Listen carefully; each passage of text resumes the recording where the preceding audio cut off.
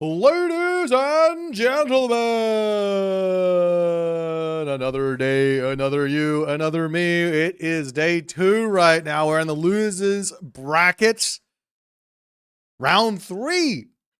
It's the round 3 losers bracket. Did you guys not get enough Age Mythology yesterday? Did we not? Not enough? We could have got some more. We could have some more. We got some more today. We got some more today for you guys. We got ourselves 4 series. It's 4 series a day until the end of March. Are you not entertained? Are you not excited? Are you strapped in? Are you ready? Well, yesterday we had some incredibly well played games. Lots and lots of shenanigans, lots and lots of fun, lots of craziness. Let's go over the results from yesterday before we jump into our first series for today. Over here, we've got ourselves TheRapl was taken out by Soup. We've seen quite a few upsets here. Soup toppling TheRapl 3-1 with some very big brain plays. We saw Kavoth and B incredibly hard fought, close series there. Could have gone either way, and Kavoth inched it out at the end. Then we saw arguably the most crazy series I've ever seen between Tunison and Mosca, as Tunison won that one in 4, and then Recon against Grass also winning in 4. So those guys move on to the semifinals for next weekend. But this weekend, we've got ourselves some spice. We've got ourselves Mosca Divine, we've got Rappel Matador, we've got B MiniYeti, we've got Grass Matreiuss. Not in that order. In fact, basically in the complete opposite of orders. Anyways, that's the story. That's what I'm sticking with. These guys have they kicked off yet? I'm not exactly. They're just picking their gods now. They're a little bit behind schedule. Naughty boys. The early mornings for the American. The early-ish. No, the midday for the Italian. It's all happening here, ladies and gentlemen. It's all happening indeed. We're going to have a very fun series. I've already got the god drafts here, so let's jump over and see what they're going to be picking for game number 1 and what type of a series we're going to be having.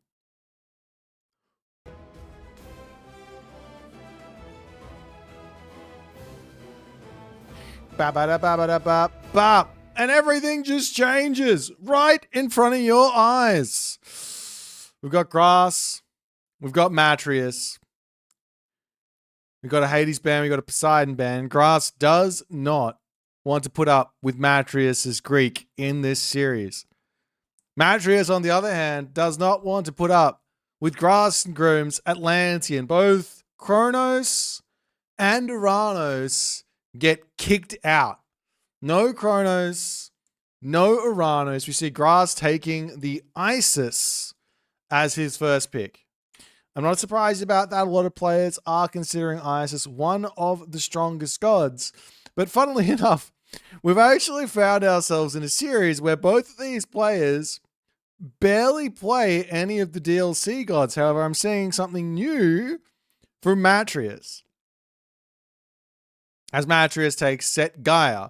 I love the Gaia pick early. I think Gaia's really strong right now, especially on these maps, but even on the normal maps as well. Gaia very strong.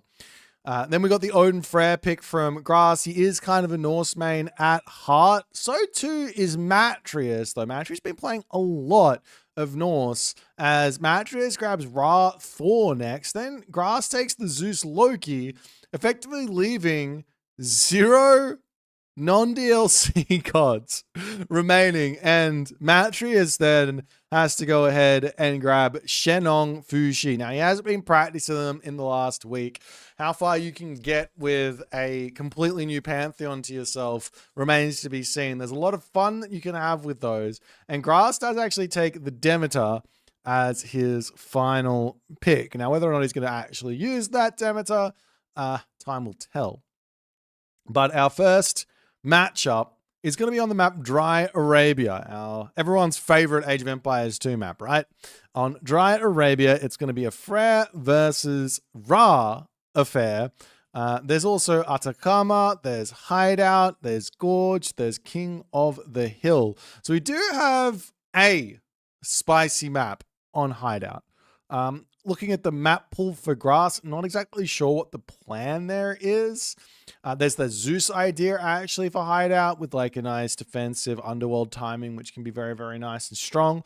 But yeah, not sure what that Hideout pick is effectively for grass. Matreiuss, on the other hand, he grabbed Gorge and King of the Hill. Very, very stock standard-ish maps, but yeah, we got some spicy. I'm excited to see this one. This one's going to be a lot of fun. Freyr versus Ra.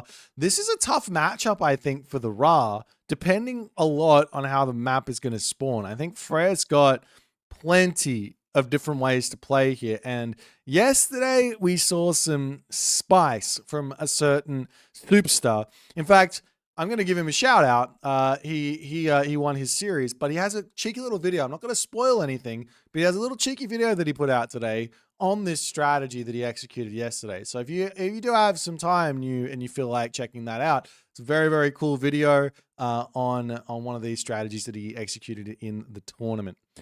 So Ra versus Freyr. If we just ignore all of the other options, just playing stock standard here, you know, there's often times that the Freyr player is going to easily be able to get to their second talent center, get their hill fort up, play defensively. They get their talent center up. It gives them access to that Ghoul and Bursty, which is a huge boost. If you can get the value for it, basically allows you to pay off the talent center in of itself, and you can just go from there. I mean, equally, Ra can just play a nice defensive game here. So long as Ra's putting the right pressure on, has Shifting Sands to play around Ghoul and Bursty and or the A-Gear Tempest, you can kind of get away with just playing a nice defensive game as well.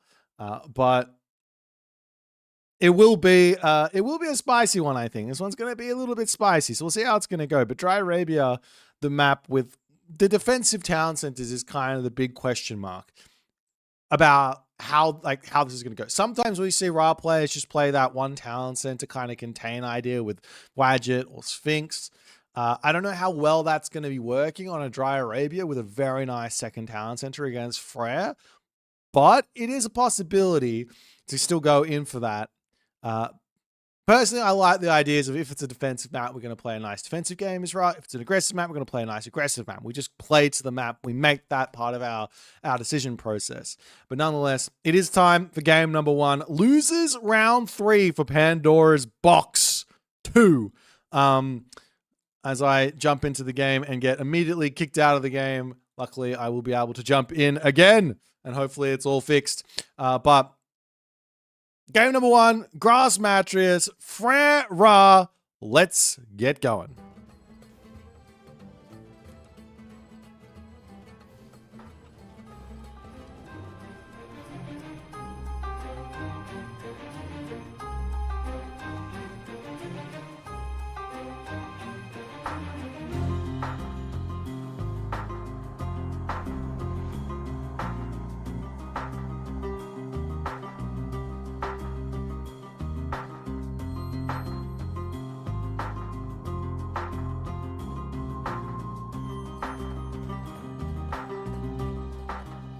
And off we go into game number 1 in the left-hand corner of the map. Not playing as Freyr, but playing as Ra. We've got ourselves Matreiuss here. Grass always loves to do this to me. He makes my brain hurt with what he does, but it's totally fine. We're going to work through it. We got Matreiuss as player 2 in the blue color, playing as Ra. Meanwhile, on the right-hand corner of the map, playing as Freyr, it is Grass, and he is also player 1. So everything is flipped on its head. Drat. Everything is flipped on its head. It is what it is. Alrighty. So, let's first and foremost take a look at this map and see exactly what we're going to see. Over onto this right-hand corner, the nice safe back town center. It's got a really nice back gold mine on it. It's got some really nice forests around it. Not a lot of food on this town center, but oftentimes Fred doesn't really care about that food. We take a look over it here for the Ra Safe Town Center, looking exactly the same. Double gold mine on the front and on the back. So that can be a nice pick there for Matreiuss as well. Similarly to the Frere, Ra can get away with not really caring so much about the food on the second town center if there's a really nice gold mine on it and you have yourself a whole bunch of berries you can eat. And you can basically just send your goats over to the second town center and eat those, and then that's going to be enough resources for you to get your heroic ages off or get you at least a little bit more going so you can go into a classical fight and maybe get into some farms and things like that. That can work too. Meanwhile, over onto this side, the kind of risky-ish town centers, couple of rhinos sitting behind, some zebra, some gazelle, some giraffe. We got the gold mines in here as well. Up onto the top side, we got the same sort of a deal. And this is going to be, I mean, I think this town center here and this town center over here are both going to be really, really nice for these players to go for. If Grass wants to be a little bit aggressive with the town center grab, it does play a little bit into some cheese possibilities. Grass can go for the early portable rams and try and just rush through that position. So it could be a little risky to go for the 4-1, but a nice back town center is generally fine. And oftentimes you can just sack those sort of positions while you're trying to get yourself to some more premium units with the Migdol. Taking a look now over at the relics. We got the blue crystal shard. This is a really big relic. If Grass finds this can be a huge difference maker in this matchup. 5% extra gold and wood, where they're the primary resources you want in this matchup, will end up being quite a big deal. Over onto this right side, there's the Demeter's throne there with the everything getting a little bit cheaper on the houses and drop site things. Not the most impactful tiffing. Angan tier sword over here, making the healable heroes lifesteal from 10%. That's going to be nice there as well for Grass and potentially also Matreiuss. And then finally Bridle of Pegasus in the middle. A must grab relic for all, but definitely the Egyptians are going to love this one as this relic does get grabbed by Matreiuss. He gets himself the blue crystal shard, and we are seeing those classical ages coming through as Matreiuss decides to go for Da, and Grass decides to go for Ulla. So, yeah, both of this incredibly stock standard. Both these players seemingly playing a risk aversion idea here. We don't want to risk anything is the game plan, it seems, from both of these players. So the question is, where to next for Grass? He grabs himself very early husbandry as well. Let's have a quick goat count. The goats for Grass at 12, the goats for Matreiuss sitting at 7, and he does decide to go for this town center, but Grass gets the house down and he sees this one going up. So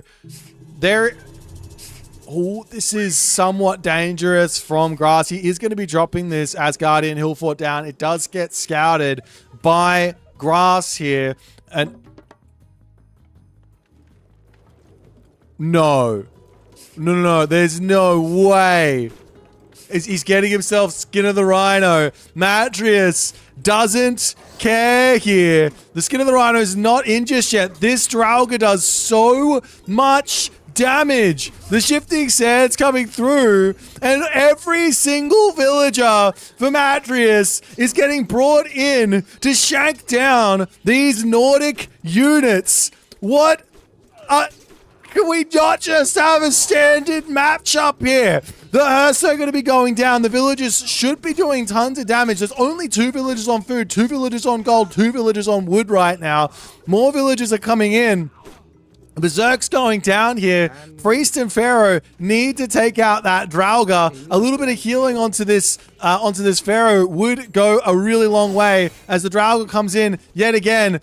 Priest, Pharaoh down. Priest going over onto this side as the hyenas also getting in. I can't say that this has gone well for Matreiuss in the slightest. And now I think, ladies and gentlemen, ooh, do we have a new fastest victory in this tournament? 6 minutes and 29 seconds.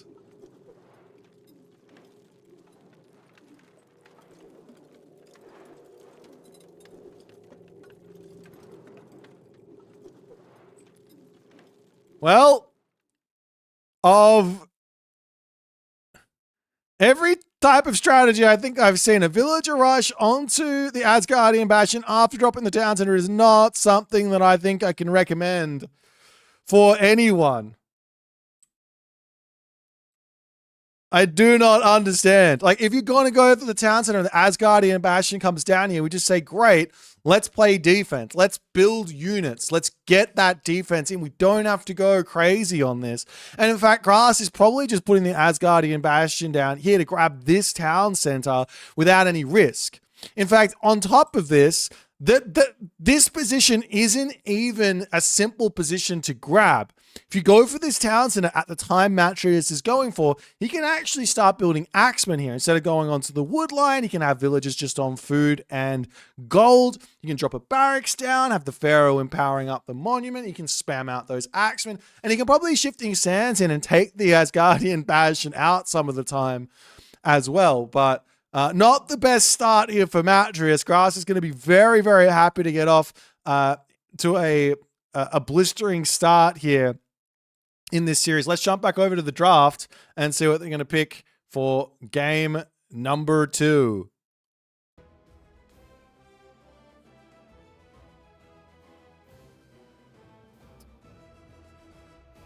Alrighty, our next map is going to be on the map Gorge. An Isis versus Set affair. Alrighty. An Isis versus Set affair. And wow, we are behind here. These guys are already off to the races. I spent maybe too long on that post screen or something. I don't know. Alrighty. No worries. So that first win there was on Fafnir. And then they are now moving into Gorge. And we will have an Isis versus Set. I'm going to warn you guys ahead of time. We're probably going to have a little bit of a Discord notification. It's still in there. We haven't fixed it yet. I'm sorry. Off to Gorge we go for game number 2. Let's go.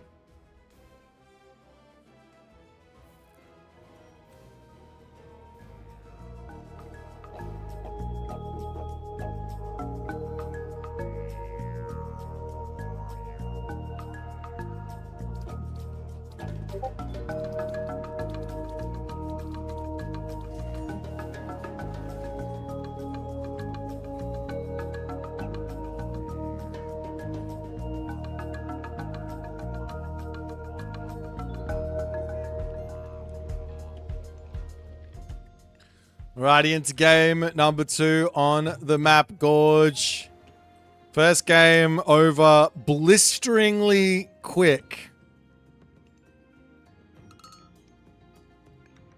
Matreiuss says, you know, I didn't like that matchup anyways. Get me out of there.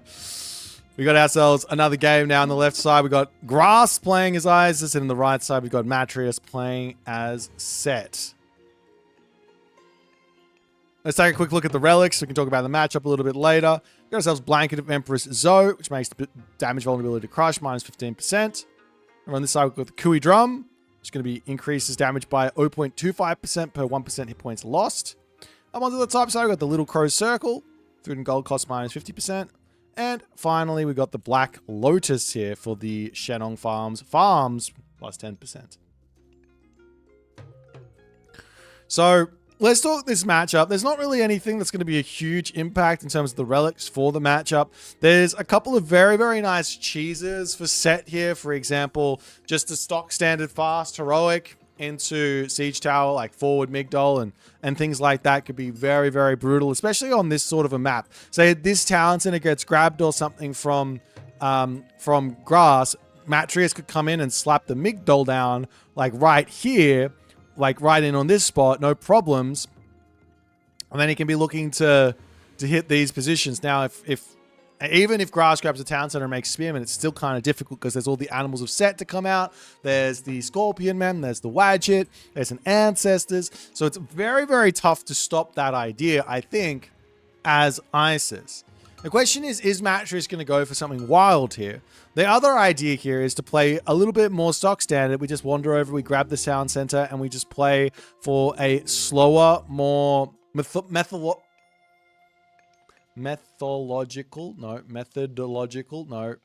just a more stock standard approach. A more methodical approach. There we go. My brain is not working, and that's fine. That's fine. It's okay to not have your brain being working. It's just what we do. All right, we got the temple coming up for Grass right now. House coming up on here as well, making sure that everything's nice and safe as the advanced times will start coming through Matreiuss with one thing that happened to Grass actually yesterday, maybe Matreiuss was watching. Maybe Grass was watching. Is Matreiuss can go for a barracks here and pump out Spearmen and be looking to actually deny the second town center. Grass, on the flip side here, I don't think he learnt his lesson. It's still a delayed advance time from Grass. A very delayed advance time. He's still going for the prosperity. Super late. We are going to be seeing Matreiuss just going for his own second town center over here as Grass not going to be scouting this, so he doesn't really know what's happening. He doesn't get the knowledge into the main base of Matreiuss of like a barracks or something up with a whole bunch of spearmen to come through. Maybe the plan here is get the town center up and then we're going to Shifting Sands villager rush against the set again, from the set against the Isis. Maybe everything is a villager rush apparently. Now we got the Hands of the Pharaoh coming through for Grass. Armory Market coming down for Matreiuss on the back.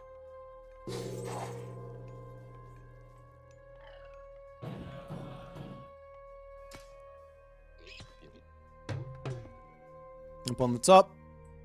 Matreiuss going to be taking out this obelisk. And it looks to be a very, very stock standard type of idea here. We do see the villagers coming, and a barracks gets dropped just in case. A barracks gets dropped just in case from Grass. He's just like, I don't want to deal with this. I don't want to deal with the Shifting Sands. Let me just make sure that if a Shifting Sands comes, at least I got some units here to help out. And it turns out that Matreiuss is just playing some stock standard set. He tried the Shifting Sands. He gave it his all. Realized Shifting Sands all-ins inside of a tournament can be a little risky. Let's not take that risk, and let's just play more of a standard game. He's going to be in the heroic edge really fast. He's going to have the advantage of tech by a really big margin. He's up 2 villages here as well, or 3 villages, 4 villages even. At the moment, that's a big economic advantage. Yes, Grass has got himself the Flood of the Nile tech, but like 3-ish villager advantage for Matreiuss.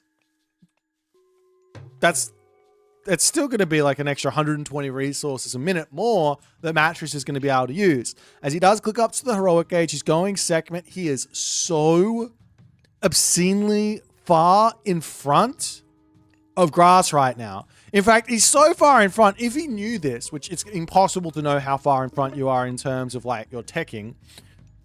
If he knew Nephthys, Shifting Sands, and doing the same play I said before of a 1 town center all in is even more viable right now.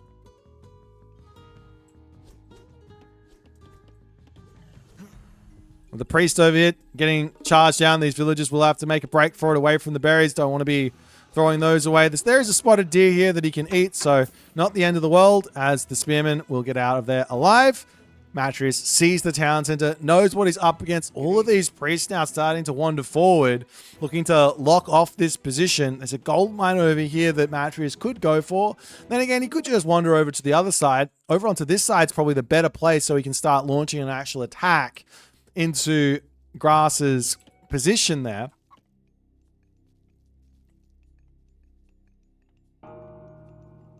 As there goes the Sekhmet advance. Migdol stronghold now going to be coming up. There is the monument to soldiers behind this. And Grass now wandering over here. Does see the Migdol, but there is a Wadjet in. There is a Pharaoh in. Should be okay here. And he's not actually taking the Pharaoh off. He tries to heal up the Wadjet. It's just never going to happen. Does manage to pick off one Anubite for it. Maybe the second Anubite will go down. Nope. Nice trade. One Anubite for one Wadjet. No problems, but the Migdol stronghold only gets delayed a little bit from the Pharaoh needing to get moved off. And we do see Nephthys as the god of choice here for Grass. I'm quite surprised to see this because he advanced so far after Matreiuss. He knows here that there's not any really big power spike coming for him. Sekhmet gives Citadel, so now population-wise, it's equal. Isis gets +5 pop per town center. She has 2 town centers, so that's +10. And the Citadel gives +10 population per cast. There's one Citadel, so that's going to be an extra +10. So they both got +10 population over the regular civilizations. But there's no heroic age god power, which brings me to my next point. If your opponent's got no power spike, and they're basically just going for a really strong army, we probably want to be doing something similar there if we're advancing second. Right? If we're going second tier, we kind of want to just go for something nice. But it looks like there's going to be a bit of a shifting sands shenanigans here from Matreiuss with those chariot archers. He picks 2 villagers off. He causes the minions to come through. The chariot archers do outrun these minions, and picking off 2 villagers and getting away from this could be well worth it, but losing all the chariot archers definitely will not be worth it. We've already got camel riders coming through as the chariots into this main base here on the run. We got that scorpion men coming through as well, and I think Matreiuss gets away. He loses a little bit, but Ancestors down the drain here has to feel good for Matreiuss. That has to feel good for Matreiuss. He's getting chased. The big problem here for Matreiuss is he's building chariot archers. And the thing is, in the Egyptian mirror, the chariot archer is really not that good. One of the best units in the game in many, many matchups, but not in the Egyptian mirror. Unless there's spearmen getting flooded out, there's not a whole lot of reason for the chariot archer. As now we see some barracks coming through for Matreiuss, the plan might be to go Spearman Chariot. The reason why you can't go Mass Chariot is because your opponent can just go Mass Camel Rider, and these guys do so much damage to the Chariot. They've got a 2x bonus versus this in the Cav, and then a 1.25x versus the range soldiers, so they get even more bonus. It's like, it's multiplicative. There we go, I'm getting some big words out here. So yeah, you got to be nice snipe onto that camel rider though. He trades 1 for 1. That's wild. But yeah, you either have to make your spearman frontline out or something else. As now we are going to be seeing the Thoth coming through for Matreiuss. He makes a really strange decision here though. Ooh. Wait, what? I was about to say he makes a really strange decision. He's going for the Thoth in the town center.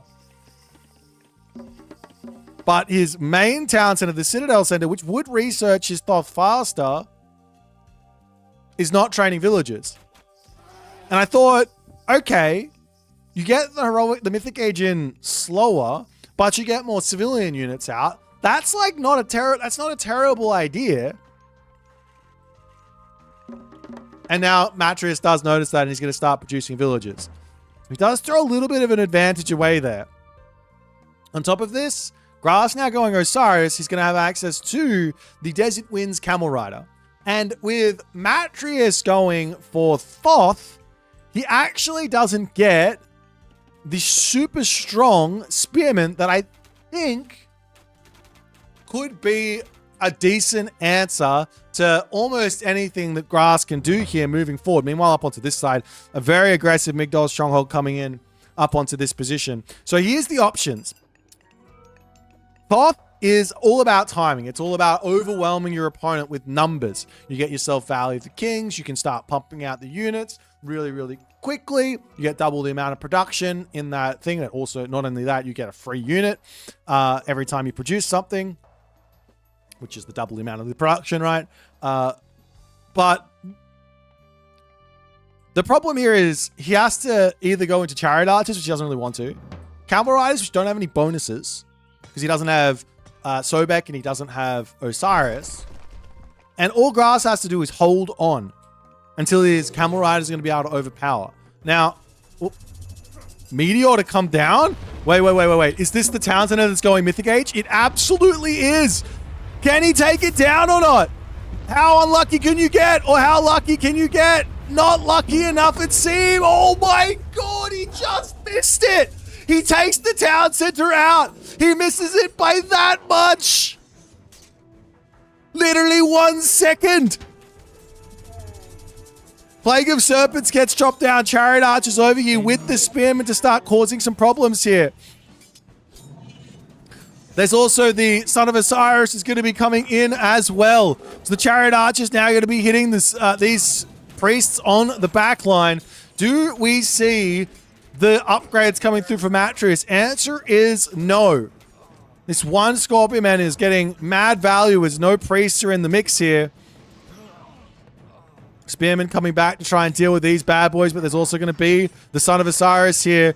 And this has to be the idea from Matreiuss. Chariots plus Spearman. Spearman here going to be good against the Camel Riders. Chariot Archers to deal with the Son of Osiris. There's another idea on the side of Grass, which is pop down yourself all of your monuments, and then you can start making mummies to deal with the Spearman. Meanwhile, Grass going to be sending in the Siege Tower to try and take down this temple over on this right side. Villagers kind of shaking hands, high-fiving over there. But what exactly is Matreiuss doing behind this?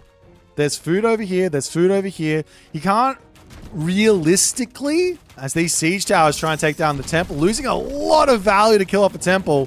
One siege tower equals one temple in terms of resources. He traded 2 siege towers for the temple. So, and it's actually an Egyptian temple. So one siege tower equals 2 temples. He killed one temple and lost 2. Nonetheless, Grass, he needs to know that a lot of his game plan here needs to be to just sit back and wait. He's got to play a waiting game. Temple coming back up. Mummy comes in. He's got to get his monuments up. He's got to sit behind his Migdols. He's got to wait for his champion Camel Riders, Desert Winds to come online. He has to find the answer for the Spearman, which is getting out enough Camel Riders and not losing your Son of Osiris. But this is going to be a spicy moment here as the villagers predict the Spearman moving forward here. Continuing to make this attack happen onto this side as the Spearman way out of position. A great move from Grass. I'm saying you've got to play slow and defensively here. And Grass says, no. Let's just come and kill him. You moved your Spearman out of position. Not allowed to do that. I'm going to attack you. Kills off all of the Chariot Archers. The Scarab as well going to be going down as the Spearmen do return back in here. Phoenix going to be getting into the mix here to get some extra bonus damage in as the town center, the Citadel center under siege here, slowly going down. These Spearmen not going to be doing all too well versus the Son of Osiris. He does so much damage. 54 divine every single time he shoots, which granted is every 3 seconds, but the town center, he is surrounded. It's not going to be enough. He can't quite get in there to finish this one off as the Camel Rider's coming in, and Matreiuss taps out again as Grass catches Matreiuss while he goes for a raid. Not only did he catch Matreiuss going for a raid, but Grass also pulls his units back, also makes the attack. I think if Matreiuss had all his units here and Grass made this attack, there's no way this works. I think Matreiuss has plenty of units. He dropped all of his Chariot Archers for free.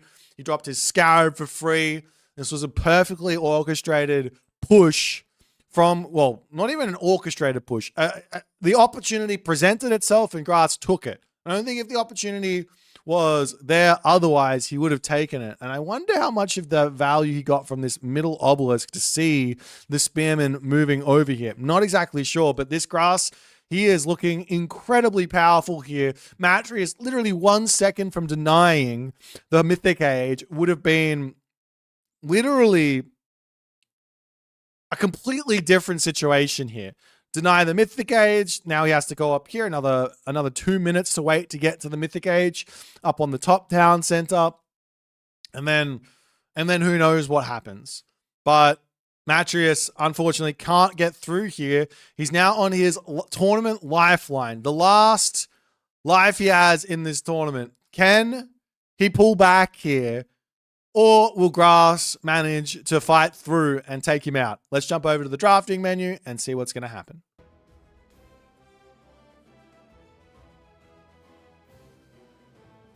Alrighty. These guys are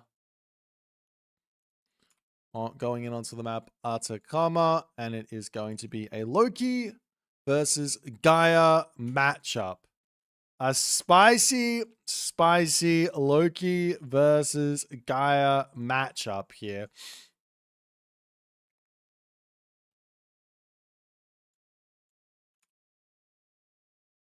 Alrighty. So, in the history books of Age of Mythology, it has been written that Gaia is really bad into Loki. That's in the history books. That's been like a stock standard for a very, very long time. But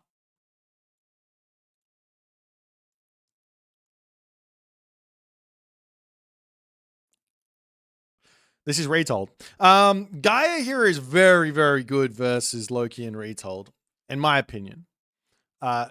You've got, obviously, you can't, maybe you can go Leto against Loki, but I think Oceanus is just so good versus Loki that there's not really much point. The big advantage that Gaia has here is got to be inside of Gaia Lush. If you can get yourself channels and you get your Gaia Lush nice and spread out, the Loki player realistically should not be able to take any decent fights on top of that Lush. So long as you're not going to be getting caught out, you're in a good spot, you keep spreading that Lush, you can be out on secondary gold mines super early with manas and things like that, secondary hunt super early with your mana down, as long as you've got your units popping out, you should be good. But Grass, he is at his heart a very, very strong Norse player. Matreiuss also a very strong Norse player, so he knows the weaknesses where that is concerned. So you have to keep that in the back of your mind here. So let's jump into the next one. This is on the map Atakama. Let's go.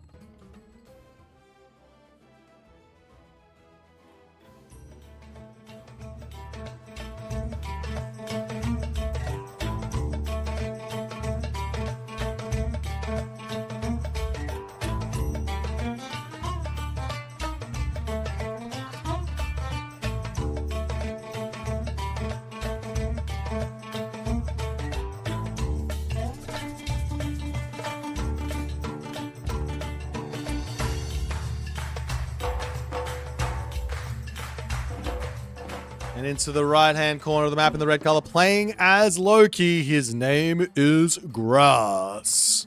In the bottom side of the map, we've got Matreiuss as Gaia. Currently, tournament life on the line.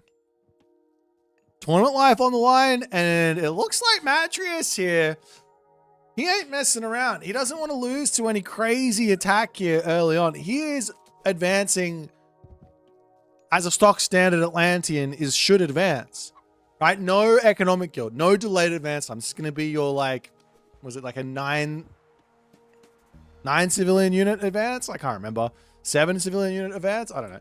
There's a standard amount of citizens you pop up to the classical age with this god. And at the moment, Matreiuss just needs to drop a mana down and a temple, and he's good to go. Up onto the top side, though, for Grass. Grass is just playing normal. I don't see the soup style herding early on with a whole bunch of complicated villager micro in the early stages of the game to get that rush going and then look to get off a undermine. It is a forward gold mine for Matreiuss, so he has to be somewhat prepared here. And temple now coming up for Matreiuss as well. Let's check out the relics. We got ourselves the blue crystal shard on the left side of the map. Always nice for an extra 5% boost to your economy, at least to the wood and gold. Gambantine Odin's wand here makes the food, wood, gold, and favor research costs go down a little bit, making them cheaper. Up onto the top side, Uncle Vra there with the house right next to it, just like, let me just make sure this one doesn't get... He's trying to hide it. It's like, you can't see it here. It's not here. The house is blinding you. Over onto the left side as well, we've got ourselves the Chariot of Subbel. As Matreiuss sees this one, this one's a really big relic in this matchup. Because it just helps you out early on, which is everything. Meanwhile, behind this, I imagine we're going to see an economic guild coming down here for Matreiuss soon. Like maybe over here, spread the lush out. And then you can get those upgrades in. But Matreiuss pulls the villagers off of the wood line. He's got everyone on food and gold basically here. I think he's going to be going for an early Murmillo attack. Looking for early damage, early attacks, early... Like being able to deal with the early Hersa, kind of. This is a very strange way to play this from the side of Matreiuss. The grass here, Forseti, incoming. No surprises. One military barracks for Matreiuss coming down as the citizen now will remove itself from the gold back over to wood. Some very, very complicated movements here. Another military barracks to come down for Matreiuss. This is somewhat risky for Matreiuss. You kind of want to open like full Murmillo, but you need to scout for the moment you start seeing throwing axemen. If you are behind on the throwing axemen, if you're behind the throwing axemen, you don't make the Terma fast enough, that can be very, very tricky. As the gold lions coming in, looking for all of the damage. Little bits of nibbles onto the... So there is going to be access to a healing spring, as does swipe a couple of those villagers here, just sacrificing HP while he's trying to wait this one out. Look at the damage these lions do, though. You've got to respect it, as the villagers will get healed back up. The Herso will get healed back up. And a longhouse coming down very early on here for grass, as the Murmillos are starting to flood across the map. These two gold lions can get brought back and healed up with the Caladria, which I'm not exactly sure where she's gone, but chasing down the troll. There she is. A little bit of damage from the troll, it looks like, or from the town center, I'm not sure. But double longhouses through now for grass, as he's going to have to start getting himself those throwing axemen. Still trying to get this damage done, but good control from grass to keep everyone alive. You also have to remember that inside of this, if grass loses 0 units, he's just getting favor here. Even if he doesn't kill a single unit, every little bit of damage you do gives you some favor. As the Murmillo will start to run away. Murmillo's pulling back, and he can heal those back up. In the main base, do we see a counter barracks going up? Yes, we do. Matreiuss sees the throwing axeman, realizes exactly what he needs to do here. Got to be so careful versus those throwing axemen there. Matreiuss is... Now, I think this is the first game in this series that I think Matreiuss is going to feel in his element. Matreiuss is an aggressive player. He likes to be the one in the driver's seat. Meanwhile, Grass over here, he is sneaking this food on top of this position. This Oracle kind of has line of sight of it as the units to move over here, but look at the amount of throwing axemen in for grass. And he's with the spy on top of the Murmillos. There's no way in here. And Matreiuss has got to be super careful. Because, I mean, the Hersa are moving faster than the Murmillos. Throwing axemen not so much, but you do have to be careful. The one thing that Matreiuss kind of does have going for him is in playing Atlantean, you can kind of do a massive tech switch in your economy and just put everyone onto wood and then pump out those Terma. If you can get himself like 5-6 Terma and then a Carnivora on top of those throwing axemen, he might be able to actually break through this. As the Murmillo moving over onto this side, Terma charging onto this side as well. Matreiuss has to be somewhat aware that his Murmillo do have a little bit of cheeky spy shenanigans going on, as the villagers will run away. No snipes there, but all distraction action for the time being, as the Lions do manage to get their first blood here. They've got their first taste of blood. The Terma coming through as well. Going to try and take this one out. Galadriel almost goes down. Great control there from Matreiuss, as the Gold Lions are going to pull back as well. And these Murmillo can just run all the way back around. And I think Matreiuss has got to have some sort of an inkling that he does have that spy on his units, as the Terma starting to get targeted down. He might lose one here, and he does end up dropping that one, as I think Matreiuss needs to get himself some Galadriel as soon as possible. Grass here, losing 2 villages, not ideal. Not ideal in the slightest. Almost losing a throwing axeman there. Does lose 1 throwing axeman, but does manage to get a couple of kills off onto the side. But I think Grass has gotten through the worst of this early advance time from Matreiuss. Matreiuss now has himself his economic guild, but doesn't have any upgrades coming through. So it's all stock standard shenanigans here from now on. Another unit here that Matreiuss could start thinking about mixing in, is going to be the Carballista. Especially if you get yourself, I've already talked about it, you get yourself channels and you get yourself set up. All of a sudden, you can kind of micro that Carballista to all Billio. It's very, very strong. As a couple of hero units need to start coming through, as the trolls are going to come out. This has been part of the problem with what Matreiuss has been trying to do, as he does come through with his Terma. So has to be careful of those Hersa. There's no Hall of Thanes in just yet. Once Hall of Thanes gets in, the Terma do lose a little bit of their value. Militarily speaking, it's basically equal here. Maybe a slight advantage for Grass, but Matreiuss is about to get himself his medium infantry tech, which can be very, very helpful, as the Terma turn, snipe one unit, going to pick off the other Hersa there as well, and then pull back. Great snipes.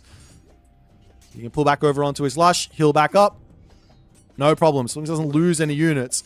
Grass here, still no Hall of Thanes in, but will be able to pick off this Murmillo, it looks like. Tries to keep it alive with a little bit of micro, but nice trade back from Grass, as medium infantry now going to be coming through. The hero Murmillos have been converted though, and I don't know how this is going to work out for Matreiuss, but he is looking for the fight.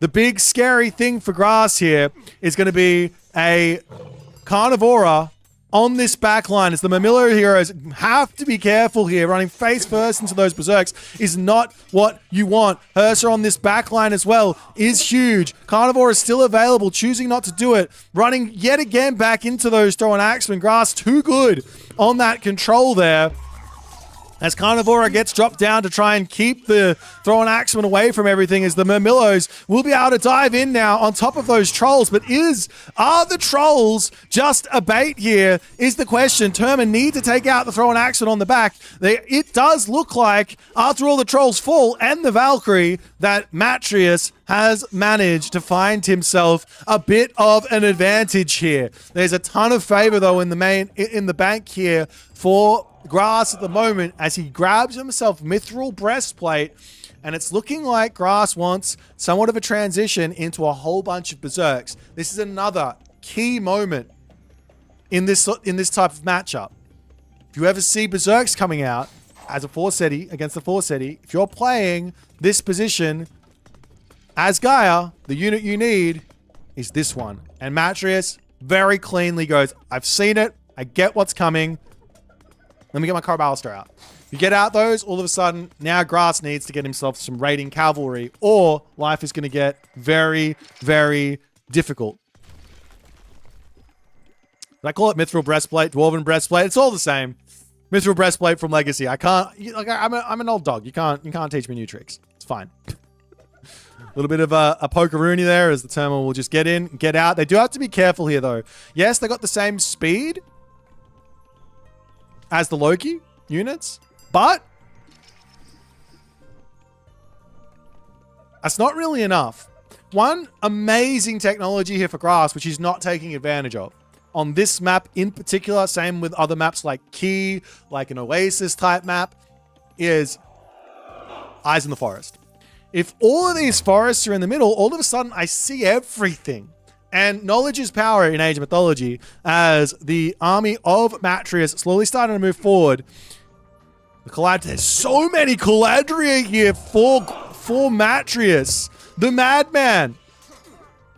Mermillo's coming over onto this side, but Grass is basically catching Matreiuss out. Really, really nice catch onto those, onto that one of those Carabalisters. Another one's going to be coming in here. The Caladria trying to keep everyone alive. There's no access to a Carnivora here as the Hero Mermillos do get onto the back yet again as the Trolls are going to be going down. Can these two Carabalister help get the damage done onto those Berserks or not is the big question as the Draugr spawn comes through. The Hero Mermillos pick off another Draugr, but the rest of that front line does go down. And Matreiuss needs to pull out of here.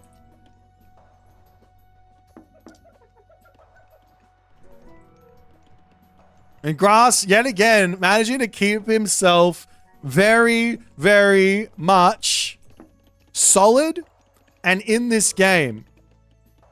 The one thing about this unit, it's incredibly powerful. The one massive weakness with it is the speed.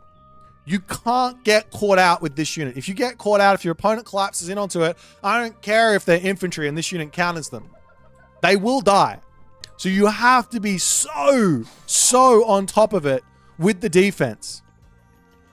Matreiuss is still feeling like he's got an advantage, but I mean, militarily speaking, he does.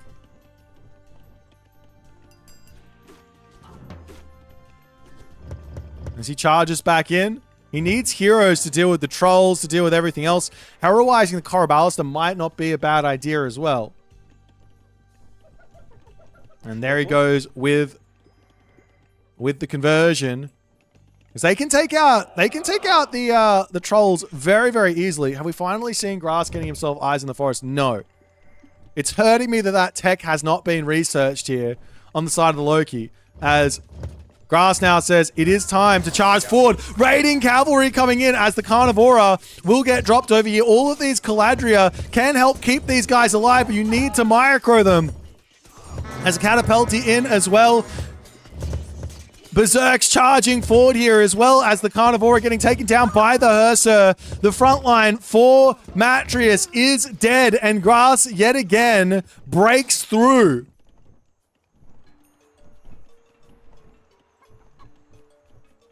Grass has got to be so happy with this. He gets out more trolls. He's got himself some raiding cavalry now. Now Matreiuss, I think, he's lost all of his initial advantage here. I think he's lost all of his initial advantage. Yes, there's a villager lead, but that doesn't really mean a whole lot if you're going to keep fighting. It's like fighting versus Japan. If you fight versus Norse incessantly in the classical age, what ends up happening is you're gifting a whole bunch of favor over to the Loki player. And this ends up being worth the differential in the villages, at the very least. Like, at the moment, I don't know how many myth units he's built, but Grass has got 4 trolls in. He should be getting this cave troll technology as well, but he's got a lot of stuff. And now Matreiuss, probably realizing he can't just attack move through the Grass army, he's going to decide to hit these villages. And this is a huge raid onto this position as he does deflect the raid that Grass sends. Grass gets hit. 1 villager down, 2 villagers down, up onto this side. The Berserks need to pull away. The Throw and Axemen are going to be moving over onto this side. Yes, there's a raiding cavalry that can chase down the Mermillos, but Matreiuss here, all he has to care about is the Throw and Axemen. Once the Throw and Axemen are there, it's time to run. Great raid from Matreiuss. Keeps himself going. Now he's almost 20 villagers in front, and he's going Thea. On the flip side, though, Grass is going Bragi. Over here, the Carnivora getting taken out as you can't heal this one up with the Caladria. Picking that one off is nice.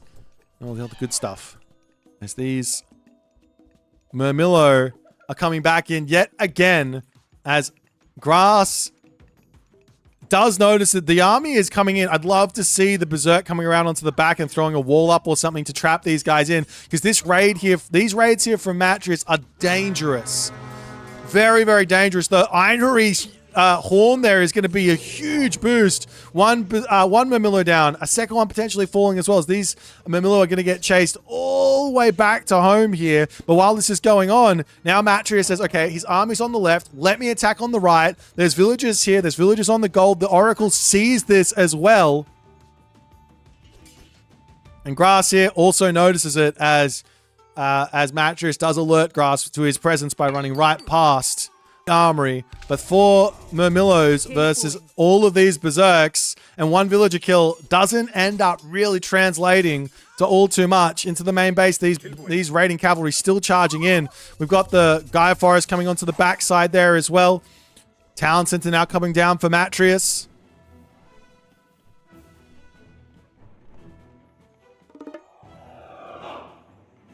And now we see Cave Troll. And this is very dangerous for Matreiuss. He's got to deal with the flaming weapons. That's the big danger. So he can't be moving out of position. That's even more of a danger here. He's running forward right in to Grass's army. And Grass sees this and he's like, let me go. I will charge in here, no problems. The Hero Caraballas are going to get some good damage done onto the battle boar. Raiding cavalry coming around onto the backside. For some reason, we're also seeing Contarius in the mix here for Matreiuss. They don't have a huge amount of value against the units that Grass is building. We've got the Carnivora coming down, the flaming weapons coming through, as well as the raiding cavalry going to be swinging around onto the backside. The birds distracting over onto the top, but Grass not getting distracted by it. He continues to fight. The front line does end up falling. We've got a bit of a wraith coming through here from Matreiuss as well. With the town center up, a little bit of a distraction for Grass to go and attack, but I don't think Grass is going to bite there as the units are starting to come through. Dryads coming through here as well, as the citizen are going to get pulled back.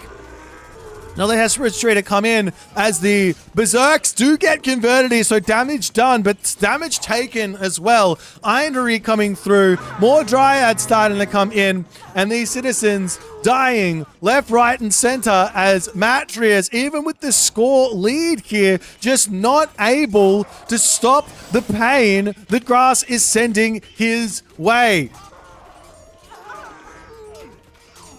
Throwing Axeman coming in to get some more damage done. The citizens pulling back. Have to start garrising them at the very least. There's plenty of resources for Matreiuss here.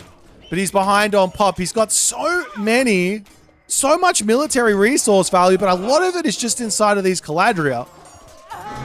Now, luckily, the Stymphalian birds are here. If there was some favor, he could get some more out, and they could be a huge sort of problem for Grass, but Grass sitting in here, this power spike is slowly starting to wane, but he's done so much damage. He's going to start to take out some more stuff. The Stymphalian bird taking out units here. I'd love to see the trolls turning around. The Goaty and all the other stuff is just more damage coming through. Where is Matreiuss sending his units, though, is the question. A couple of Murmillo are coming back in here. Hard part for Matreiuss here is to get himself out the heroes to deal with all these myth units. Again, this is a mostly myth unit army. It's very, very susceptible to a mass heroization. There's only 10 favor in the bank, and these are the 2 oracles that Matreiuss has. So this is 1 oracle effectively gathering anything as the Arcus heroes going after that backline, but the units immediately starting to charge in here and take them out.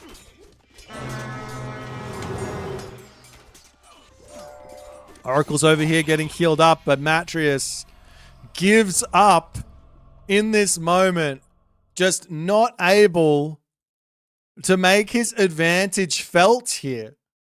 So many good moments from Matreiuss just completely blundered by just very, very poor decision-making on the fights. Every single time Matreiuss was looking for a forward movement, he would decide in the last moment, oh, no, I'm going to turn around and run away. And then his Caraballas to get chopped up, and he just can't find the value from those units. Like, if we take a look at the post-game here, militarily speaking, most of the fights, Matreiuss is way in front on these. Of course, this one here is the Flaming Weapons fight, different story, but most of these fights he's in front on. But he had units off onto the left of the map.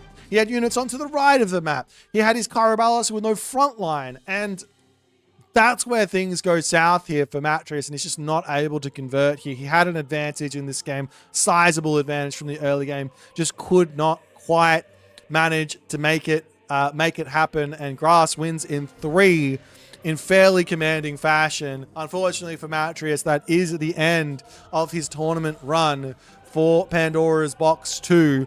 Grass will go on to the next round to face, I believe he faces the other players in the other losers bracket.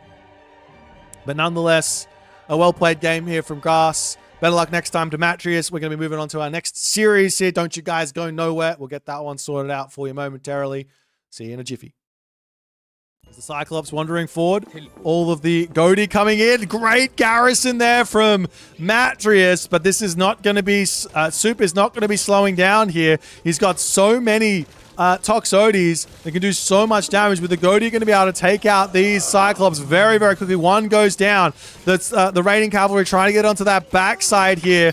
Can Matreiuss hold here? Another Cyclops going to be coming. Another one in queue, as well as the raiding cavalry here going down quickly. This next Cyclops to come through. All the raiding cavalry are down. Can Soup now deal with the final couple of Goaty and actually finish off this town center? The Cyclops picks up the Dwarf, but quick reaction there from Matreiuss. As he garrisons back in. The attack has not managed to clean up the town center. Damage has been done. As the Centimatters come in, they send the units flying, allowing those Arcus even more damage. Atalanta does go down. Another Centimatter is going to be coming in onto this position here to send the units flying yet again, allowing the Arcus more value here. Those Centimatters are going to be cleaning everything on this position. The Theseus coming in, the Apollo coming in, the Atalanta getting queued up. But militarily speaking, the Arcus do seem to be doing enough here as Kavoth manages to hold on. As the Cyclops going to go after this position, but there's so many units in. We do have the Pestilence getting dropped down. Curse onto the backside. You have to ignore the hill fort to some degree, as Tunison will have to pull all the way back into the main base. The Goaty turning around can take out that Nemean line very, very quickly. Toxotes coming through. Hill fort down.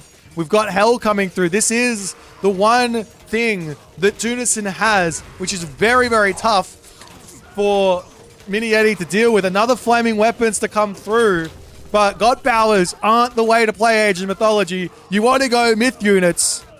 All the buildings dying. Toxotes getting taken down onto the backside here. We see a battle ball spawn for Tunison. That's got to be nice to help out. Goaty swinging around onto the side to try and get onto those Cyclops here, but the Toxotes are in position to deal with that. Good pullback there as Tunison also running. He accidentally clicks onto the ball there, but nonetheless, more units falling. Slingers pushing forward. One Udor charging in here to get that damage done. There goes the Thunderburst. Hits once. Will hit a second time here. Is he going to get that third time or not? Let's look at the health on the Slingers. Does get hit again. Just a little bit further to get out, and he does manage to keep them all alive. He's going to have to heal them all back up. Where are the priests? Walking Woods coming in onto the back line here. The temple slowly producing units. He's now going to get some Jarls in as well. That's exactly what he needs to have to deal with these Paspist. Illuminati does need to start going into hoplites here as well. An amazing choke point, however, for Illuminati. Is it going to be enough? As the Mountain Giants over onto the side, they're going to start being able to tear down Archery Rangers, everything else. Where are the heroes for Illuminati? I don't see them. He doesn't have them. The Achilles is queued up. The Mountain Giant tanking up damage. Another Mountain Giant spawn there for Matador is gigantic because he's got the Jotun's tech. Breaking through into the middle here. Those Toxotes trying to target down that backline. The Throw and Axes don't even need to stay there any longer. Iron Hurry Special gets dropped down over here. With the Jotuns to come in. Going to be smacking that town center beautifully. Going to be able to take this one down. And I think if Nyan loses the population here, or he's going to get fortified town centers, but if he loses this town center, this could be really, really bad for him. He's just not able to win any fights. Armory upgrades is equal. The Jotuns can come over and continue to make this push happen. More Mountain Giants coming into the mix here. Fortified Town Centers does manage to come through for Nyan, though. That's clutch.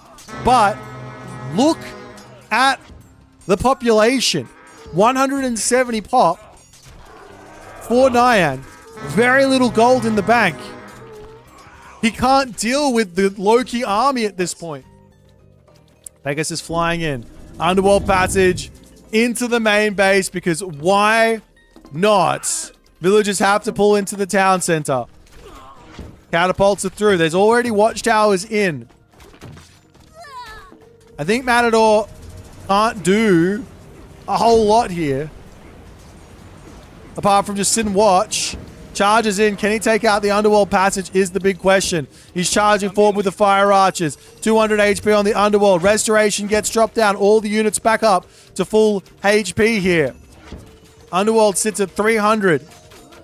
Can the Tao Wu get through and deal with it? No. Taken out. Matador under a huge amount of pressure now from Zucolo here. Forest protection gets dropped down onto the ballet. At least it's hitting a little something onto the right. What's going on, everyone? Into game number 2. Can I get some prostagments in chat, please? We need some prostagments. We got ourselves here now the Rappel versus Matador. It's all happening. Let's talk through the draft. I think I've got this one correct. Do I? Let me just double check. Do I have the draft around the right way or not? Hang on. I do. I do have it around the right way. Alrighty. So we've got ourselves for our first, let's just go through the bands. We've got Kronos and Gaia bands from the Rappel, taking out those Leto shenanigans, kind of. On the other side, we've got Isis and Set bands for El Matador. He knows how good Rappel is with the Egyptians. Rappel is very, very strong with those Egyptians.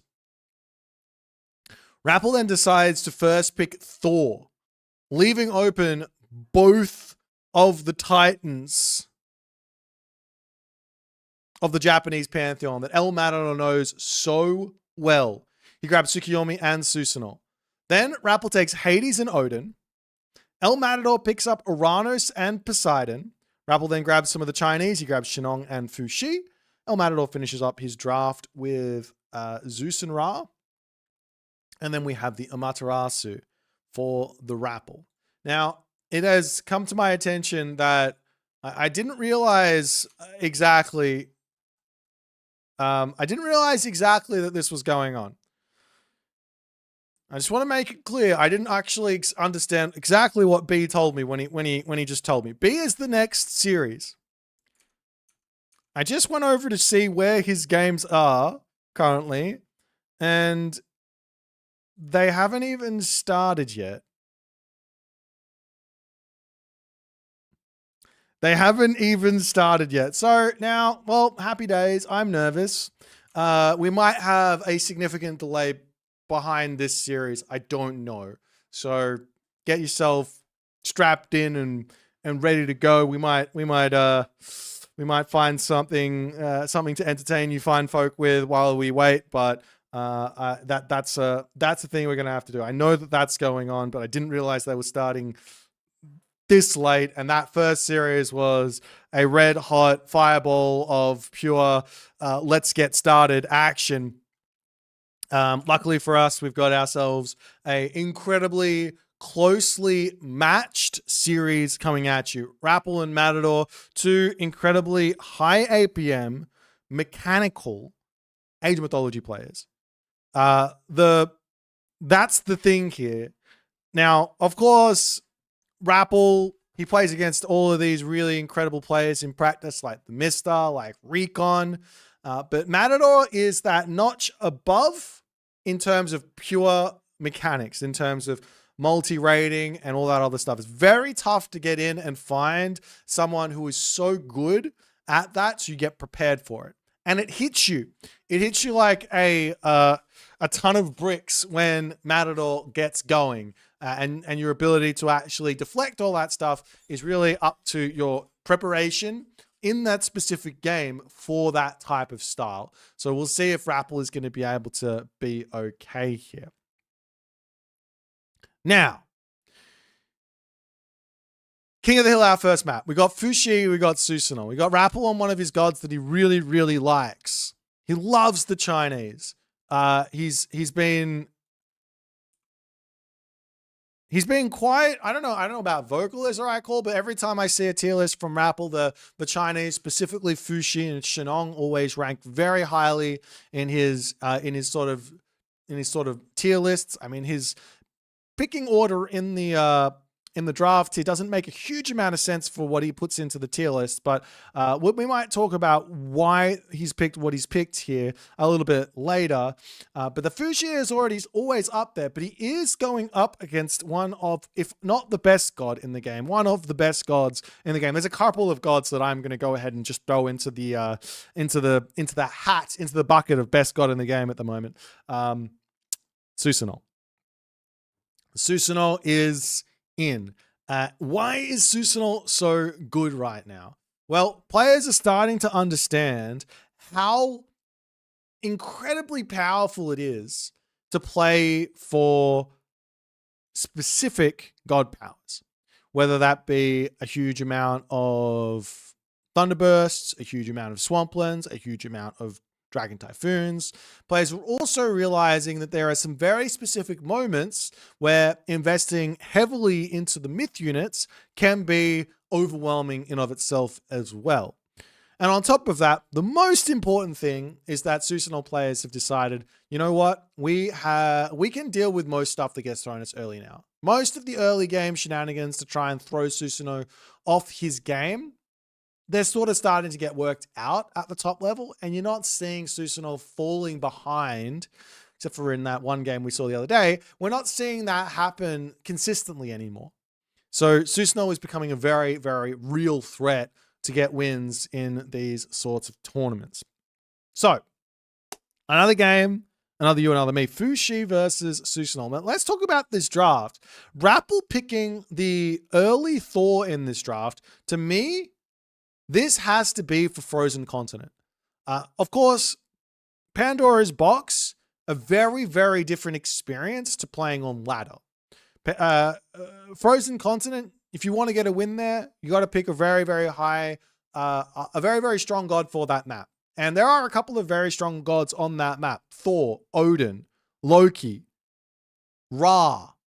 There's a lot, and the list does go on, but Thor is definitely one that we have seen being very, very successful there. And especially with a Kronos ban, makes a lot of sense to actually go into that one. The Hades next leaves me scratching my head just a little bit. It could be specifically for Dry Arabia, in that Dry Arabia can be a very defensive map. Hades is a fantastic god to play defense with. But then you still have to deal with Prairie, and you still have to deal with Atakama, and you still have to deal with King of the Hill. What do you do on those maps? Of course, Fushi for King of the Hill is a perfectly fine and reasonable call from TheRapl. He's also got the Amaterasu in the back pocket if needed. But the question is, what's Odin for? And I think Odin is Rappel's Prairie god. He's really thought this out. So now El Matador, I think, he's just got to know, okay, I'm playing against Thor on Frozen Continent. I'm playing against Hades, most likely on Dry Arabia. I'm playing against Odin on Prairie. So what does that mean? Well, it means I know what my opponent's gods are. And when we play King of the Hill, I know what I'm going to play against. And when we play Atakama, I know we're probably playing against Shennong. And you can actually sort of look to maybe go away from what god is good on that map and go into maybe a counter god, a counter pick. There's a lot of options there. So I think that's a really, really interesting strategy from TheRapl. We'll see if it's going to work out for him. El Matador, obviously, incredibly talented player in his own right, as we're going to be moving into game one of TheRapl versus El Matador.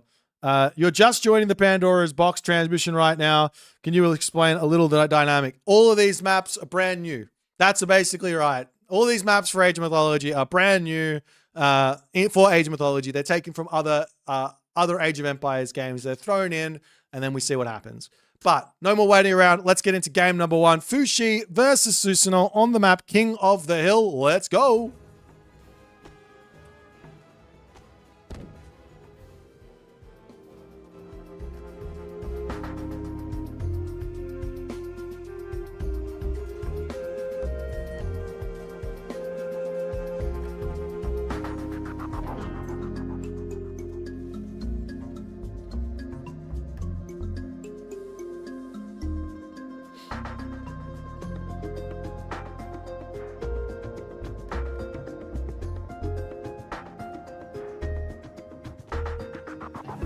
As we pop into game number 1, TheRapl spawns in the top of the map playing as Fushi.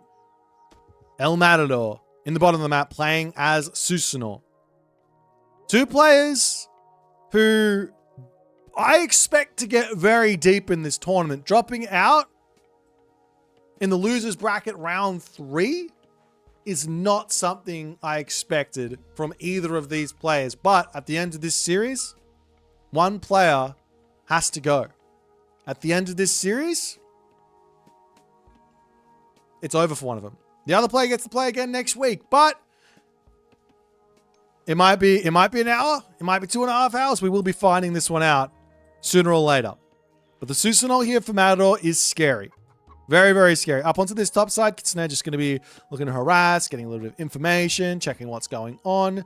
You really do want to know exactly what the opening from your opponent is going to be if you're going to be playing as the Japanese here. And you need to know, because you need to be like, okay, do I have to prep for this? Do I have to go for a faster advance time? Or what? Let's take a little look-see at the relics on the map and see what is going to be getting picked up. We've got the Kui drum with heroes getting a little bit more damage when they lose any HP. Over on this side, we have the 9 cauldrons, which is going to be hack and pierce minus 5% there. Onto the left side of the map, we've got ourselves the text of Imhotep, which is build time minus 10% there. Over onto the left side of the map, we have ourselves the Bridle of Pegasus, which is going to be a Pegasus respawning for free every 60 seconds. So some very nice ones. Of course, King of the Hill does come with it a very large hill. And on this auspicious of occasions, Odin is going to be protecting the King of the Hill. These are destructible statues, mind you. So if you want to kill them and you want to actually be we don't worship Odin. There's no Odin in this game. You can do so. No problems. No problems. As the goats get stolen there from Rappel with the cheeky little sky lantern. He is advancing now after this Kwafu comes through. He's going through Chi Yao.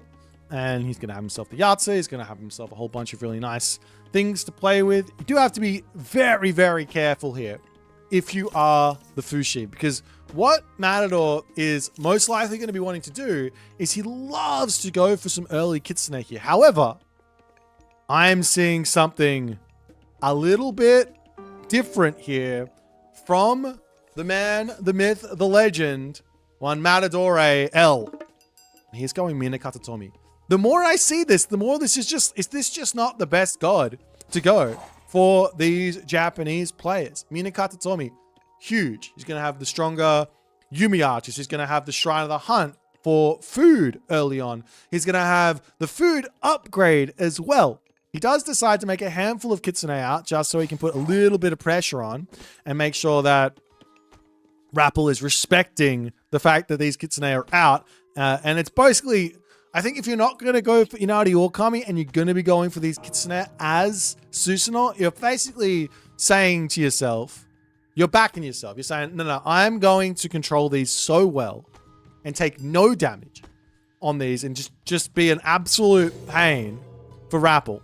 And that's basically what he's going to be going for. As you do see the Shrine of the Hunt coming down over onto this side, slightly off of the tree line. Now, this is a very specific way to use this shrine. We've been seeing it more and more. It allows the animals to spawn not stuck into the tree and hanging around this position. And also the wolves as well get to join in. No one gets stuck. Always nice.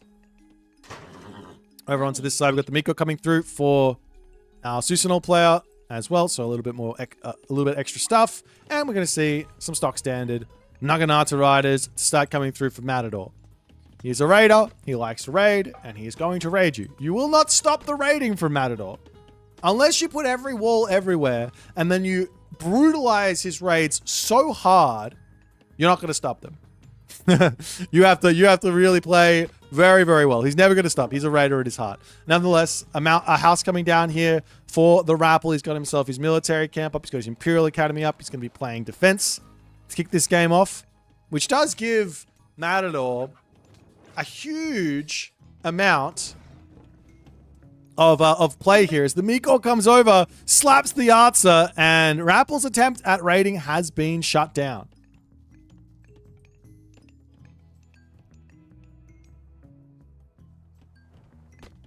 Meanwhile, also Tai Chi to come through for Rappel, as he says, I've got to get some of those really, really powerful heroes into his main base. A little cheeky wall up the top as well for Rappel, as everything is just getting protected. I like this move from Rappel. You see this, and this is the thing, right? If you guys are struggling versus raids, of course, I'm going to go ahead and point out that this Kwafu is ruining all of the good work that Rappel has put into this. But if you guys struggle versus raids, build walls. Wall yourself in.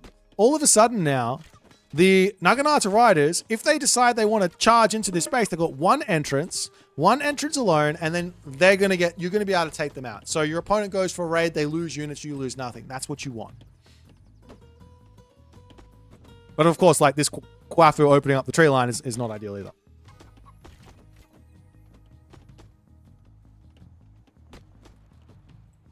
Nonetheless, Matador going to be pulling back for the time being. We do see those halberdiers are out. And the question is, as over onto this side, the Najjar getting a little bit of action here from those wolves. The Najjar popping in. The question is, where to next for Matador? And he does drop a guardhouse. So he does want to build a couple of units. Whether he wants to go into Yumi Archers here or not remains to be seen. It's a little bit of a bait, I would say, as Rappel can go Heroic Age here. And he can get himself access to the White Horse Cavalry, which can be really, really powerful versus what Matador is building. And Matador says, you know what? I've got you stuck in your base. You've built all of these walls. I mean, it's really not that many resources. 13 wooden wall segments for 3 gold. You got a couple of gates for 15 gold. And a couple of long ones as well. But anyways, there's not that much gold there being spent. But still, Matador says, let's go for a town center. Let's grab this position. And if Rappel is just going to hide in his base, he might not spot it. He might not realize he's now on a timer. At some point here, Matador just comes out in front with all of his extra economy.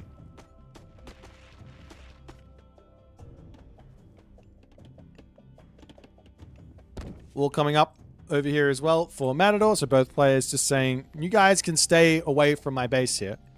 You guys stay away. It's fine.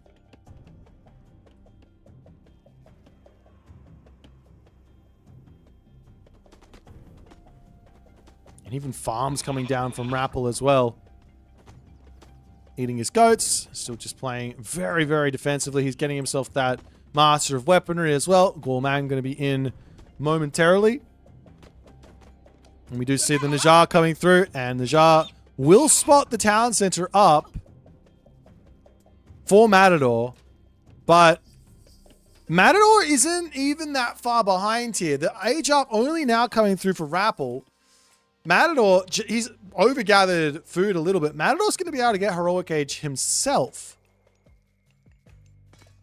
And the big question is, which god do you go here if you're Matador? You don't really need the siege weapon. You don't really need to go Fujin because you have one Udor. If it ends up being a situation where you got all this favor in the bank and your opponent's got a whole bunch of big fat buildings in the middle, we can just go into a whole bunch of one Udor and that can break through them. So it might be the better idea to go for the Raijin here. However, the first time I say, let's not go Fujin, we see Fujin!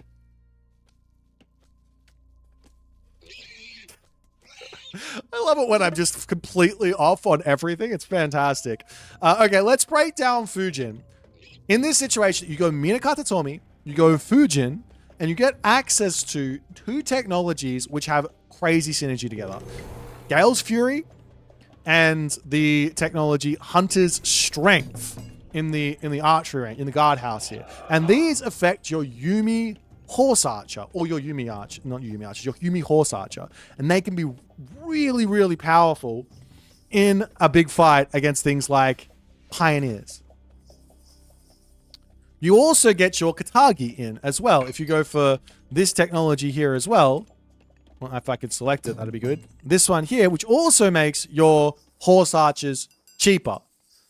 Beyond this, the one thing that I absolutely love here for Matador is he's going to get himself Smiting Gust. And guess what? If I Smiting Gust this army into this base here, there is no escape for Rappel. He's going to lose all these units. He's going to lose them all. So he's got to be so careful here. There's not really any counterplay to it apart from just don't be there. So he's going to lose a whole bunch of units to this Smiting Gust if Matador is quick enough with it. As we do see Hunter's Strength, we see Kumiki. Did I say Kumiki before? Did I say something else? Can't remember. The Kumiki coming through. Lots and lots of resources in the bank here for Matador. His plan might be to just go straight to the Mythic Age as well. But now he's getting himself the Gale's Fury too. He does have to get onto this gold mine at some point, as his gold mine over here will be expiring. But I don't think he needs to mine this. Point being is he's got that Smiting Gust. So he can literally just walk over here and he can send those units into his main base while his villagers build a castle up if he wants to. As the Naginata Riders coming over onto this side. Ballet coming up. Machine Workshop coming through as well. But the villagers now idle. There's 580 gold in the bank here for Matador. He's managed to snipe a unit here as the White Horse Cavalry are going to be making their way over here. So tense at the moment. The other thing is, there's 150 favor here. Grab yourself this tech, grab yourself this tech. You don't need any gold. Let's just put everyone on food and we can just make ourselves a whole bunch of Oni.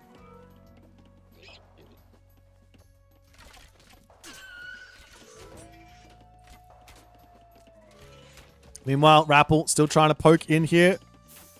Guardhouse is coming up. There is a market in as well for Matador. He can start selling if he really wants to. On the flip side here for Rappel, his best bet might be to just start thinking about the next age. As a little bit of attack coming up over here, that Forest Protection should scare off Matador, and it does, as he's going to be pulling back ever so slightly. But more units are coming through, and Matador's spend is in here. We do have the Kusanagi as the Smiting Gust comes down just as Lightning Weapons comes through right underneath the town center at the moment. Is this going to work out? We got the Kusanagi to get dropped down as well. Fighting underneath this town center is brutal as the Oni does end up going down there. But all of Rappel's units end up falling on this position, it looks like. He's got to bail away, and all of a sudden, Matador can make his way over onto this gold mine.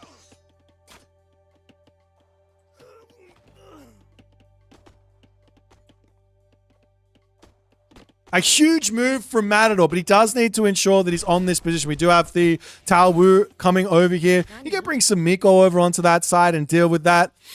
Of course, Rappel here. He's still kind of fine.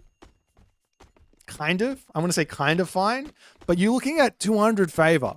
And even if Matador doesn't use this favor on anything, he can put a shrine over here. He can use he can get himself Shrine of the Hunt for 57 favor on this position to help protect this gold mine. As the Tao Wu will attempt to bail away these Yumi Horse. There's no heroes here, but he is one slow, sad Tao Wu as he does end up falling. More Miko coming out, and now we see the Oni Mask.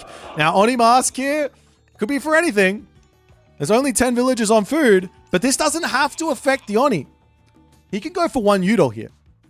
He can absolutely go for one Udol here. With this amount of wood in the bank, Oni Mask makes these youth units have 25% more HP, but more importantly, 40% faster train time. So you can mass those out in a heartbeat. As the White Horse Cavalry coming over onto this left side. Of course, Matador doesn't want to leave this position because he's scared he'll get hit off the gold there. Of course, he could also use Smiting Gust to send these guys packing as the villagers going down over. Not ideal. Great raid there for Rappel, keeping himself very much in this game as the units popping over onto this side. Nice snipes with those bad boys there as well. Another smite, I think another smiting gust into this position would be brutal, but nonetheless, villagers diving into the town center as these White Horse cavalry are having their way with this. I mean, Matador can send his Yeti Spearman over here to deal with this, but he's not going for it. He's just sort of sitting back, waiting, watching for the time being. I'm not sure exactly what he's waiting for. Crenellations coming through, watchtowers coming through as well. Villagers getting picked off onto this side as the army charging in over here. This is a lot of White Horse cavalry in this position. A lot of Yumi Horse archers here, though, which should be able to beat these fire archers. But Matador just kind of sitting there tanking all of this. He drops the Kusanagi down. There goes the Shrine of the Hunt onto this side so some wolves can get involved as the White Horse Cav continuing to cause a rampage in this main base.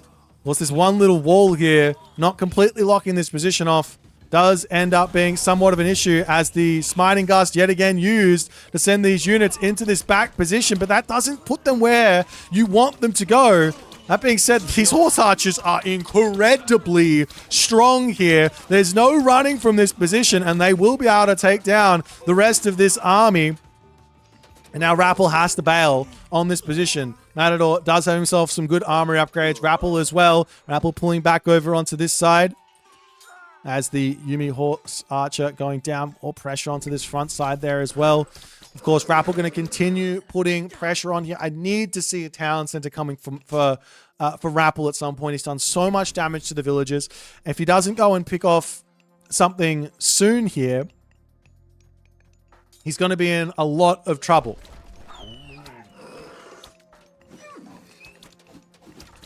Meanwhile, Wuzu Javelineer are a great call here to try and deal with these Yumi Horse Archers. The villagers getting sent back just a little bit as a couple of those wolves are getting involved in this one. Matador losing a lot of villagers on this gold mine, though, as Rappel is just in full flight here. Is there enough stuff is the question. Kusanagi coming down as those Javelineers get sent flying into this one. The villager differential is very, very close. The military differential is very, very close. But Matador needs a gold mine, and this is his only option here. He can sell wood, but it's already been sold. He can build one Udor, but he's scared to do it because he's against China. He could put everyone onto farms and spam out Oni. I think that's his best bet. Without question, I think that's his best bet. Without question, I know that's his best bet right now. You guys go, yeah, but he can make a whole bunch of, he's got Najar, he's got the dudes, right? He's got the pioneers. But I say to you, Yumi Horse Archer can kill off that Najar before he gets more than 3 hits off in a fight. And then what? You think you're scared of Pioneer with an Oni? I'm not with enough of them. Another Smiting Gust to come through as he sends these units to the back position. We've got a whole bunch of those Miko coming in to try and get some heals in. Matador is continuing this Smiting Gust technique, continuing to kill army after army after army, defending himself beautifully with this. More Miko coming through. Of course, Rappel here, another option for Rappel is ballet, wall, and then what? This gold mine's going to expire.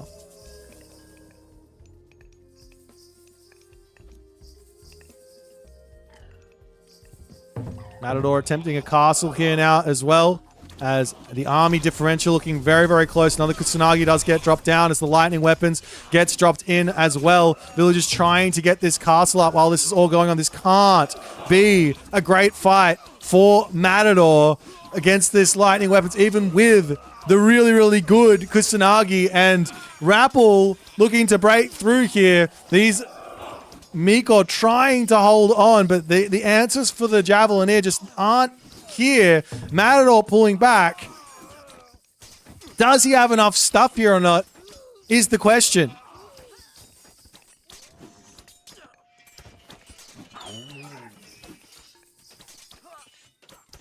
Rappel has got reinforcements coming through as well, as now we see the samurai Probably a little bit on the late side for the Samurai, but the Samurai are going to come through. They're a really nice unit to take out those Halberdier. They don't die to the Javelineers at all. There's 0 gold in the bank now for Matador.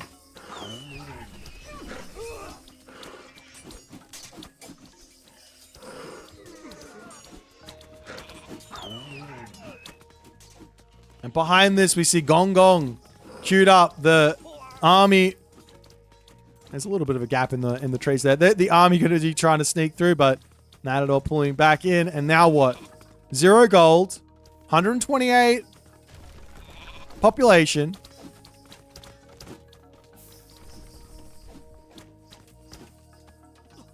Matador pushing forward to try and take out those units, not able to do so.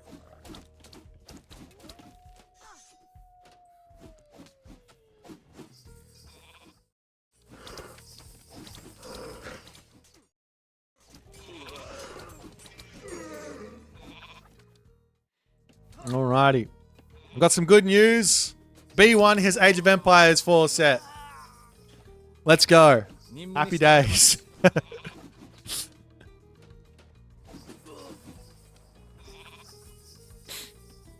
But Matador is the one who's in trouble right now. He might have a score lead.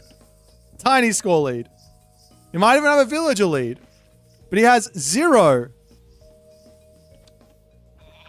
He has 0 in the way of food, of gold. The only thing he's got is selling at the moment. He could go for a market in the top corner and start making a trade route. It's always an option. The villagers can move back over to this gold mine if they want to. Options to kill off this army again with another smiting gust into the main base. Wall it all back up.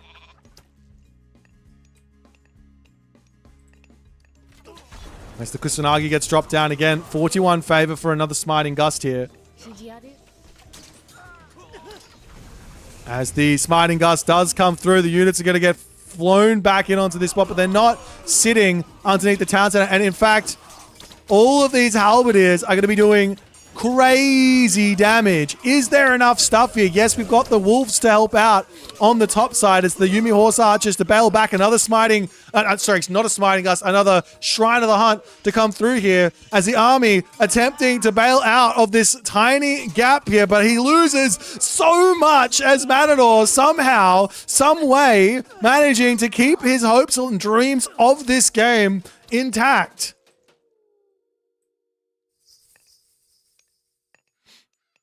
There's so much food and gold in the bank here. Matador's run out of favor, though. The infinite god power spammage will finish here in this game. There will be no more at some point. Even with all the Miko, we finally see an Oni.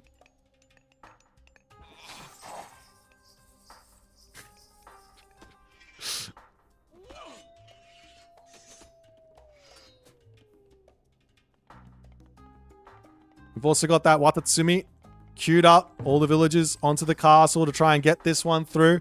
Gong Gong on the way. There's finally a second town center as well for Rappel. He's got fortified town centers to boot. He's all set up in the middle. The only thing I want from Rappel on top of this position that he's in is to actually set up behind it. Walls, ballet, everything he can do to make that happen. As the castle will be getting up here, but the army just not really strong enough on this front. With a castle, is it going to be enough, though? I don't think so. The villagers are going to get pulled off here. Matador garrisoning into the castle, but he just doesn't have enough stuff. He's got so many resources. He can't sell it. He can sell some food, I guess. But Rappel is pushed back in. And Matador is yet again in this problem of him having no gold income. Also, I gotta say, if Matador went ahead and just built a shrine here, a shrine here, a shrine here, a shrine here, shrines all around this position, right? He'd have like 15 Miko on favor. And that would probably translate into him having enough favor to actually build an entirety of a myth unit based army. So he wouldn't even need gold. But Watatsumi is coming through. So I guess we're going to see Probably another dead army here for Rappel, but I don't know if it matters. He's going to be at full villages. Generally speaking, these Mythic Age God powers, when they're at their most powerful, is at like the 15-minute mark. If you're hitting Mythic Age at 25 minutes, even if you kill off an entirety of the entirety of an army, that army's just going to come back out, no problems.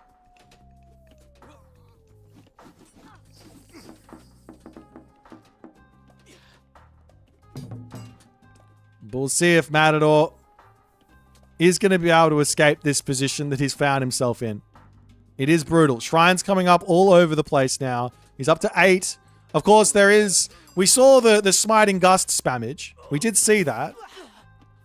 But are we going to see behind this...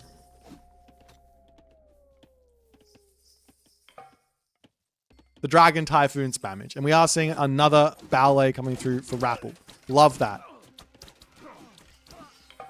Of course, there's going to be access to some of these bad boys. You see another town center coming up over here as Rappel takes that away from Matador as well. Shrines getting placed up onto this top side. Oop, these Miko are stuck though. They can't get out of here. They're too dumb. I don't know if they're stuck or not, but they're just not going there.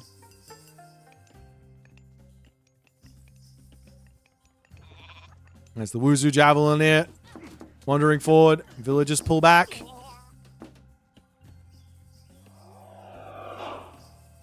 Some more units starting to come through. One other idea is to go into the Shinigami here. Very, very strong wood-based myth unit for the Mythic Age.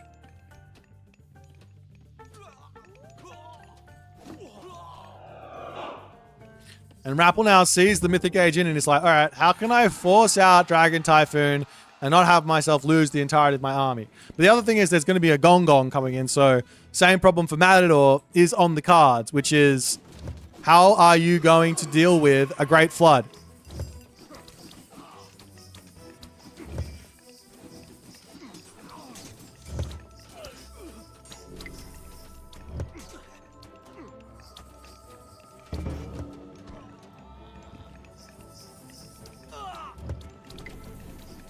But Matador has to get out of this position. He's behind on pop in a big way. He's equal on probably everything else upgrade-wise. No, he's behind on upgrades. Is the army going to be coming through? We do see the Dragon Typhoon to come down, but the split from Rappel, a 0 value. I would say this is a 0 value Dragon Typhoon. Maybe Rappel lost like 40 population. I don't know. But everything is still alive. All the valuable units are still alive.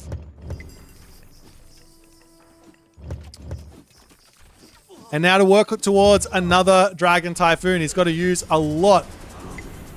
That's a different type of Great Flood here. He breaks the wall down. The army can charge in after it. The Shinigami, they turn around and start saying, excuse you guys, please get away from us. We've got another lightning weapons to come through here. The wolves coming in to help out as well. And I think Rappel may just be able to break through here as all of the Revenant Shinigami now coming through.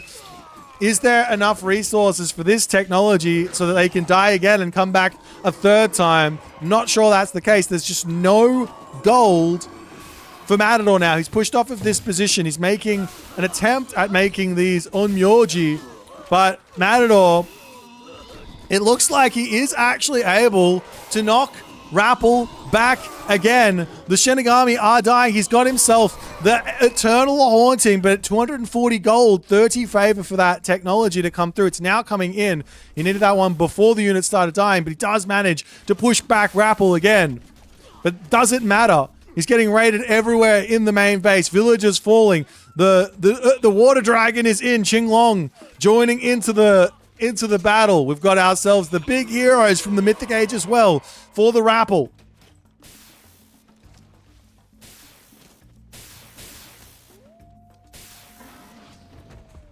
So the Qinglong there does end up falling.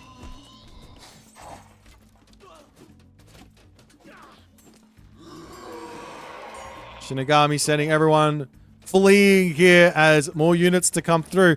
I still think the simple solution here is a market and a trade route. I don't understand why Matador's not going for a trade route here.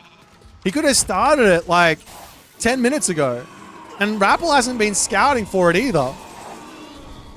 Meanwhile, another Kusanagi to come through as the Yumi Horse Archers they have to snipe down the Najar. They've got to take out the Jiangxia as well as more Shinigami coming through. Can Matador hold on here or not? Is the question. These are vengeful Shinigami. They don't die. They just keep coming. They do die. They come back 3 times. They're very low stats, or HP, I should say. Not low damage. Low HP, so they die very, very quickly. But they come back, and they join in again. And look at this damage they're doing. These Tiger Cav, normally a terrifying unit. We do have Yang Jian to come through and say, no. My job is killing myth units. Watch me do so, as 4 do die to his mighty strikes. And I think Rappel will take this first game as Matador does finally decide to tap out. 31 minutes of grinding here. I gotta say, 2 main problems here for Matador that I think would have been really, really strong to get him out of this situation. Maybe 3. Maybe the third one a little bit more challenging. 2 main problems. Problem number 1 was he could have gone for a trade route. Could have gone for a trade route so much earlier.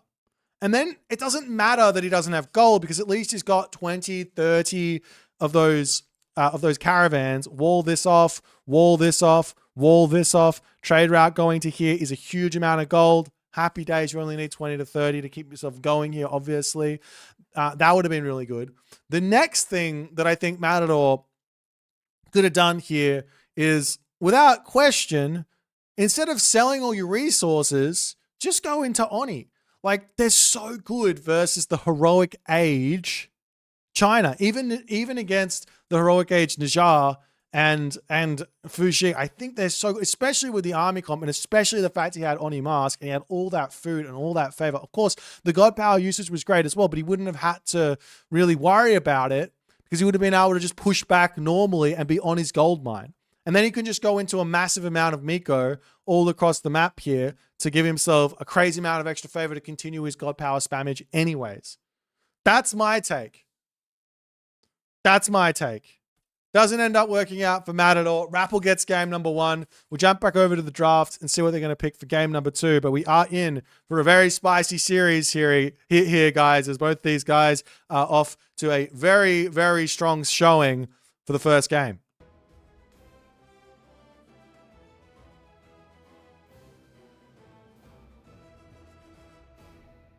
Alrighty, our next one is going to be on Prairie. I'm going to go ahead and guess Rappel is picking Odin here. The guesswork. I am the master. But we do get ourselves what I would consider to be a very nice matchup for Matador. As the Fuji gets the win. And Matador on Prairie here picks Uranus.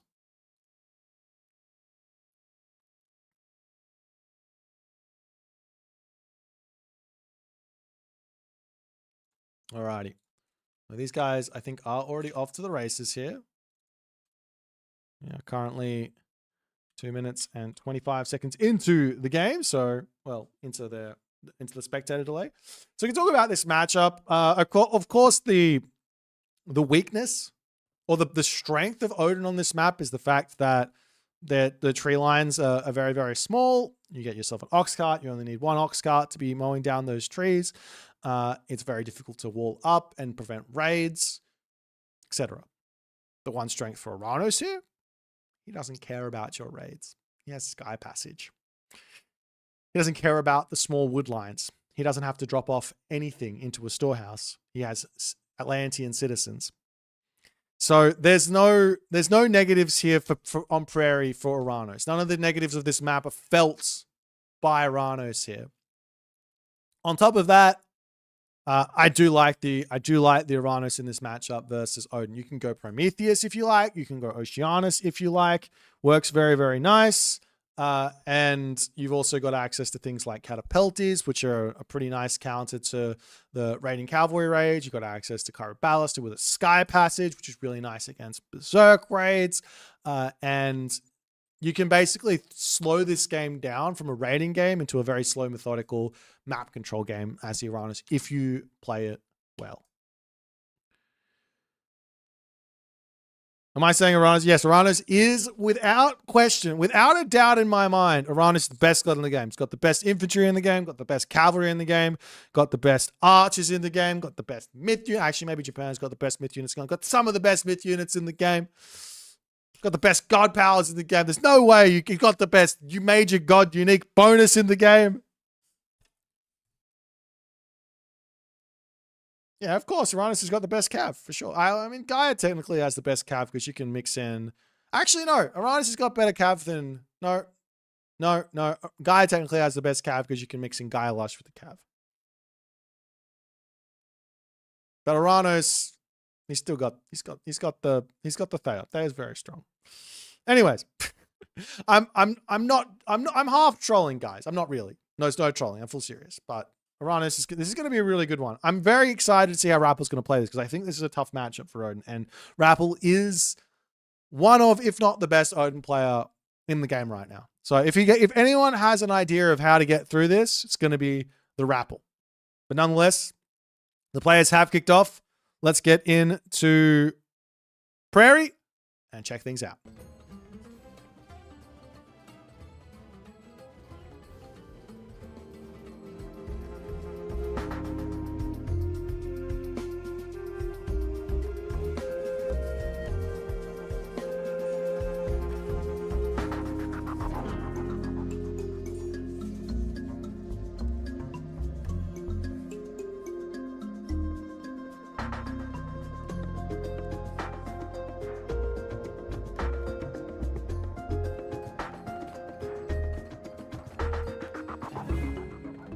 And off we go, ladies and gentlemen. In the right-hand corner, we've got TheRapl up 1-0. A nice start for him.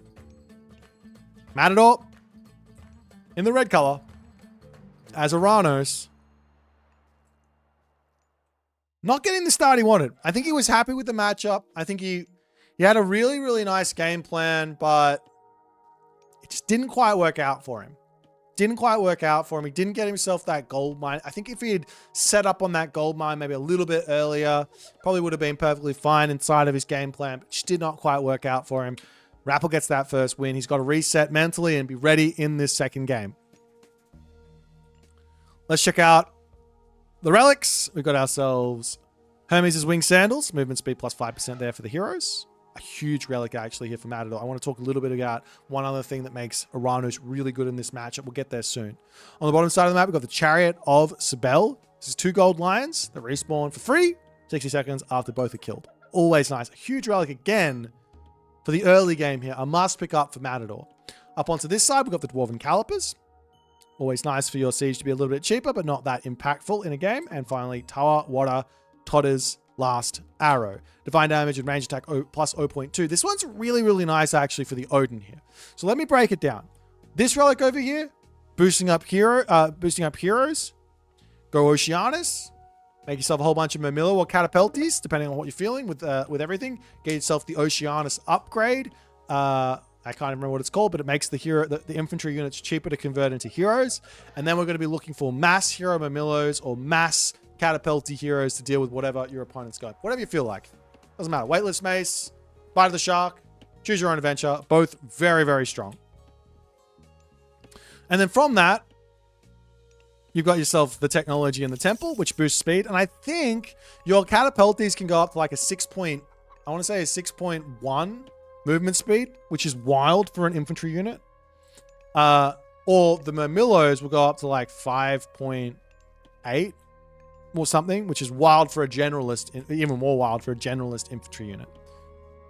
As Oceanus is the god of choice, there are 2 gold mines in this main base. You get an extra 1,500 gold in the main base. They're both spawning forward, which is going to be a little bit more aggressive. But the fact that there's 2 gold mines in the main base does give you a lot more time here to do a whole lot of good stuff as Odin. Gives you a ton more time.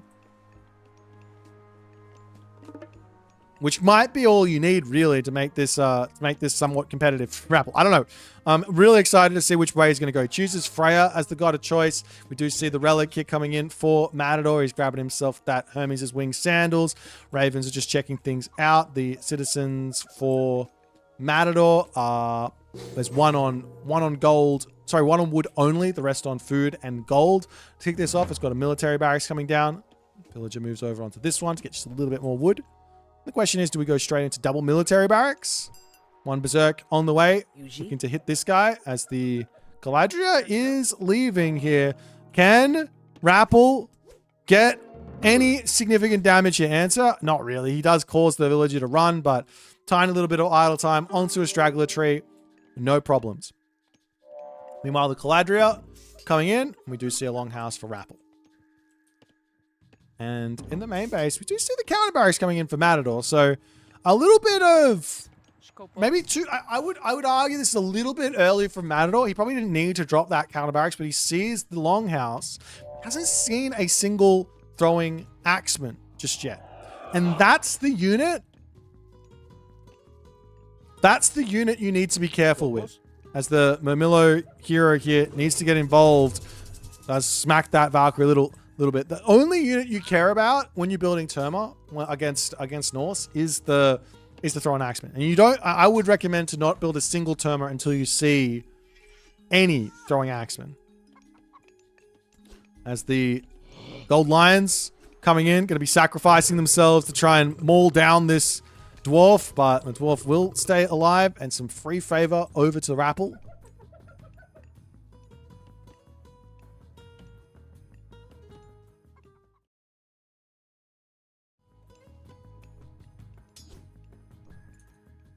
Alrighty. But so far, early game, just a little bit of harassment. Nothing too serious. We are going to be seeing another military barracks to come down. No, I like this from Matador actually early on. I think this is the right way to start with Uranus. I've seen a lot of Uranus players go for an early sky passage. You don't really need to. Chickens gather slightly slower, very slightly slower than hunt. But once you get onto the chickens, that's when we look for that second sky passage. Because you get yourself going early game, you're not going to lose a sky passage randomly. No problems. You can move over onto this side now. You can come over onto this side as well. And it's very, very difficult to shut down the sky passage at this moment. You've got to get very lucky to see the citizen wandering over there. And a whole bunch of other stuff. As the Mermillo poking their way in, pushing those dwarves off. So got to be careful here. 5-speed Mermillo versus 5.3 speed Berserks. The Mermillo are stronger than the Berserks, but you still got to be careful, because if you can't take the fight, you got to run. As the Galadria turns in here, and wow, Matador says, no. You can go away there. I'm surprised to see Rappel not taking that fight. He's got healing in the Valkyrie, can pull those back. Matador's still looking for some aggression here, as we still haven't seen a single throw an axeman. Does he get a villager pick hit? Yes, he gets that one, and he gets out without losing anything just yet. But the units are going to be very angry now as he charges forward, trying to take out a Mermillo. Galadria can turn, get that heal off. He again tries to turn in, not able to do so. Mermillo's pulling back over onto this side. The elephant is getting grabbed. Mana coming through there as well. Not a single Caraballister in just yet for Matador, as Matador will pull back. A couple reinforcements come in, and some revenge fire to come through. Is there a pacifier available? No. The army will take this fight. Carnivora is available here. Not going to be dropping it down. Carnivora now comes down. We'll pick up one of those raiding cavalry, but the Mermillos, this is not a great fight for Matador. Not in the slightest. I don't know why he's taking it. This is exactly what Rappel wants here. This is the timing that he needs. The units are going to pull back into the main base. Hero Mermillo getting converted. Still no Caraballister in for Matador. And Matador pulls back. Huge amounts of favor over for Rappel. And that's Rappel off to the races now. He's now saying, all right, got one little good fight. That's all we need. Let's get to the heroic gauge, and we're going to keep going in this game. Did those Berserks get medium? I think they got medium in the middle of that fight as well. So while Bite of the Shark came through for Matador, medium came through for Rappel. Now Matador going to be looking for another fight here. If all of these Momillo are heroized and they're 5.5, I like random raids here. But if they're not, well, I like it a little less. As the Raven comes through, going to be scouting out this gold gathering operation, the elephants here as well. There's more Momillos coming in. We do now see a Caraballister. But the fact of the matter is, if these Momillo are spotted coming through here, then the army can very easily charge in onto this spot. No problems. There are a couple of units in the middle here. The Caraballister, not heroized or anything. Heroized Caraballister is always nice, but the Momillo here for Matador coming through. This does get spotted by Rappel. Not the sneakiest of Momillos here. And I don't think this raid is going to get a whole lot done, as these units need to pull in to this sky passage and get up onto the top. Now, he can defend this very easily. This is probably not the best of attacks by Rappel, as the Momillo managed to sneak through here, going after villagers, distracting over here. There's two Caladria in on this spot as well, as the units popping in. Where is the Caraballister? It's popping back in to get the damage done. More units to come through here for Matador. He's winning on this fight without question. He's getting damage done on this position without question. And Rappel tries to get just that little bit too much done, as Matador going to continue taking these fights here. He's got to heal up. He unfortunately uses that special there on top of his own Caladria instead of the Momillos, as the Valkyrie will end up falling, but now he's got to bail out of the position as too many units are going to be coming back in.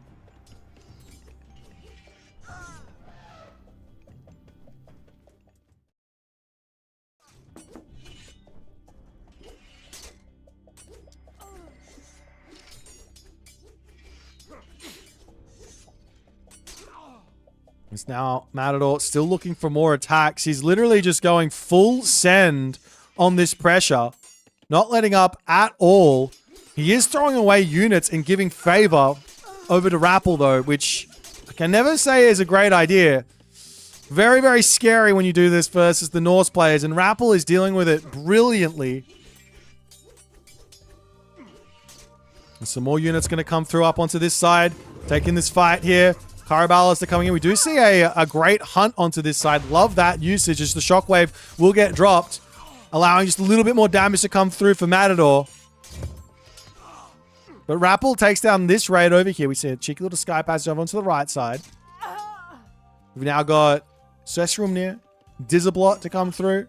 A couple more raiding cavalry in queue. A lot of raiding cavalry in queue.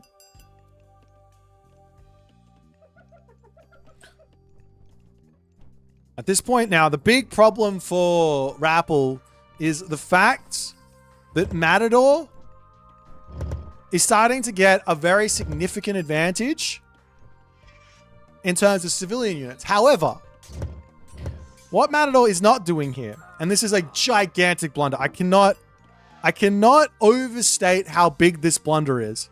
He has 1,500 gold in the bank.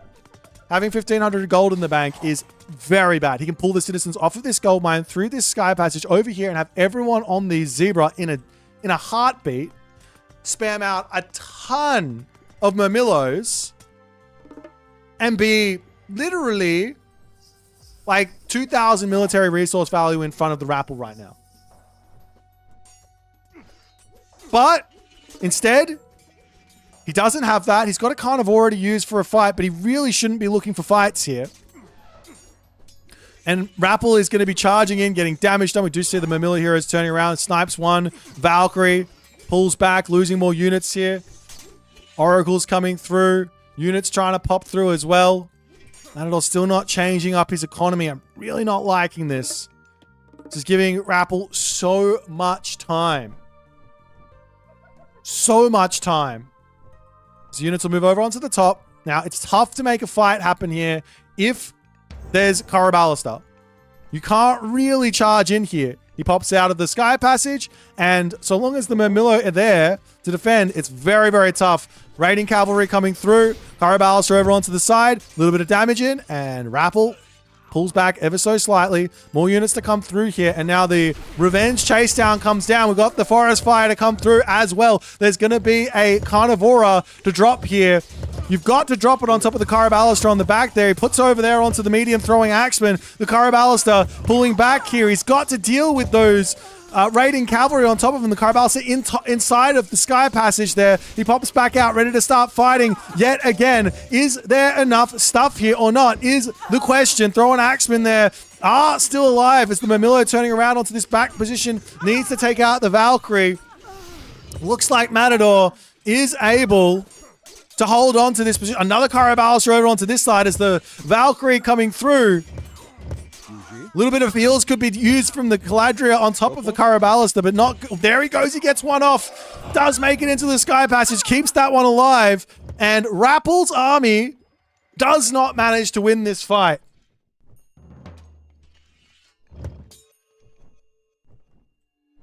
Now Rappel has to pull all the way back. Matador still has 1,000 gold in the bank, and he's now going to the Heroic Age. But he's going to the Heroic Age, and he's still throwing his army at Rappel. This crazy all-out aggression from Matador will be his undoing. He needs to rail it in, take an advantage, buy a technology, get to the next stage, get a talent center, get a better position set up, get some oracles out. He's doing all of that behind this, but still, does not need to be this aggressive after winning that fight. He's got to be happy here. Military barracks here, only 4 coming down. One of the most difficult things, I think, for Atlantean, and especially Uranus, is ensuring you get yourself out the correct amount of military buildings. Because a lot of the time you can get away with just 4 military barracks in the classical age. But once you start getting those civilian units in and you get all of these sort of downtimes and things like that, it's super important to just get everything out. As the raids coming through from Rappel, he's going to look to try and raid his way back into this game. Watchtowers to come through. Citizen's going to be trying to get a little bit of safety here. They can drive through the Sky Passage, get onto this tree line if he wants to.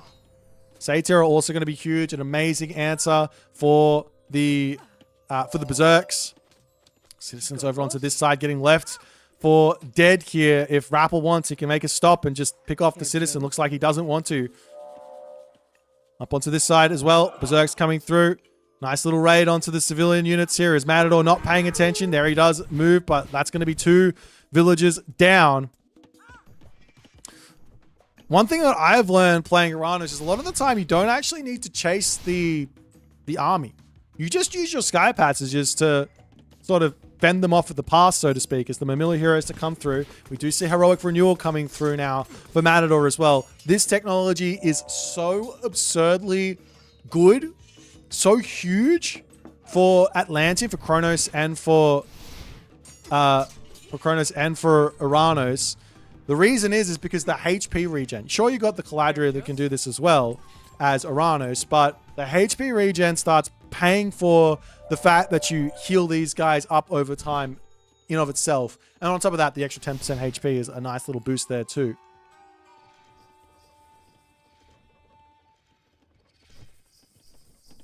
But Matador, now looking for another fight. He does have Chaos. He's got Chaos. He's got another Carnivora.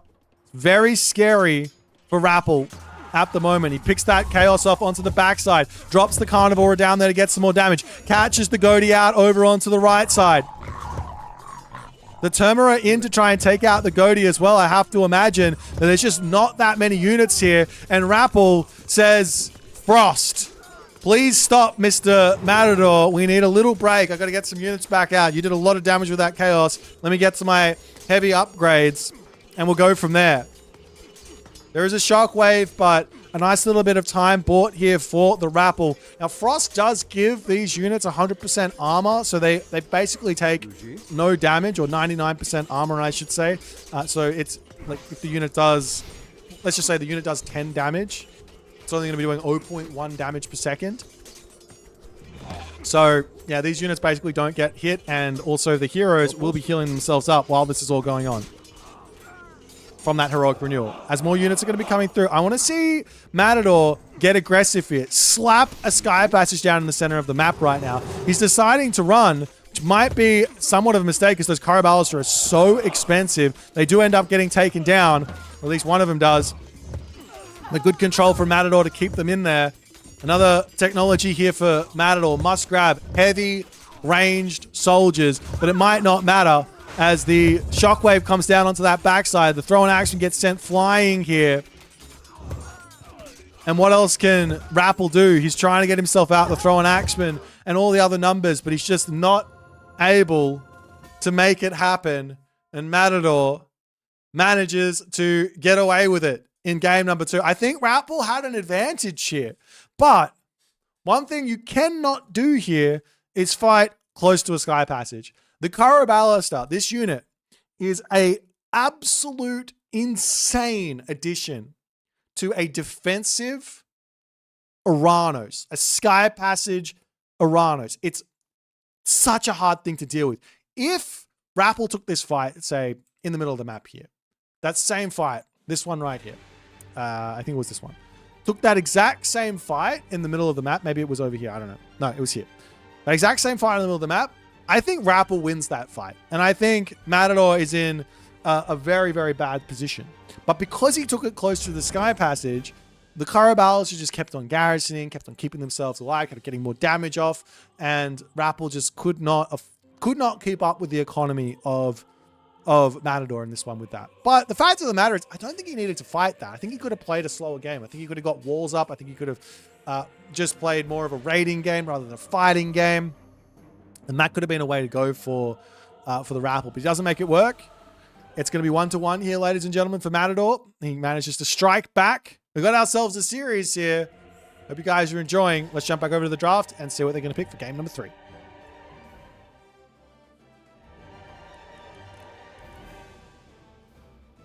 Alrighty, so into game 3. These guys are going in onto Frozen Continent. I have to assume this is going to be wanted to assume it was going to be a Thor, but we are seeing something different here from the Rappel. And Matador picks something, I don't know, fairly interesting as well on this map. So the win there goes over to the Uranus. And the God picks for Frozen Continent. Now, Frozen Continent is a hybrid water map where the ponds are tiny. There's like, I want to say there's something like 8 to 10 ponds per players. I can't remember the exact number. And there's 2 fish inside of each of the ponds. So you have to spend a lot of resources to get these fish in. We see a very strange matchup. Hades versus Tsukuyomi. Hades versus Tsukuyomi. This one's going to be wild. This one's going to be crazy. This one's going to be some spice. I don't even know what the plan is here for either player. I haven't seen this matchup. Normally we're seeing the Hades go onto maps like Budapest, onto maps like Socotra. But on Frozen Continent, I start scratching my head on this one. Maybe he was expecting Ra here. That's my only thought. Maybe Rappel was expecting Ra. Potentially leaving that Tsukuyomi for a map like Dry Arabia? I don't think so. This is spicy. I don't know. I don't know what's going to happen here. I think that the Hades has got a lot of very powerful defense that they can do, but you can't just play defense in this matchup, especially not with the food boost. I'm going to say it again. I'm just going to do it. You guys are getting sick of this by now, I'm sure, but I'm going to say it again. Tsukuyomi Oni. They could be good. You don't know. You don't know. They could be good. There's a ton of food on the map. Huge boost to food production. You could do Oni. It might be good. Come on, guys. Don't laugh at me. Surely I'm right some of the time.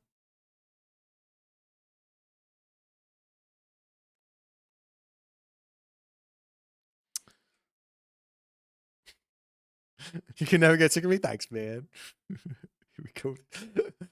I'm going to say I was right. I reckon if I played that matchup in the first one and built Oni, would have won. How dare you guys? How dare you disbelieve me? Alrighty, guys. Yeah. We got our third game here. El Matador does hit back against the Rappel.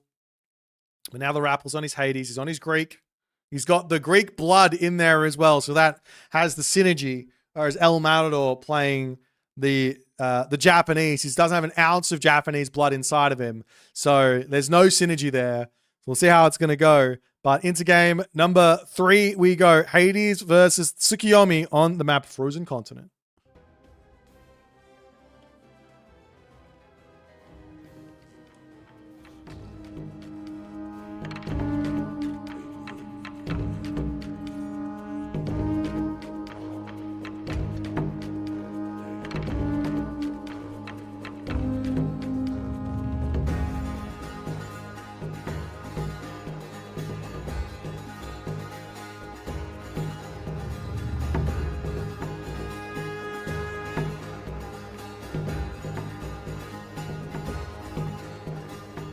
And off to the races we go. Rappel spawns in as Hades. He's jumping down to the bottom side, throws down his first dock.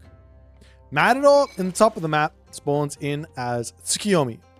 Also going for the dock immediately. So both players are going to go for a dock boom, it seems. Of course, Matador, somewhat of a risk here, I would say. Just the tiniest little bit of a risk here in going for this, in going for early docks and things like that. The risk is that Hades could go for a really fast advance time and send the Achilles in, put a temple forward, maybe go for an early Minotaur or early Cyclops and start attacking your main base, and then they can go for their fish afterwards, and you can take a lot of damage while they catch up on everything else. But it's a bit far-fetched. The standard play, the nice play here has to be, let's go docks. And Rappel's up to his second dock already, and he's going to start getting more and more fish coming through. The build order is basically stock standard, except instead of getting yourself out 4 fishing ship, you'll get yourself out a dock and 2 fishing ship. And 1 villager has to be idle building docks the entire time. So it is expensive to do this. But if both players just say, no worries, we're going to go for it, it's effectively equal anyways. So there is that.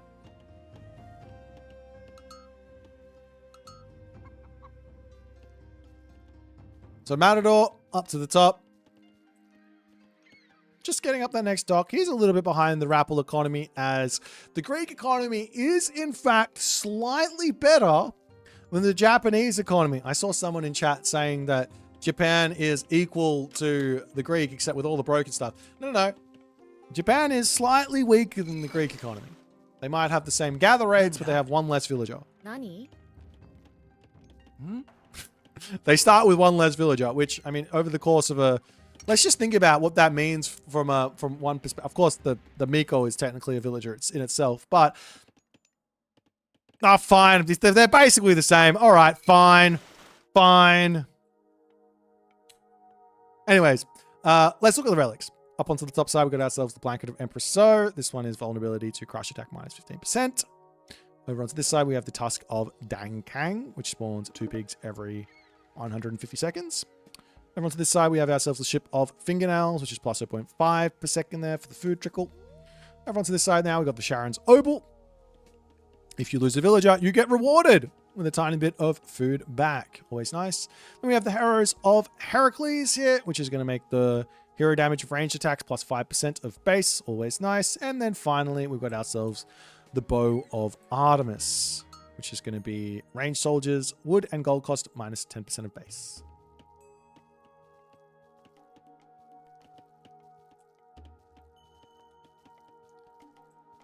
As Rappel gets up his temple, and he's going to be looking for the next age. I imagine we're going to be seeing an Athena here, and we do. Rappel is a very, very stock standard player. It's super... I don't think I've ever seen Rappel do something off script in these tournaments. Like, I've seen Recon do crazy strats. I've seen the Mister do crazy strats. I've seen Kavoth do some crazy strats. Yet to see Rappel go off script, out of book, doing something a little spicy. He loves the stock standard. He's just like, no, we're just going to play stock standard no matter what. Got to back myself. Another dock coming up for Matador over onto the bottom side. And after all is said and done, it's going to be 7 fishing ships. going to be going on 8 fishing ships. And over on this side, it's going to be 8 fishing ships. So an equal amount. The question here, the real question here is, what's Rappel's plan after this? Does he go for a town center?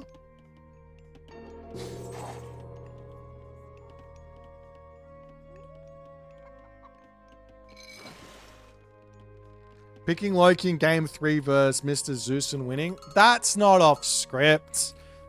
Rappel said it in the post-game interview. He planned to do that. It makes perfect sense. Loki's been a best god on water forever. I'm not accepting that one. I'm not accepting it. No, sir. No, sirree. But now the wall's up. I love this wall, actually, from Rappel. This is a really nice one to protect your wood line. Learn this wall. Super, super nice.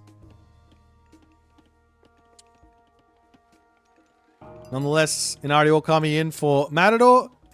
As more fishing ships are coming through and a stable on the way to start this game off. For Rappel, still no military building. Over onto this side, just a little bit of a Shanky McShanks as the Kitsune are going to be running away.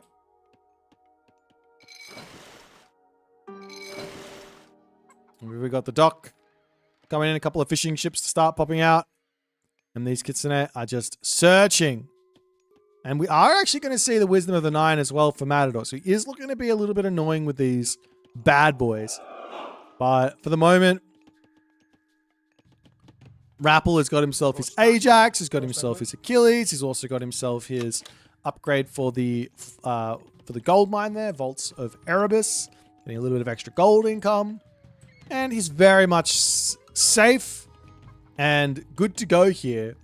It's quite clear to me that the game plan for Rappel against Matador in this series overall has been, let's just make sure we turtle.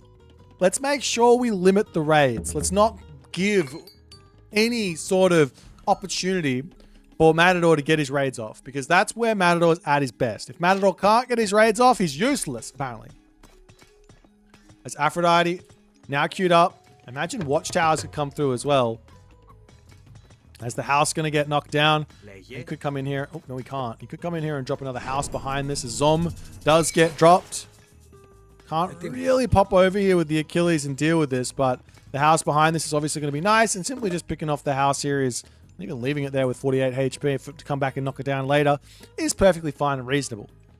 But behind this as well, Matador is aiming for his own heroic age. Armory going to be coming up. He's got New Moon still in the back pocket. And the thing for Matador's Tsukuyomi has always been New Moon on the Armory. He doesn't really like the New Moon on the Temple ideas. The Temple, it's pretty good. If you go for the Tengu ideas, you can still get New Moon here, and you can still get those Tengu out. It's still very much strong, viable, a thing. As Matador searching for things to take out. Not a whole lot there. Another dock coming up. So both players are going to continue getting their fishing ships in, and Aphrodite is on the way. Hachiman is on the way.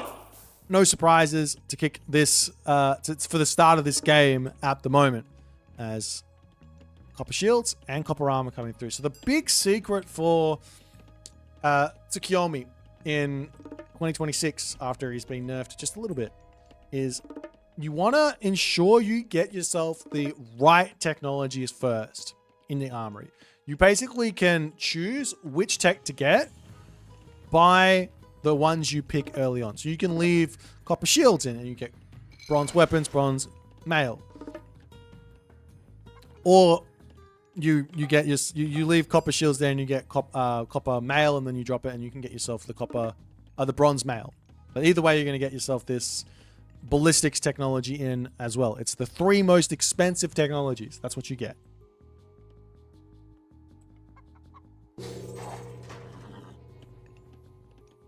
As now we've got the Yumi Horse Archers on the way. We've got ourselves the Hoplites coming through as well for Rappel.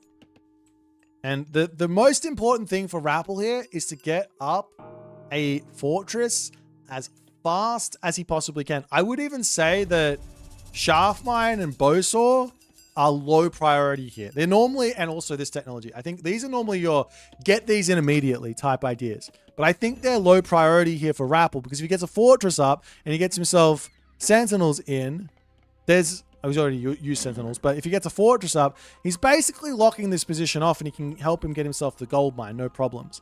But of course, Matador allowing this to happen right now, even though he's just clicked New Moon, bit of a mistake. Of course, there is going to be curse, but I think his army is pretty strong with Swampland on this position. So even if he gets curse, he can drop Swampland, force the units back, take down the fortress. Matador searching in here. Will he spot this or not? He's going around the side, just out of line of sight. Don't think he's hitting this position. He's checking this gold mine.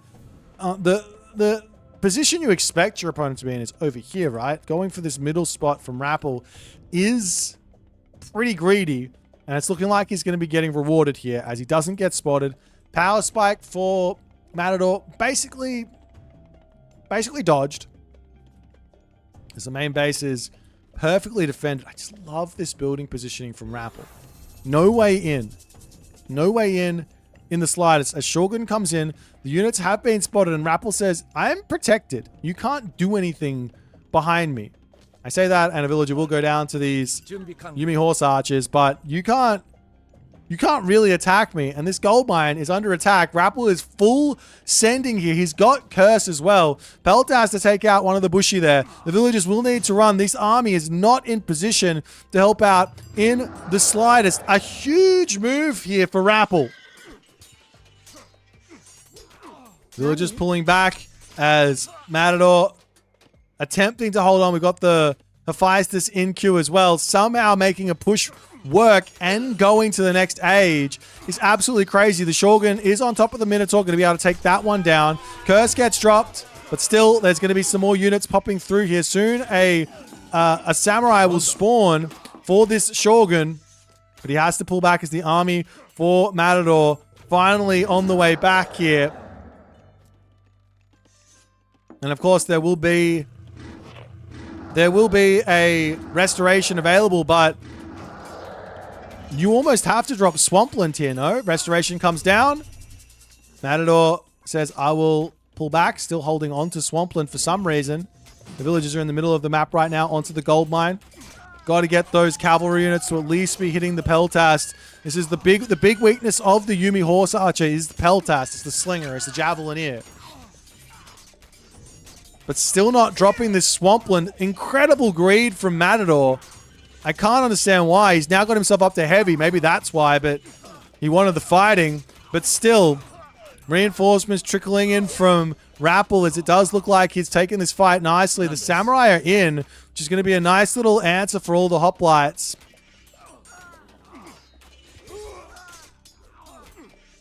And Matador now takes down the Peltast and will be able to dispose of the rest of those Rappelian units. But, I mean, damage was done there from Rappel. I don't know if he comes out in front on that or not. It's 39 villages apiece, so equal where that's concerned. Fishing ship numbers here as well, 14 to 18. So it's 4 fishing ship advantage. There's the upgrade in terms of Vaults of Erebus there also to keep in the back of your mind. But I think it's kind of equal here. As Matador searching in, he's got those horse archers that can hit this wood line. As he does spot that coming in, little bits of damage to come through. 1 villager down, 2 villagers down, 3 villagers down. Great amount of damage here. Matador's also got the speed advantage here, so generally you can't make use of these horse archers to raid, but given the Rappel comp, he's going to be able to make those happen, but he's trying to lock off this retreat path here.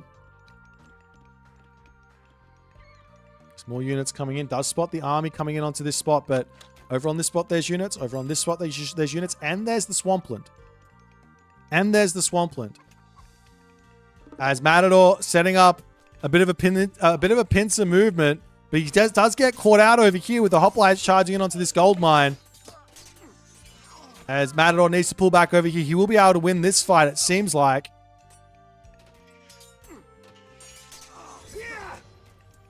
As it looks like Matador's going to be hitting this full population first. For some reason, we're seeing Yeti Spearmen getting built.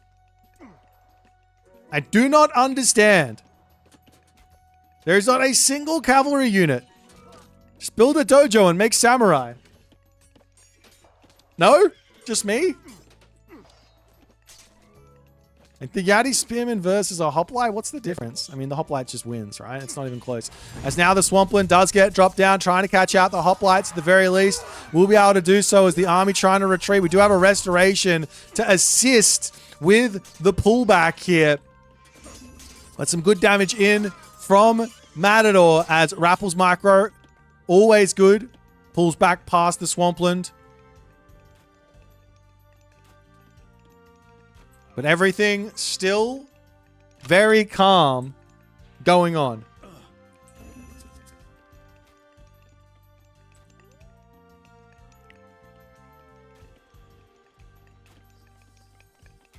Castle coming through for Matador. Up onto the top side here. Miko goes down. And the army from Rappel yet again charging forward.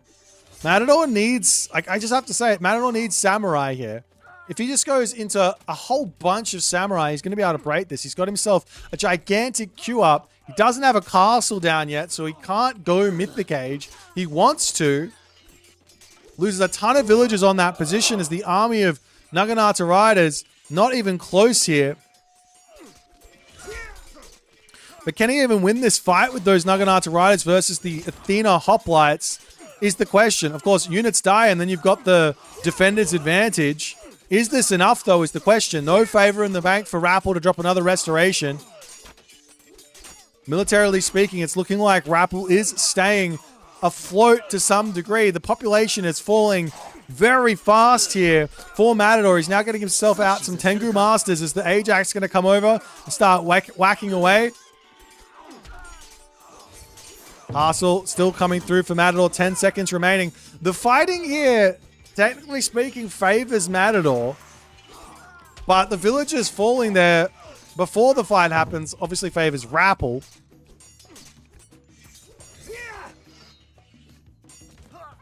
Now Matador gets himself his castle up. He's still over on this gold mine.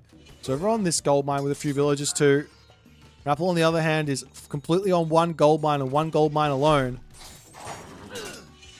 The samurai numbers are starting to creep up. He's got the Watatsumi pre-Q, but I almost don't like that. I think he should be thinking about going for Okuni Nushi here.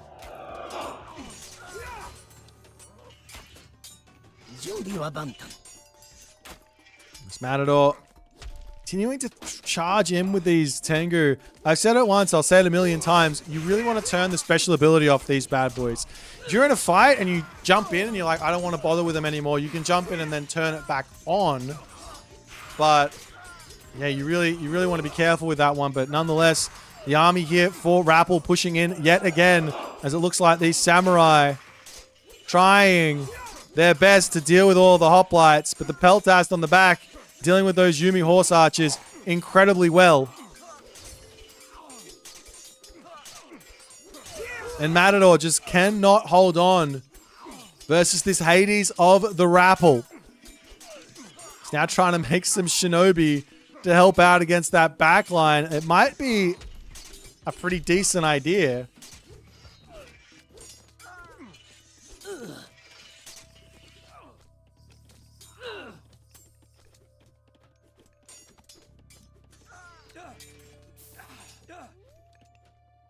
And we'll see how things are going to go moving forward. I don't like the position for Matador in the slightest. He's kind of close to champion, though. But I imagine Rappel, in a heartbeat, he's going to throw a fortress down here. In a heartbeat, he can just stop producing units and go to the next age. It's the only thing that really Matador's got going for him is the fact that the next tier of Bushido is coming through.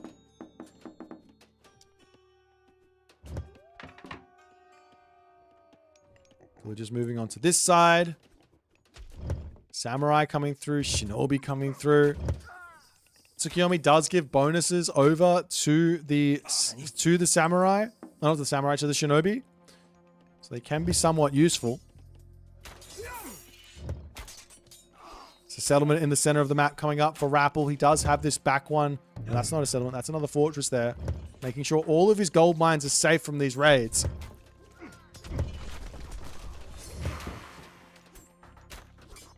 The Oyumi goes down, and that settlement is still going up for the Rappel.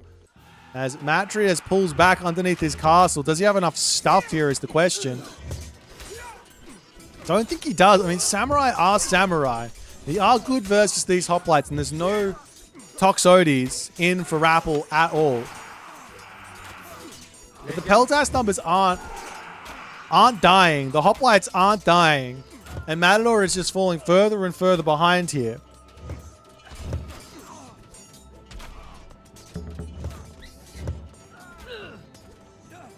And Rappel does actually bail on the town center. He says, nah, let's just keep producing units. I'd love to see like a Petropolis come or something. That would be nice. Artemis now pre-queued as Rappel says, I don't think I need Hephaestus here. I've changed my mind. As the hoplites charging, going to take out some of those back villages there. Tengu diving through as well.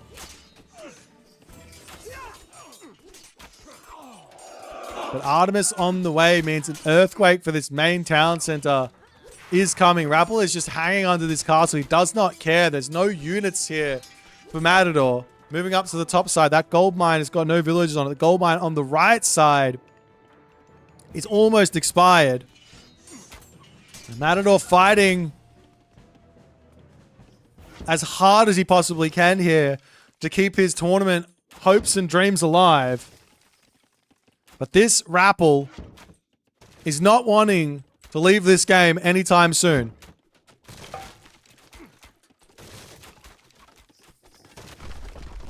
Town center over here getting denied. Cheeky raids to come through, but there is the fortress.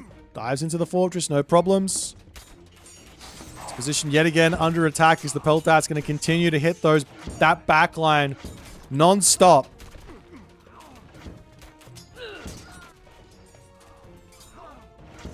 Hoplites in to deal with the Naginata Riders, and you just see Matador just cannot keep himself at full population here. He's down villages, he's down population, he's down tech. He's moments away from Bushido Tier 4, which is champion, but it's not going to matter because Rappel is going to be Mythic Age.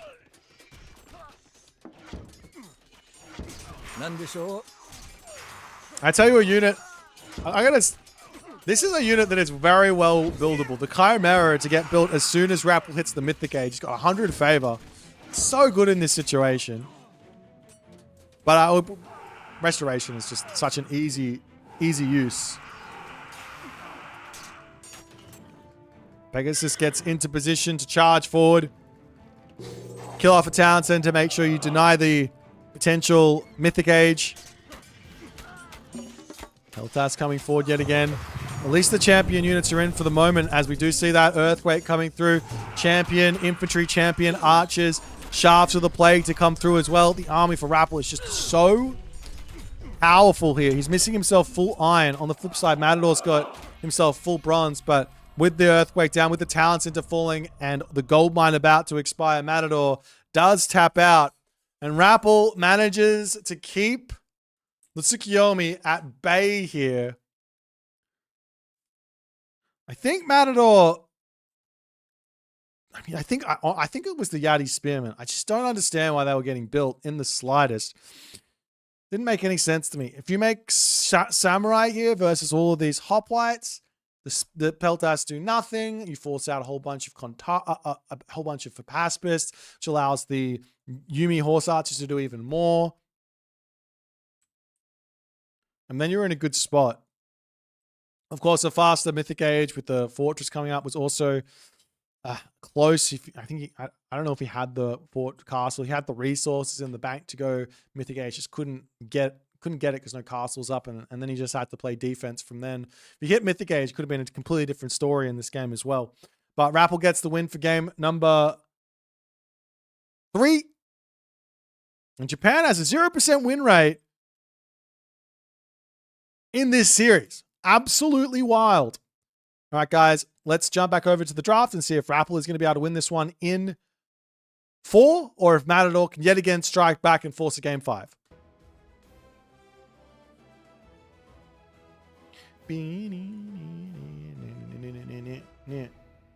Alrighty, so our next game is going to be a Thor versus Zeus on the map Dry Arabia. Very spicy indeed.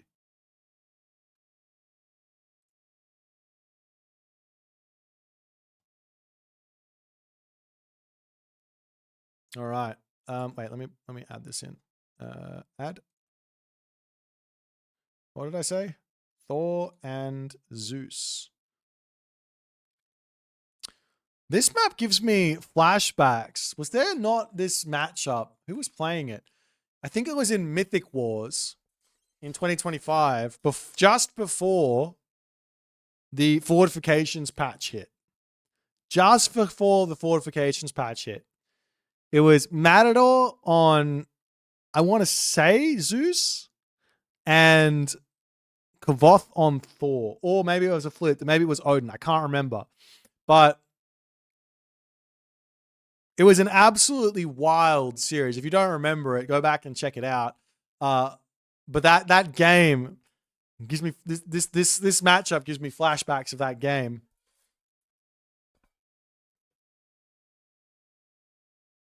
In Japan, zero.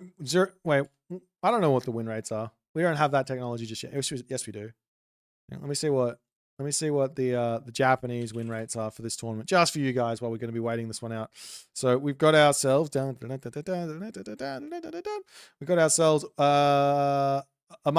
at 55%. Actually, let's go into main event. No one cares about the qualifiers. We've got Amaterasu at 72.73%. We have Tsukuyomi at 60%. We've got Susanoo at 42%. So they're doing okay. They're doing okay.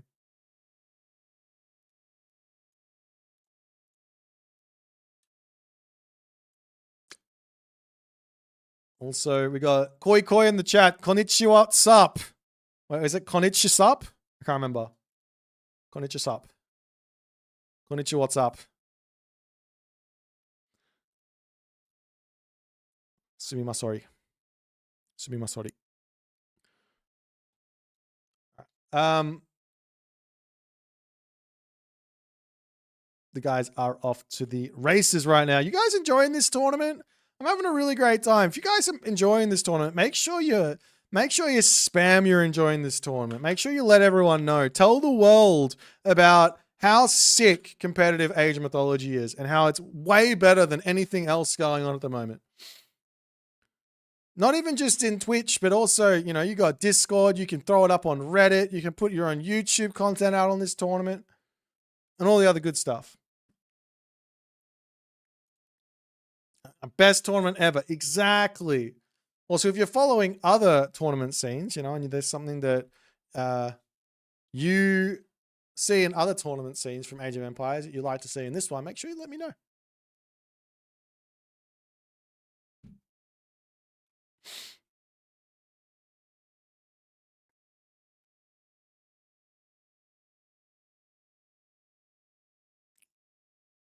All right, so but a Thor versus Zeus on Dry Arabia.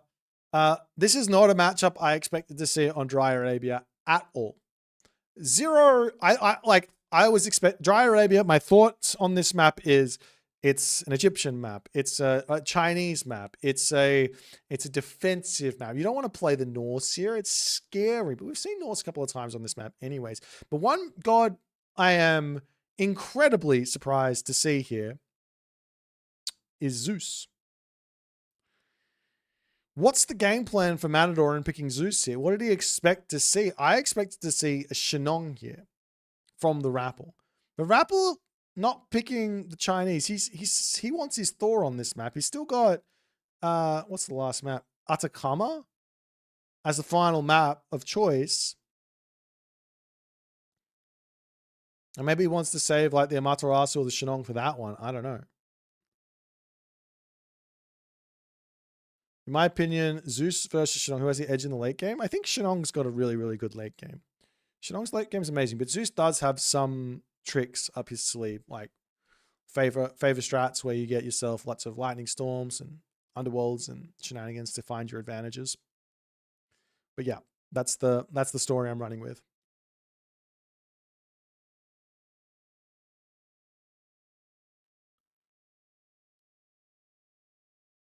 Thoughts on the Gastrophetes? Great unit. Really good. Must mix in that unit when you get to the Mythic Age for Hades. Great to take down buildings. Decent in your army. Very, very strong. It's not useless. I think if you watch one of the best Hades players playing Firefox, he basically always builds the unit.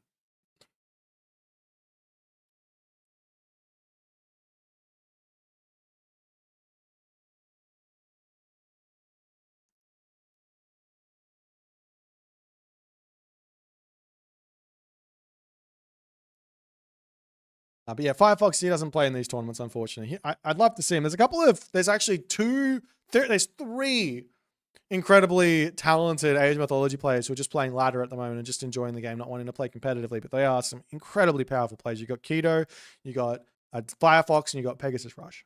So if you want to check out some of the other incredibly talented players, you can watch their recorded games on AOMstats.io.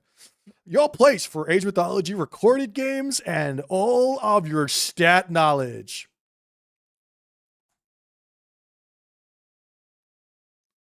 That guy Boit? Nah, he's terrible. He's washed up caster.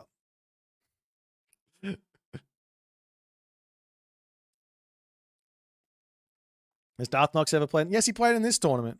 He did make it to the main event.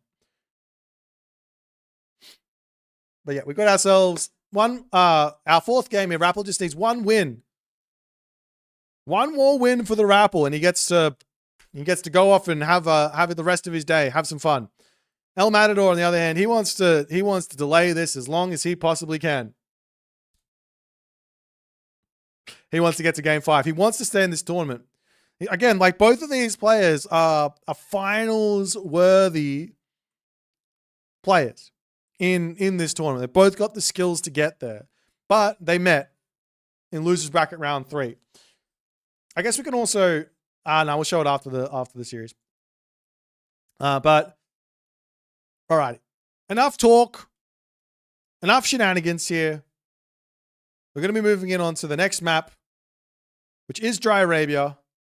Hope you guys are having a fun time hanging out with me. We've got so much Age Mythology action to come for you for the rest of the day, so don't you guys go nowhere after this one. But we got Rappel, we got El Matador, 2-1. A Norse versus Greek war. Let's check it out.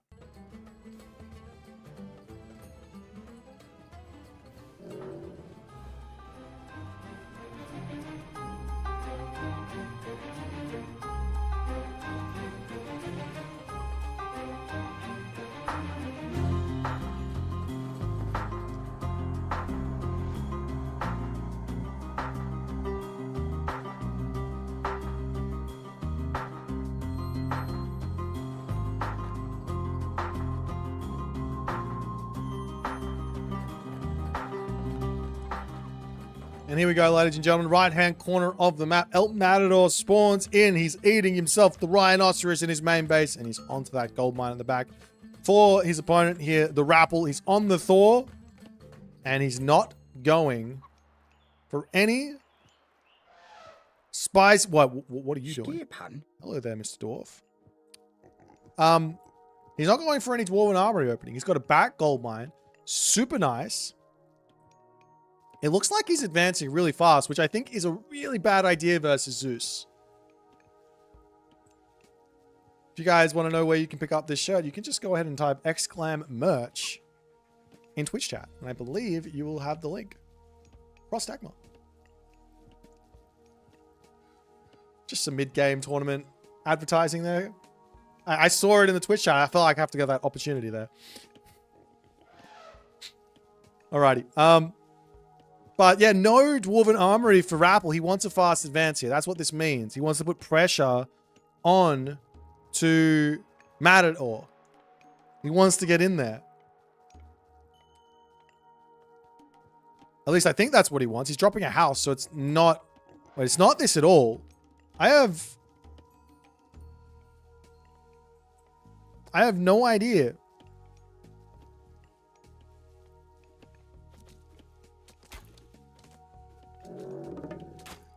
I got no idea what's going on here. I don't know what Rappel's plan is. I got zero idea what Rappel's plan is here. He's going to drop the temple. He's playing defensively. I think he's just scared of the early game fast advance from Matador. Matador's going Hermes. Wild. Okay, let's check out the relics. Is something being spotted here that's dictating this? Movement speed plus 10% for the caravans. Over here we've got the Hestia's Hearth. Minus 5% villager train time. Always nice. The Tusk of Dankang. Spawns 2 pigs every 150 seconds. And finally, the Ogre Bitten Helm. Hit points plus 10%. What's the Hermes for? I'm really confused here on the side of Matador.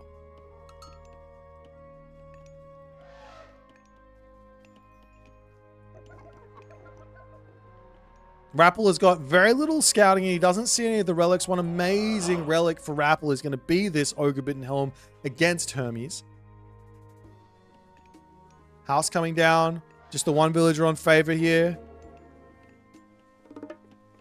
Has Matador scouted the main base? He has. He's seen 0 Dwarven Armory, so he knows there's no rush on the cards here, but he still goes for a pretty fast advance. He's still going to be going for that early Heracles, and he's looking for some pressure.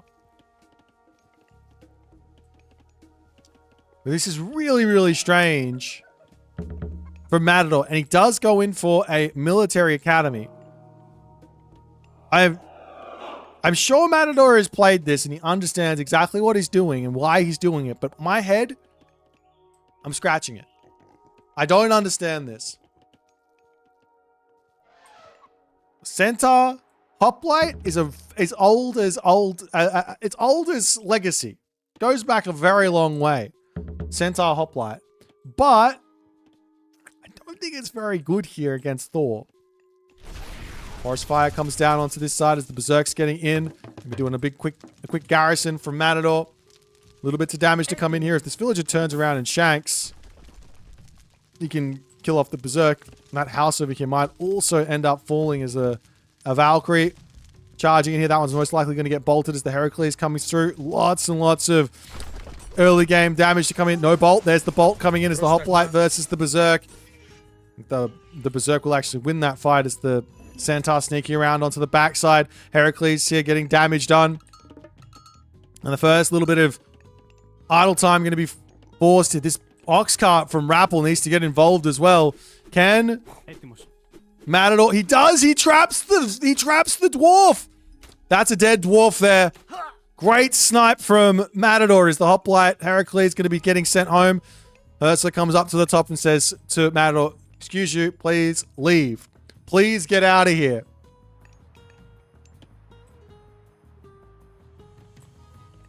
But the game to continue along.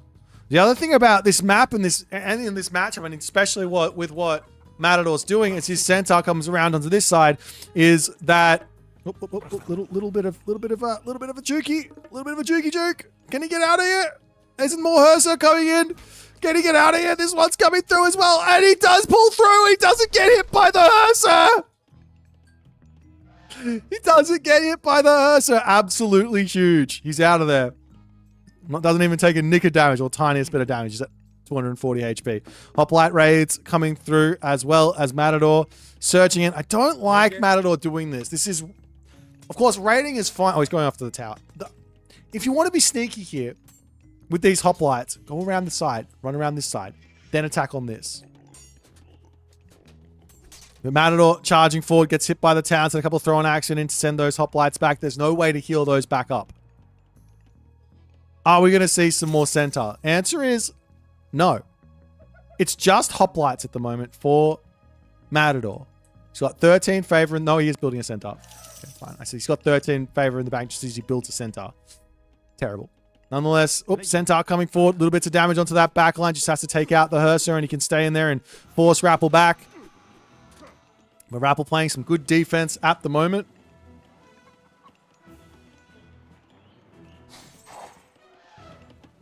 That's more Centaur on the way.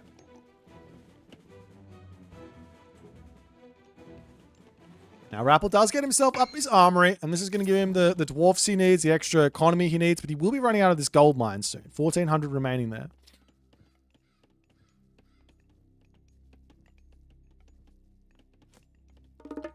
There's Matador still poking around. I still feel like he's absolutely... I feel like he's just I feel like Matador's being really reckless with his army movements. That's the only... He's putting pressure on, and he's playing with fire with these army movements, getting so close to the Hearser, trying to take out the tower over here as the Throwing Axeman wandering over onto this side. Great usage of the hoplites there to lock off the Hearser. Picks off one. Pulls back. It's the Centaur come in. A little bit of extra damage there onto those Throwing Axemans. They're back into the town center. There is access to Valkyries. So you can heal up these guys if they do start to get low HP. Meanwhile, in the main base, Matador does need to get himself up another military building. He's starting to get a little bit too much queued up into one military academy there. But picking off this tower is huge because it does allow here the Centaur to start moving around. If you take a look at the actual line of sight, now he's cut down into this spot, and the Centaur can run in onto this side, cause some problems. There's the hoplites. A little bit more damage onto the Hearser here. Throwing Axemen making their way around onto this side again. Rumnir is going to be coming through as well. It's the house on the back. Will go down. And Matador going to be pulling back. Meanwhile, over onto this side, Matador just hanging out on that hunt. Really hard for Rappel to know. Oh, never mind. He's seen it. About to say it's hard for Rappel to know where to raid, but it's impossible for Rappel to actually raid here. In fact, if Matador gets... He's got the Pegasus out as well. I don't know where it is. He's got the Pegasus over here. So if he's active with that Pegasus, he'll be able to prevent a lot of stuff happening. As the Centaur upgrade, Centaur Polemark does come through. A little bit of extra damage here from those Centaur to start getting more pain onto the Throwing Axeman. Picks off another Throwing Axeman there as it's just tiny little bits of damage stacking up over and over and over again here. We do have the Goatee in, though, for the Rappel. 17 range versus 15 range is huge here. Matador can start thinking about taking his foot off the gas just a little bit now. Because you can't really beat Goatee with the Centaur in the classical age. You get to the heroic age, you get Peltas. Now all of a sudden you're in a good spot. Great raid here, though, from Matador. 2 villages down. 3 villages down. 3 villages down. Huge raid there from Matador. Rappel leaving that position open. Not the best place for his villagers. Not in the slightest. Now we see more Valkyries starting to come through. I mean, Matador is just continuing to pump out these guys. I like this. Into stables, and he can go Hippias. He doesn't have to go to the next age just yet. He can go into Hippias here. No problems. Especially if he hides it. He just builds like 3 stables right now and then goes mass Hippias. That could be scary for Rappel, who's not going to be prepared for this tech switch.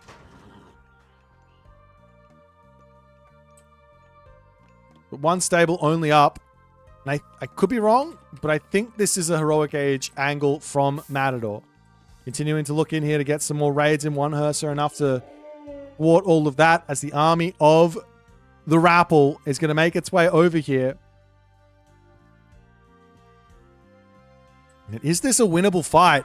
Is the question. Matador has to be paying attention here. He's not paying attention onto this position. Loses a couple of hoplites before the fight even starts. Is the Centaur going to be coming back in onto this angle? Matador pulling back his army, ready to start taking this fight. The Centaur need to get that special in on top of the Throwing Axeman. They are balled up here. As the Centaur special comes down, no movement here from Rappel on the backside as the heroes coming around onto the backside there as well. The Goatee getting damage done onto the Centaur as well as the hoplites now get on top of the Goatee. The Valkyrie managing to take out the back Centaur there as well. As Dwarven Armory into the main base, Centaur into the main base. Heroes do need to get dragged in here as well, but not happening just yet. The hoplites are going to be happily getting a little bit of damage here too. But that fight there, I think it was quite good for the Rappel, to be honest. Taking out and limiting the Centaur numbers is huge. It's what he needs. As Matador charges in, not able to get underneath that town center and do anything. Got the Valkyrie to come in. Hippias coming around onto the side. There is a Herdman here. Free Hippias will beat 1 Herdman. It does turn around, get a couple of shots up before it ends up falling. Perfectly fine, well and good.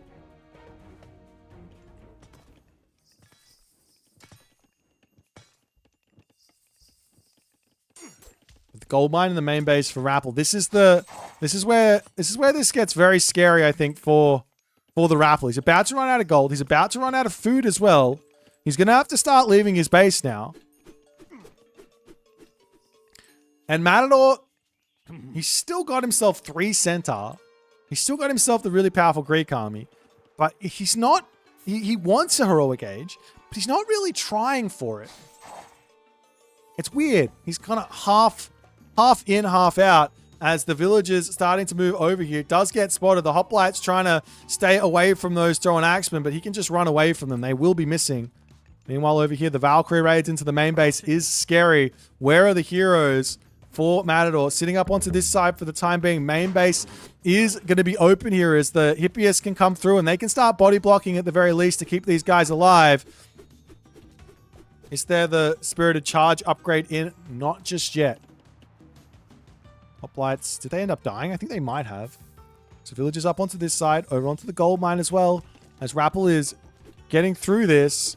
The Valkyrie charging through this side. They get away, no problems. They can heal each other up as well, so even if they get away with 1 HP, they are still away.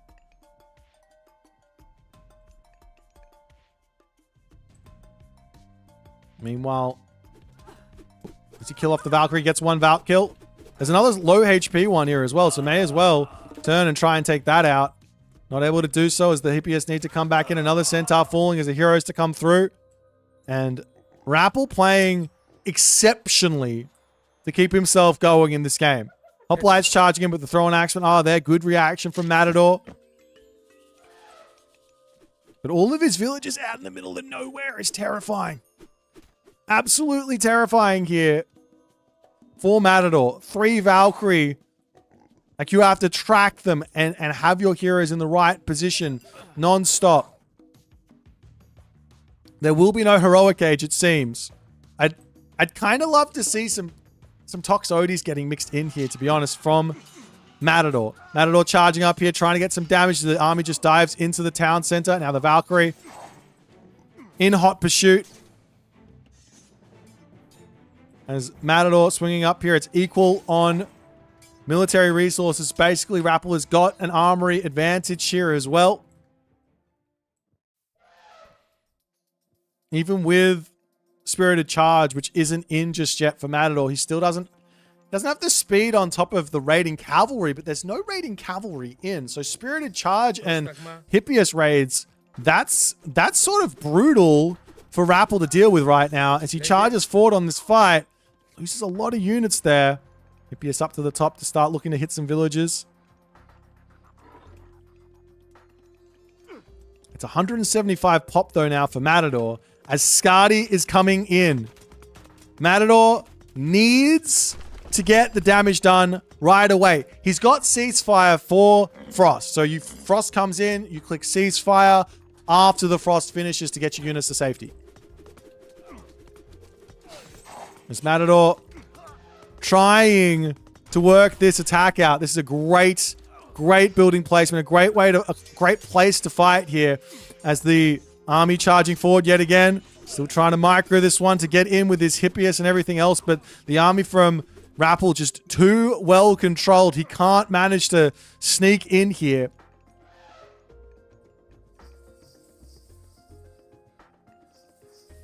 And as the fight stops, the Valkyrie back to heals, and all that damage that the Centaur got is dealt with. Over onto this side, picks off a throwing axeman, picks off another throwing axeman.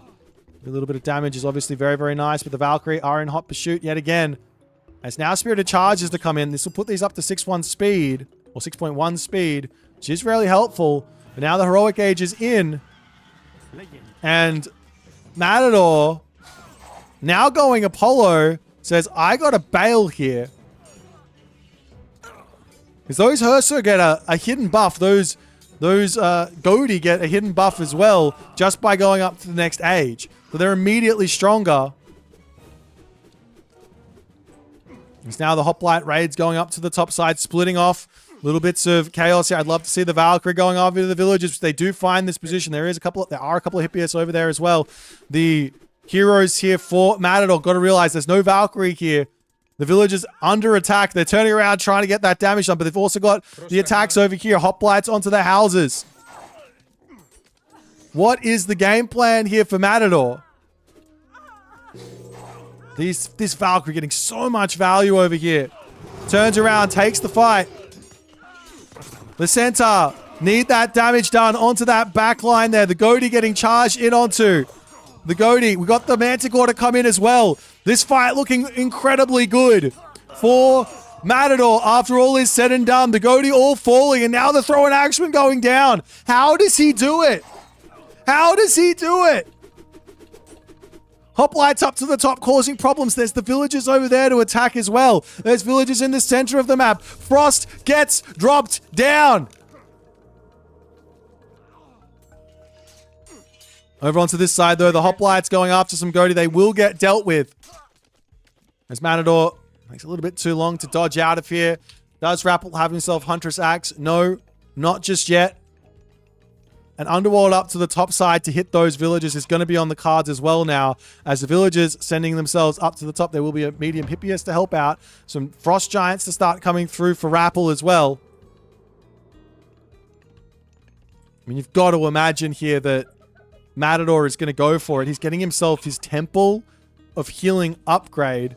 I love that tech. But you need a temple in a really nice position to fully take advantage of it. As the villagers get sent back into the main base, Rappel still has a villager advantage. To some degree, you have to just ignore the score here. It's hard to do in game, but you got a villager advantage. You're behind on military. That's the only real difference. Temple up for Matador, going to start getting that healing in. It's like 15 HP a second for 3 different units or something, so it's very, very quick. As the Pegasus onto this side, threatening that Underworld, he says, you're not allowed to leave here. You have to sit on this spot. That's the scary part. And here's the other thing. Actually, no. No. He doesn't have to worry about the next gold mine. He's got 50 favor in the bank. Main base, Dwarven Mine. That's probably your best bet here if you are Matador. As the Temple of Healing, very quickly getting these units back up to full HP. It's a huge amount of value. Also got that Crenellations technology coming through for Matador, as he's going to drop a fortress as well. Bronze weapons coming through as well for Matador, as behind this, I mean, Tyr is pretty cute, but that's not going to be coming in anytime soon.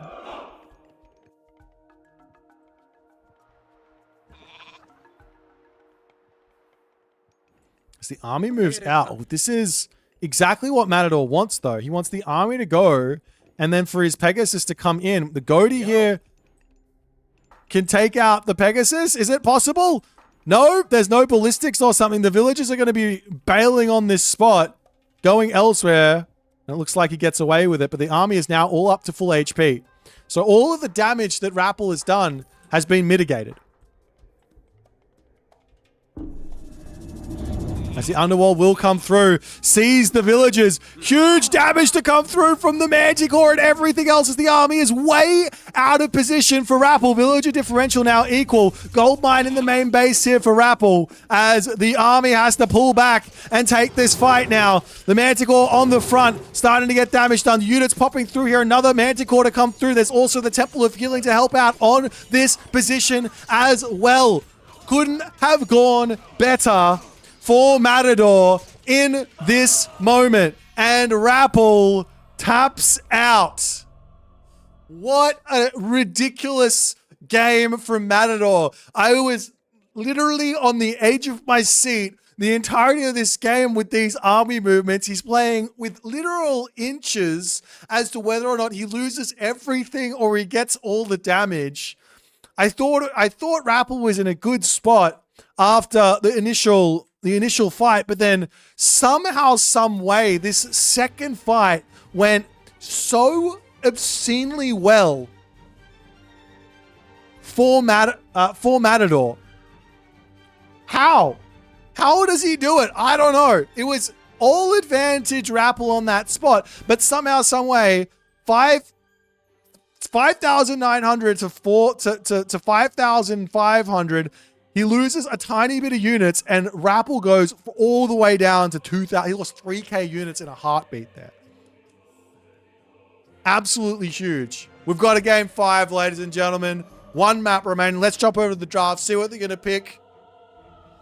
This has been a stellar series. Regardless of who wins here, let's jump over and see what's going to happen.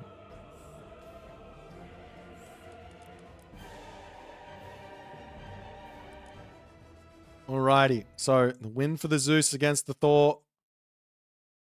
And our last game. Shennong versus Poseidon. I'm not surprised. You're not surprised. No one is surprised here. We're going in on to Atakama for the final game. A very nice open map with a lot of angles for Poseidon to have a lot of success here.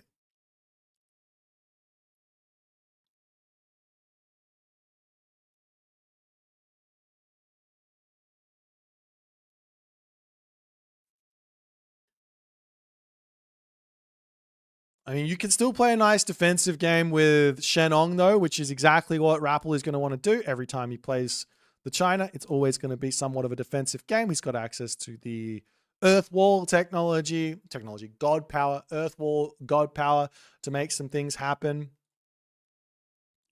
And all the other good stuff that comes with that. All I can say is this has been a ridiculous series. Both players have played incredibly well, and we're only just getting started. Because guess what? Our next series here is 3DB versus MiniYeti. And I don't have to point this out to some of you, but let's just say that if you guys like spice and you like cheese, those things go together very, very well for these two. We're going to have some spicy, cheesy games with the B versus MiniYeti. The fact of the matter is MiniYeti has been impressing me so much. Of course, we're still in the middle of this series, but he's been impressing me so much with his own games here.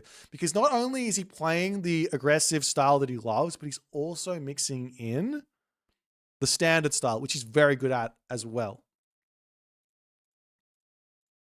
But nonetheless, one last game for this series.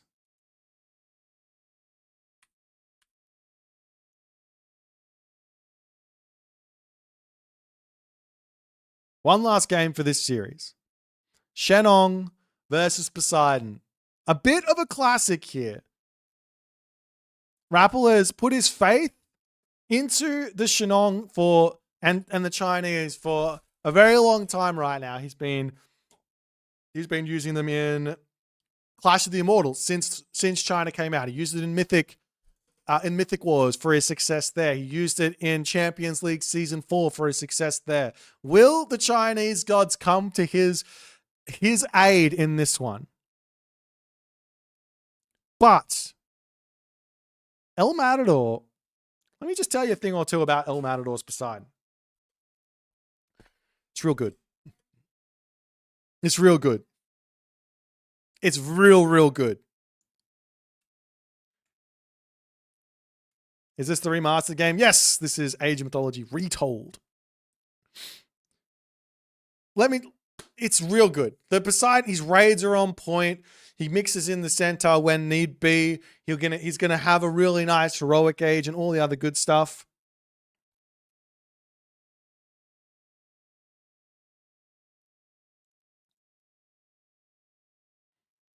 But this has been. I'm just excited. My legs are bouncing up and down. Okay, so what do we got to look for here? So one, Shennong does have Chi Yao, but do you want to play an open-ish Atakama against Poseidon and try and use the master of weaponry, halberdier, to deflect raids? Do you want to do that, or do you want to go for How2? With the god, which gives you Earth Wall, shuts down the raids early on, allows you to play more of a reactive game. Of course, the Poseidon player can try and knock down your Earth Walls and get into your base, but there's no easy way to get in there. But you lose out on Master of Weaponry, as well as the Yatsu, which can be really nice to take out centaurs. So, yes, there's some difficulties here, without question. There are some difficulties here without question. Lots of questions for Rappel to answer. El Matador, I got to be honest, I don't think we're going to be seeing Ares here. Sorry, Young Oath. I don't think we're going to be seeing Ares here for the Poseidon against Shennong. He might surprise me, but I doubt it. The stock standard Hermes is so good versus China because they have that struggle. Because they have that struggle versus Earthwall. Sorry, not Earthwall. That struggle versus Cavalry. The struggle is the map being open. However, there is an angle here, actually. If I go into the angle, all right, here's the angle for Ares. If you delay your classical age to see which god's coming, if you see Haltu, you go Ares. If you see Chi Yao, you go Hermes.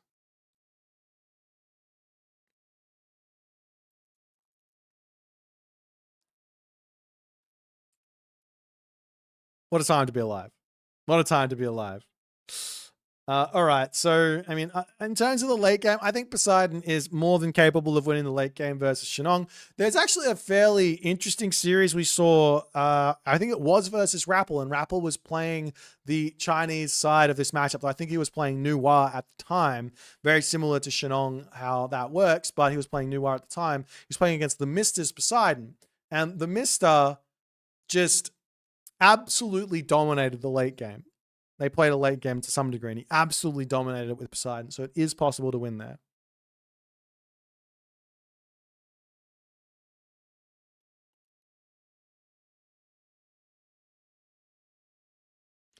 I think there'll be a bigger and stable community with Retold. I mean, the community is pretty stable. I think you guys should really, I know you guys are loving this tournament. I know you guys are having a fantastic time watching. Tell your friends to give it a watch. We gotta spread the word. This game is amazing. It's well worth watching, checking out, enjoying, buy the game, play the game. I know there's a lot of people out there that just watch, but man, it's a fun game to play. Even if your friends don't play RTS, they have no idea what they're watching. It looks sick. So you got to watch it. All right, one last game. Rappel versus Matador. Winner takes it all.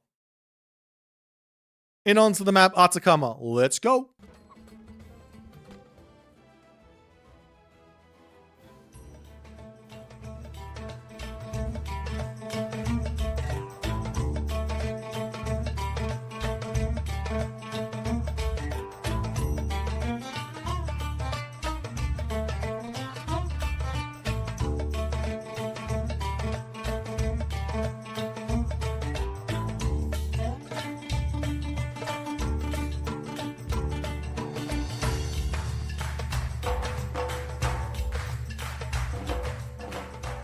And off we go, ladies and gentlemen, in the right-hand corner of the map, playing as Shennong. His name is TheRapl. In the left-hand corner of the map, playing as Poseidon. His name is Matador.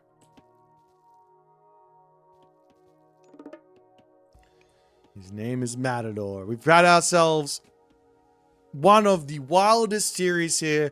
It's impossible to separate these players on a skill standpoint, it seems. But there can only be one winner. And there is an odd number of games, and it's impossible to draw. It's not impossible to draw, but it's impossible to draw. I have seen draws happen before, but it's impossible to draw. There will be one winner here. Will it be Matador with his exceptional APM and ridiculously risky raiding playing style? Will it be TheRapl with his incredibly efficient, defensive, reactive play style inside of some incredibly strong control, micro, and all the other good stuff? All right, guys, let me tell you how you can have a draw. Effectively, you play some type of a Norse game with the Ragnarok. There's not enough resources to build anything, and someone has a flying, like a transport ship or something, with some villagers that can hide in the transport ship. You can't kill the transport ship. can't build anything, no resources to grab. Like, those sort of situations exist. That's one way to have a draw in a game. But nonetheless, all right, let's check out some relics over here on the left side of the map. We've got Hermes' winged sandals, movement speed plus 5% of base there for that one. Up into the top left-hand corner of the map, we've got the Pygmalion's statue, villager hit points plus 40%. Really, really nice relic there for both players. Definitely a must-grab for the Rappel. We've got Little Crow Circle over here, which is food and gold cost minus 50% for the armories. And has someone picked up a relic or not? There is the Ring of Nibelung down the bottom. Plus 0.5 gold second. As we do have the Hermes coming through for Matador and the Haltu coming through for the Rappel. And I could be wrong, but it kind of looks like with no lure getting dropped down early here from Matador, it kind of looks like he might be going for a second town center. This town center is really nice. He's got 3 giraffe behind it. He's got 1 gold mine town center here on the other side. The exact same town center is on the map for our main man, Rappel. 3 giraffe, 1 gold mine. Other town center, there's a whole bunch of hippo here. There's gold mines spread around. Same thing up on the top here as well. So second town centers on this map are going to be really, really nice. We do see the villagers making their way over to this hunt as well. And I mean, it doesn't look like a town center with only 3 on wood. It could just be straight into stables and straight into aggression as the Cheongchi getting that scout in. Very important. Over onto the other side. 2 Kwafu in queue for the Rappel. Got the military camp coming up as well. And a lure getting dropped down for Matador in his main base. Giving himself more chickens to eat as well as a fairly decent amount of food getting dragged in. Let me give you the correct numbers here. You get 1,300 food and 4 chickens from a classical age lore. So just a little bit of extra value there as the earth wall gets dropped down and the centaur is caught. A sad day to be a centaur, but it is what it is. You are caught from the earth wall as the centaur going to be looking to get any little bits of damage done. Those pioneers chasing in. Will this be a dead villager though? Oop, oop, oop. 1 more shot. Wow.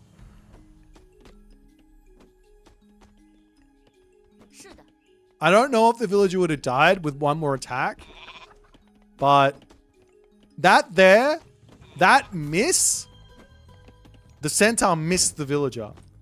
That miss is a 20% chance. There is a 20% chance that miss comes in Age of Mythology Retold. Ranged units have got an 80% chance to hit the first shot they shoot. They stand still. The next they have a 100% chance to hit their target or follow the trajectory to hit their target. That 20% chance. So Rappel gets away with it. Let's drop himself the Shennong farm over here, but for some reason not going to be using it just yet.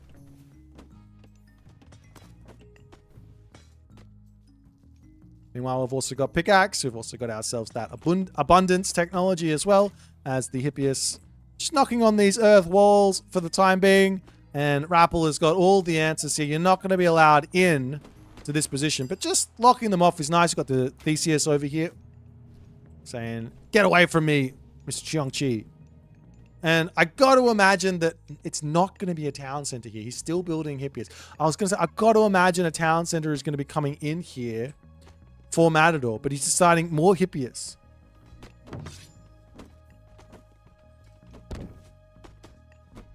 Now I've got the winged messenger to come through, so the Pegasus is going to give some more information. Knocking down the walls yet again, hitting left and right sides of the map at the same time. Of course, there's this other technology for Matador that he does have, so he takes a little bit of damage. The Hippias will get healed back up slowly, but they will get healed back up. 0.5 HP a second there with that technology for Poseidon. There's the Cheongchi wandering in here. No heroes in the main base at the moment for Matador. He's got 1 hero over here. He's got 1 hero over here. And the Cheongchi trying to get the villager killed. Good control there from Matador. Keeps it alive. On the top side, however, Matador is getting hit from 2 angles with these Cheongchi. He's not paying attention. 1 villager down. This is an absolute nightmare for Matador. He does see it. Over on this side, the Chongqi leaves. This villager here has to pull into the tower. Massive damage here. Massive damage here from the Rappel. I think he got 1 kill, but a whole bunch of idle time. And now Rappel moving out. There's no answers to these halberdier right now in terms of what Matador's building.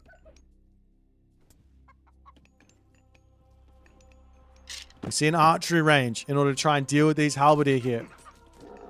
As the Pioneer coming in, the Hippias charging around the outside. I mean, if he gets into the main base, he can get some damage done. But he's going to take so much damage with this attack as watchtowers will come through. But there's still this angle to hit this position from this right side. As the villagers back to gathering. Hippias coming in. There's just no answers for the... There's no answers for the halberdier at the moment. 1 archery range to come through as Fey Beast is pre-queued.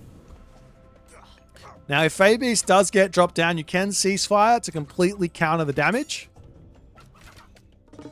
As the Hippias will be able to break into this position. He knocks down the wall and he says, "Hello there, Rappel. I'm in here. Your halberdiers are not close." I love this move as well from Matador. Leaves 1 Hippias on the back. Villager's going to bail outside of the earth wall. You get it on one side. You ain't taken any damage. There's some halberdiers to come over, and Matador will have to bail out of here. Meanwhile, halberdier searching around again. The villagers happily on top of the gold mine, but 31 to 36 villagers. Abundance also now coming in, so a big 5% boost to the economy of Rappel.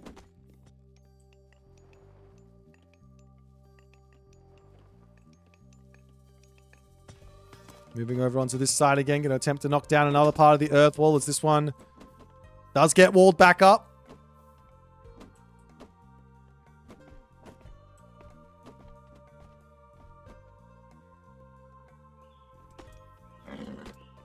Over here we've got the Kwafu getting sniped down, and Matador now pulling away for the time being. He still can't quite get in here. He can't quite get any actual damage done, but he has the food to go to the next age.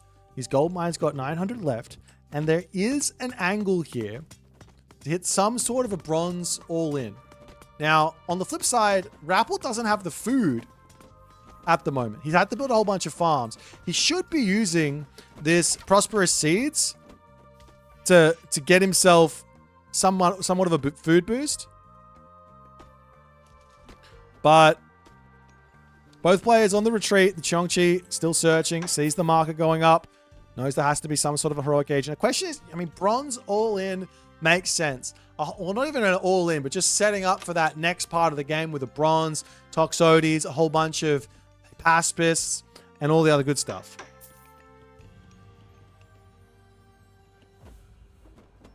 And Dionysus is on the way. Fey Beast is going to be very shortly behind.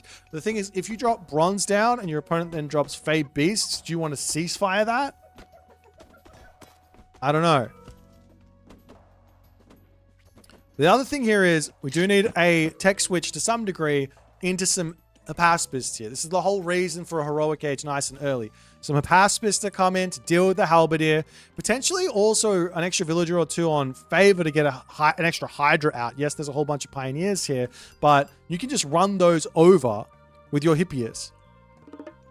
And then you can get a massive amount of value out of your Hydras against the halberdiers. There's a really nice gold mine on the back here for Rappel. He's also setting up on these giraffes.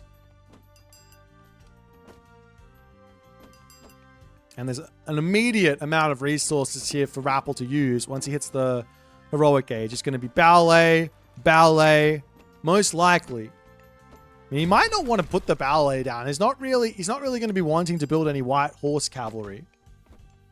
That's for sure. As the Hippias coming back in, still looking to knock down these earth walls. He's been working hard to try and break through these defenses of the Rappel. The Kwafu here getting the repairs in as the halberdiers are in, and the Hippias do have to run. I think he can kill these units though. No, there's only four halberdiers there. Over onto this side, the Tautier coming through, and it looks like Matador does realize he's got the advantage on that fight. Back onto the wall, but it's already back up to full HP. As the ballet is coming up for Rappel, we will be seeing Thracian horses to come through as a cheeky little Baihu coming in. Theseus is going to be getting involved there as well. Rappel not paying attention. Well, he is able to kill off the Theseus. Great control. Great control there from Matador. The Baihu jumps forward. He pulls it back just in that moment. And the Baihu misses. It's one hit kill onto the Toxotes there. As the Hippias coming in onto this side. Can they fight this? 12 for Paspis versus 14 Hippias? I'm not sure. But Matador is seeing his opportunity now to get some damage done. He spots the Sage.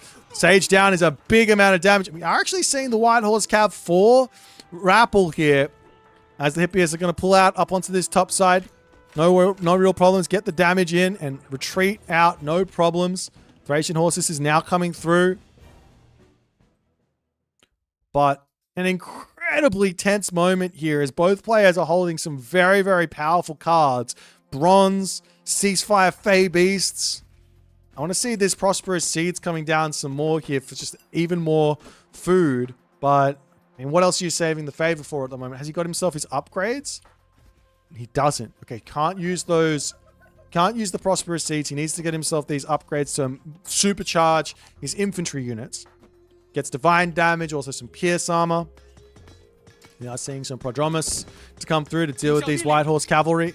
As the Earth Wall yet again getting beaten down. And Matador going to be pulling down to the bottom side of the map.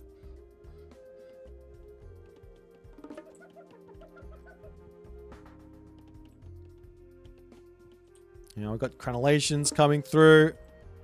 And there goes the big technology, Divine Judgment. Huge technology. Makes these Halberdier now do 1 divine damage. Which is a lot. We're still not seeing the Hypaspis from Matador. He studied the Kavoth playbook to a T. Open Hippias, and then tech switch into more Hippias when your opponent thinks you're going to go Hypaspis. But Rappel is not falling for it. Rappel is not falling for it. You need Hypaspis here. Yes, there's Toxotes. But you absolutely need Hypaspis. As the Hippias coming up to the top, the White Horse Cavalry pick a villager off. And then they're going to start bailing out. 1 White Horse Cavalry for 1 villager is perfectly fine and reasonable.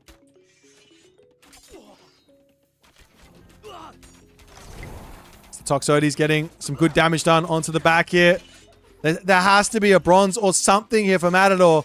He's trying to bait out a Fey Beasts. The Fey Beast comes down. Ceasefire. A blunder from Rappel. A blunder from Rappel. You don't drop the Fey Beast until bronze comes down. Now bronze is on the table with no recourse for Rappel. 4 seconds remaining. Rappel sitting in the middle of this position. Bronze will come down, and now Rappel has to run. He's going to take a ton of damage on this retreat. All of the Pioneers will be falling. We do have the Taowu coming in, but he uses that charge a little fast. The speed walking from Rappel, though. Look at this. White Horse Cavalry over here runs forward, grabs the units into a bit of a thing, pulls them back even faster. Bronze, 15 seconds remaining. Jiangxia does go down. Rappel doing a good job of pulling back. The special ability from the Tao Tier to get some big damage done as the units up onto the top getting distracted. Matador needs his Toxotes here as the bronze finishes up. Can Matador win this fight against all of these Halberdier? With all of these Hippias, the Toxotes will get damage done, but you have to start microing on both sides. The shoot and scoot starting to come through for Matador, but Rappel is in full push mode now. Hippias coming back over onto the left side, get a couple of kills as the Toxotes do pull back. No full commitment from either player.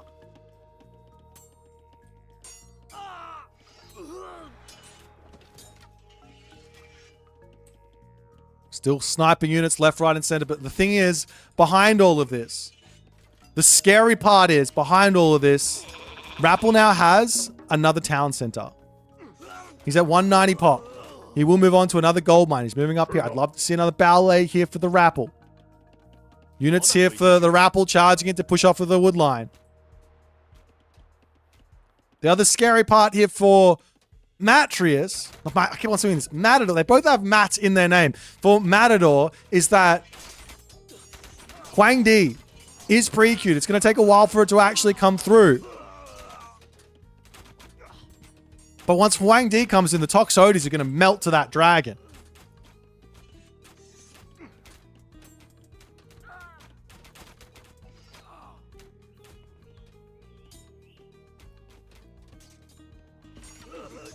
But these Halberdier are just doing absolutely... I've got to say it. Where are the Hypaspist? You need Hypaspist here.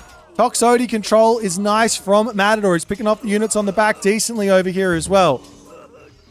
A nice fight to start this one off for Matador. Is Rappel continuing to force fights? I don't think he needs to. Mythic Age for Rappel here is everything. We gets a Qinglong, however, that's going to be brutal for those Toxotes. Chasing in, charging in, splitting up the units nicely to try and avoid the massive amounts of damage. It still takes a big hit nonetheless.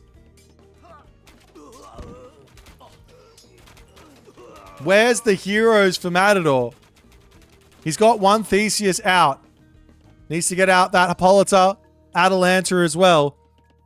But Rappel not paying attention. He might take a little bit of damage here. You don't want to be losing this Qinglong. It's a massive gift to have this in the Heroic Age. In this situation, right? For those Toxotes.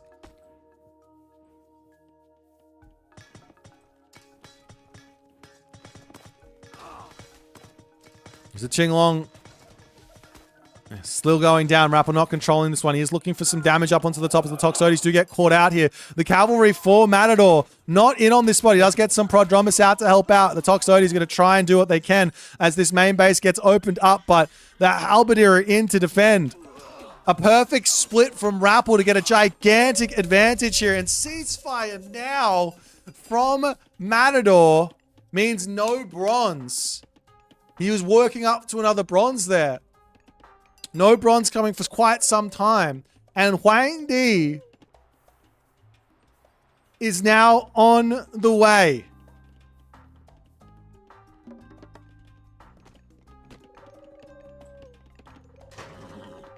And we talked about it before. Huang Di is an issue for Matador because, well, one, he needs his heroes out, but more importantly, he's building Toxotes as his answer for the Halberdiers.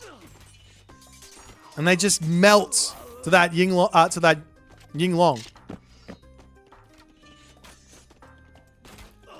Now all of these cav are out, but I mean they're not useful. I'm with you guys, and I'm in you guys. Why is Matador still building cav versus all of these units? He can just go into something that's not cav. Anything else would be good. Good control there to pull back and protect his Toxotes on the back here, though. It turns out it doesn't matter. It's working. I don't know how. I don't know why, but Rappel is retreating back underneath this ballet. We are going to see this settlement getting denied as well. Apparently, I don't know how this is working.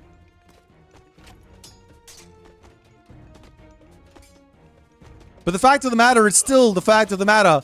A Qinglong is coming, and that's terrifying for Matador here.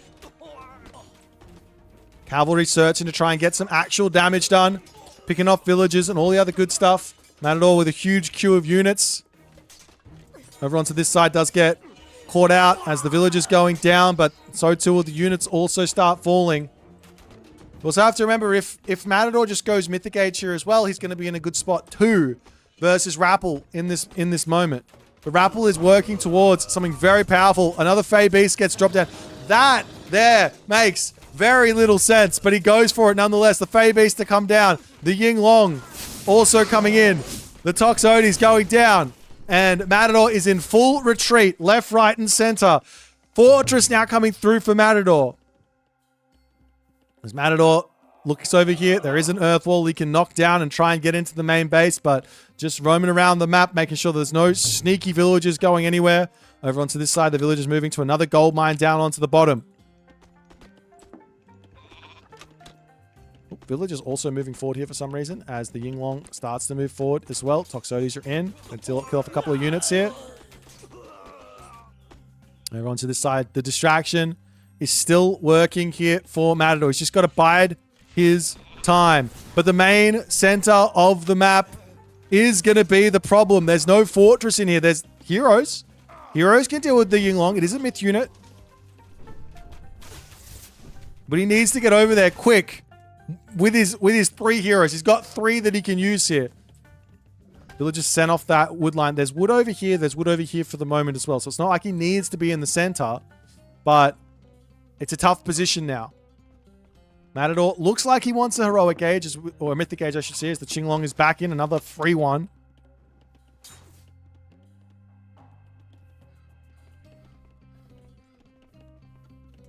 A couple villages do get spotted in the center of the map as the Atalanta checking things out. Another ballet coming up for the Rappel as the Yinglong making its way over here. We see a fortress for Matador. Looks like it will be up in time. Villagers under this position going down as well as Matador is just like, I'm just going to keep raiding you. You've got Halberdier. You've got a wall up here.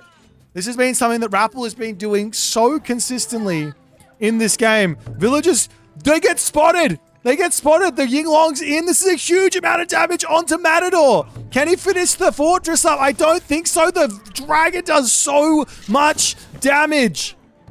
Fortress 5 seconds from completion. 11 seconds and denied. Up onto this side though, attacking these villages. There's no more villagers on this gold mine. They moved over here with another ballet here. Huge damage onto Matador, but Rappel also is spread out everywhere on this map. Can Matador get some revenge damage onto these villages is the question. Into the ballet, they're safe. A Petropolis to come forward. Take out the ballet as the Yinglong back into the middle of the map to kill off more villagers into the wood line. Rappel is pushing further and further in front here. Now the Huang Di technologies are coming in.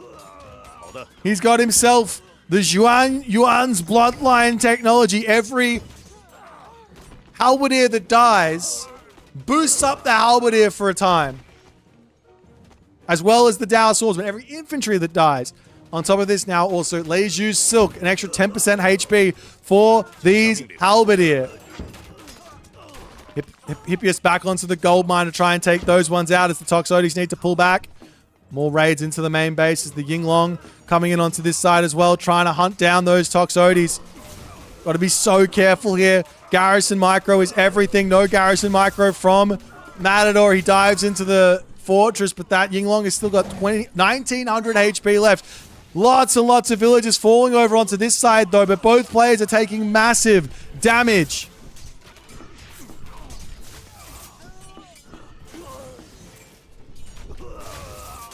But all the Toxotes get zapped down from the Yinglong. Matador is down to 100 population. Matador is down to 100 population. He's got nothing left to go in this game. He's got 3 villagers on gold.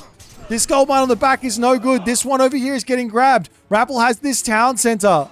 This is the only gold mine he's got left. What else can he do? He's got 150 favor. He had bronze now, but he can't use it for anything. He's got a ceasefire to give himself a little bit of extra time, but it's not going to help him out. Machine Workshop coming down for the Rappel as well. As the Hippias to return back up onto this top side, but look at the gold. He has reserves for days. Rappel's only got 4 military camps down here, but he's now starting to mix in Tiger Cav to boot. Once you go Huang Di, once you get yourself Leju's Silk, those Tiger Cav are just as strong as New Wa Tiger Cav. Of course, without the extra upgrades from Golmang and from Gong Gong, but still very powerful. And this Yinglong is just continuing to be a menace in this game. 4.5 speed. Villagers dying left, right, and center. Matador fighting for his tournament life. We've got the Wen Zhong coming through. More units coming in for the Rappel. We can start thinking about claiming this town center. A trade route in the corner wouldn't go astray here either for the Rappel. He's got such a ridiculous advantage at the moment.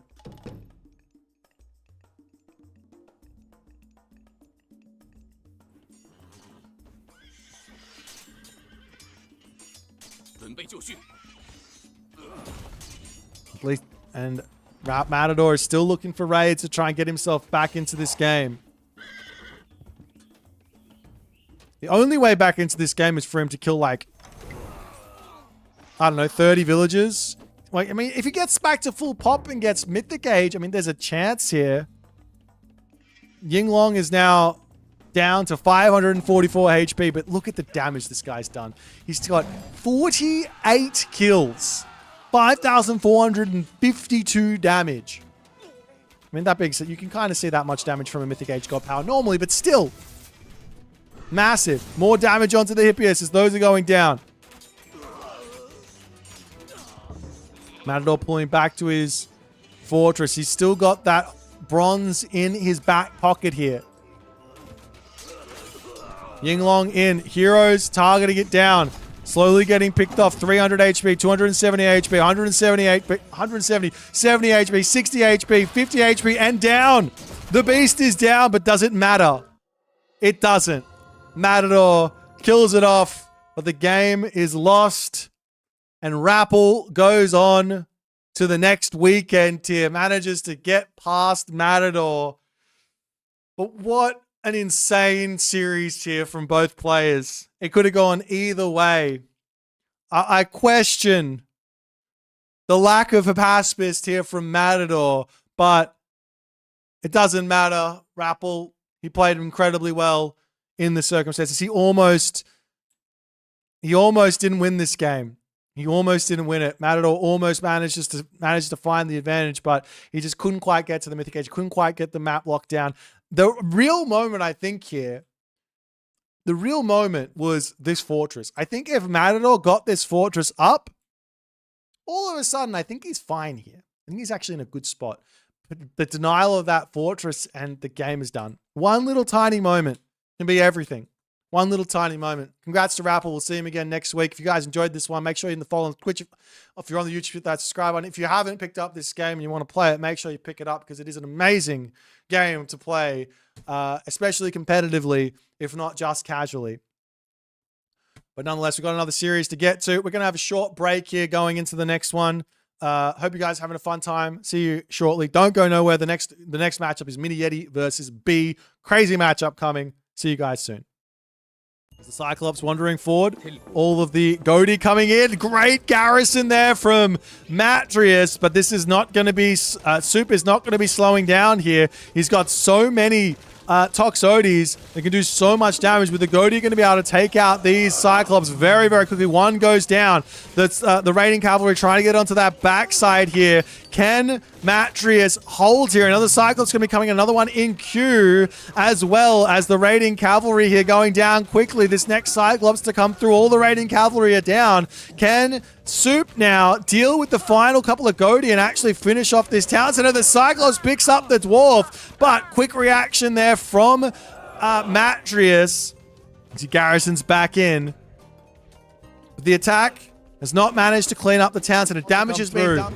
As the Centamantis come in, they send the units flying, allowing those Arcus even more damage. Atalanta does go down. Another Centamantis going to be coming in onto this position here to send the units flying yet again, allowing the Arcus more value here. Those Centamantis are going to be cleaning everything on this position. The Theseus coming in, the Apollo coming in, the Atalanta getting queued up, but militarily speaking, the Arcus do seem to be doing enough here as Kavoth manages to hold on. As the Cyclops going to go after this position. But there's so many units in. We do have the Pestilence getting dropped down. Curse onto the backside. You have to ignore the hill fort to some degree, as Tunison will have to pull all the way back into the main base. The Goaty turning around. You can take out that Nemean line very, very quickly. Toxotes coming through. Hill fort down. We've got Hell coming through. This is the one thing that Tunison has, which is very, very tough for MiniYeti to deal with. Another flaming weapons to come through, but God Powers aren't the way to play Age of Mythology. You want to go myth units. All the buildings dying. Toxody's getting taken down onto the backside here. We see a battle ball spawn for Tunison. That's got to be nice to help out. Goaty swinging around onto the side to try and get onto those Cyclops here, but the Toxotes are in position to deal with that. Good pullback there as Tunison also running. He accidentally clicks onto the ball there, but nonetheless, more units falling.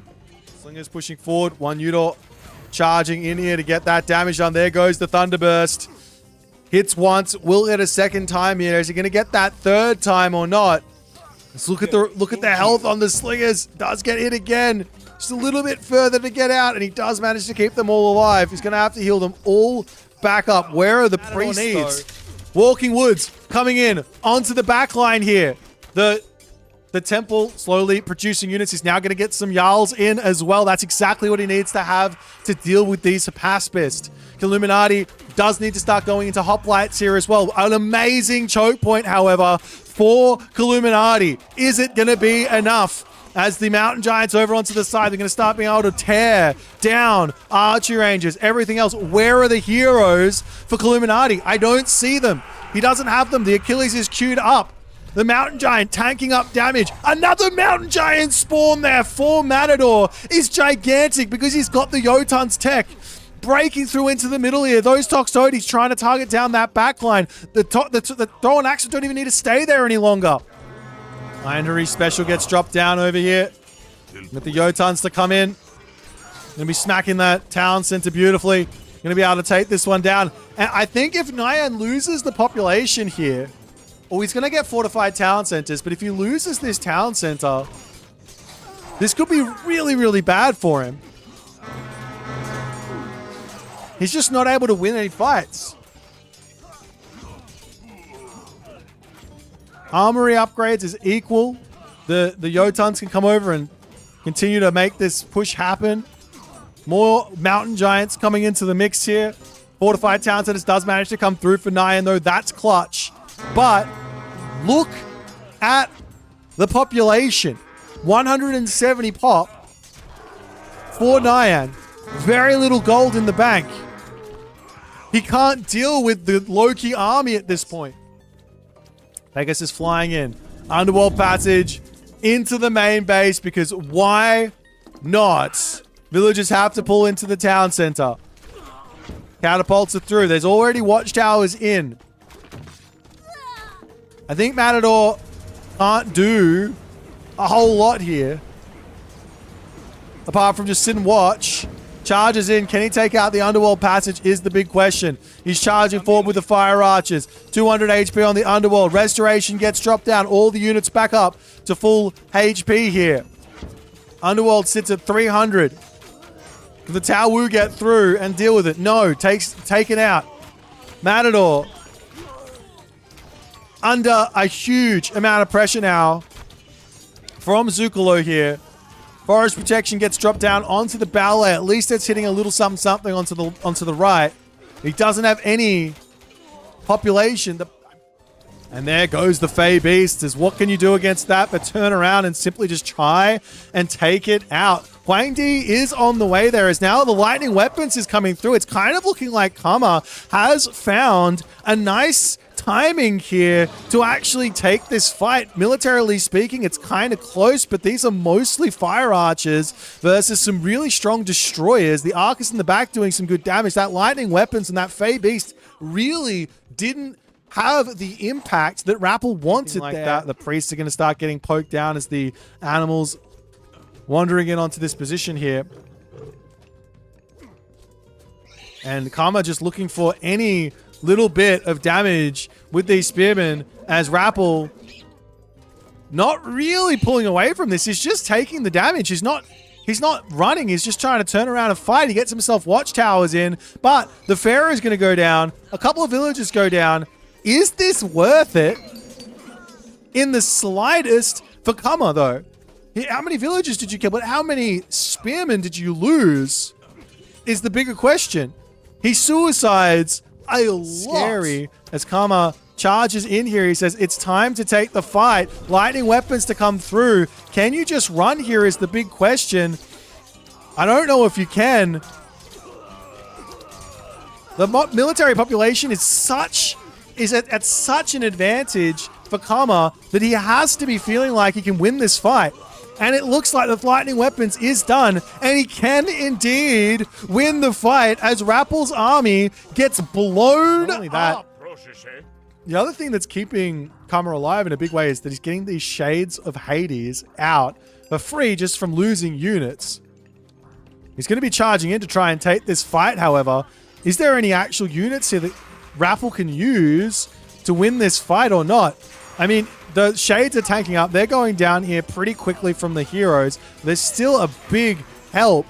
Does Kama have enough stuff here or not? There's still a restoration. Ladies and gentlemen, it's been an absolutely wild ride thus far. We had maybe one of the shortest series to start the day off, followed by one of the closest series to have for our second matchup. We're now moving in to our next series. And yes, ladies and gentlemen, a certain someone has picked a certain god, but let's watch. Let's go through it. B bans out Nuwa Fushi. Doesn't want to deal with the Chinas at all. He says, no China. I don't want to deal with it. Get rid of it. Funnily enough, MiniYeti says, no worries. I'll ban out Susanoo and Hades. I don't want to play the Chinese either, as no one picks up that Shennong. A little bit strange. B grabs himself Kronos. MiniYeti takes Gaia Uranus. B then takes both the Japanese gods, Tsukuyomi and Amaterasu. MiniYeti grabs Ra and Set. B takes Thor and Zeus. And MiniYeti takes the Isis and Poseidon. And then finally, B rounds out his draft with a cheeky little god that has just been released. And nobody thinks is very good. Are we all wrong? Or is B something special here? Is he got something special to throw at us? Well, well, well. It's going to be a Demeter versus Set for game one. It's not even just sitting there and faking us out at the moment. Demeter versus Set on Dry Arabia. But this is MiniYeti. Okay. I've been hyping this up a little bit. This is what I would call the blockbuster series for today. 3DB is just off a red hot victory in his Age of Empires 4 professional career. He has won his series 4 games to 2. Domination. Now he's coming over to Age Mythology to show that he can play both games at a high level. But MiniYeti, this guy, he's something special. He's got a brain for it. He doesn't see Age of Mythology the same way everyone else does. He goes, fortification patch? Well, this just means we can rush harder. He goes, small maps? This doesn't mean we rush. This just means we just deathball harder. He's got it all. He understands this game on a level that not many other people get to. Not many other people get to enjoy. But Demeter versus Set, I think this is really, really challenging. Okay, let's talk it through. What has B got to be worried about here? I think the main thing that B has to be worried about is being too passive. Cannot be passive here as Demeter. Very defensive god. You want to play passive. But what's the problem with playing passive here? You just run into Thoth. And the timing and the power of Thoth is... it's just too much. The timing and power of Thoth is just too much. So B's got to get something happening here. Whether that's through Icarus, whether that's through some other shenanigans, I don't know. But we're going to be figuring it out soon. Because these players, they're in the game. They're playing. They're ready to go with Demeter set on the map Dry Arabia for game number 1. Let's check it out.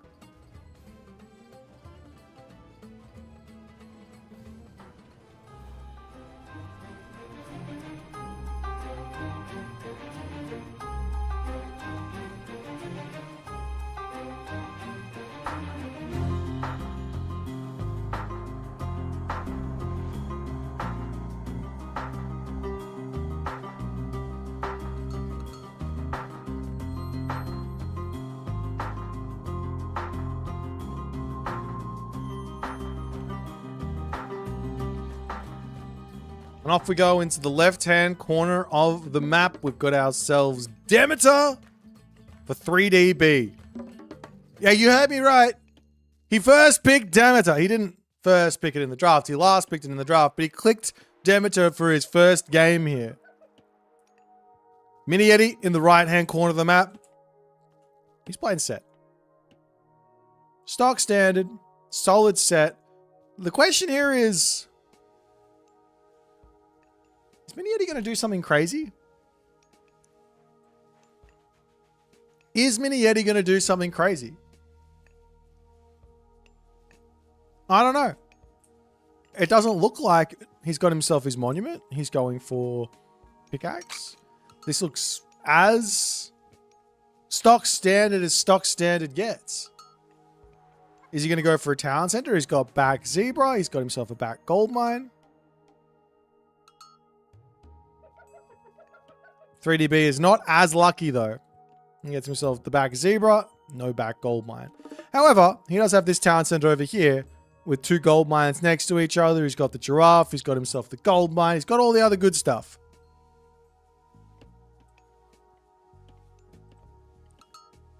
Check out some relics. We got ourselves the Eye of Horus here. Always nice to get an extra 4 population. You got 4 population here and you got 30 population from, or sorry, not 4 population. You got 12 population plus 30 population. If you can get to 3 town centers here as 3DB. Wild. Up on this top side, we got the Kui Drum. Increases damage by 0.25% per 1% HP lost. Up onto the top there as well, we've got the Head of Orpheus. A little bit of building line of sight. And finally, the Heavenly Jeweled Spear. As 3DB says, it's time for some pan shenanigans. He moves over onto this side. Is he going to throw down a storehouse at some point? Or are we playing the no storehouse game? 3DB's been playing too much Age of Empires 4. We don't play the no storehouse game. We always build the storehouse as he moves over onto this side now. 2 villagers on the food. Lots and lots of villagers on the gold. I imagine he wants to get out the early... He already has himself out Orpheus, but I think he wants to get out the Isle Hours as well so that he can deal with any sort of Anubite shenanigans, maybe put some pressure on and all the other good stuff.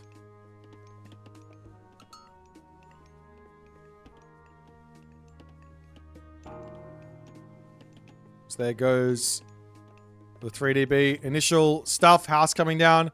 The Lakawan villager going to make its way over here onto the hunt. Always nice. For those of you who don't know, Lakawan villager will gather at 1.25 food per second, as opposed to just the 1 food per second of a regular villager. So it's way, way, way faster to help itself out there as the goats now making their way over to boost up the temple as well. And MiniYeti for the time being, what is he doing? Deletes his animals, gonna eat those, no problems. Is he going for a fast heroic? I could be wrong. What are these villagers doing? They're just moving forward. Is it for barracks? I think it's just for barracks. I think we're just going to see a stock standard classical fight here from MiniYeti. Barracks. Villagers coming over here to drop this town center. Don't know if I like this town center, but he's going for it.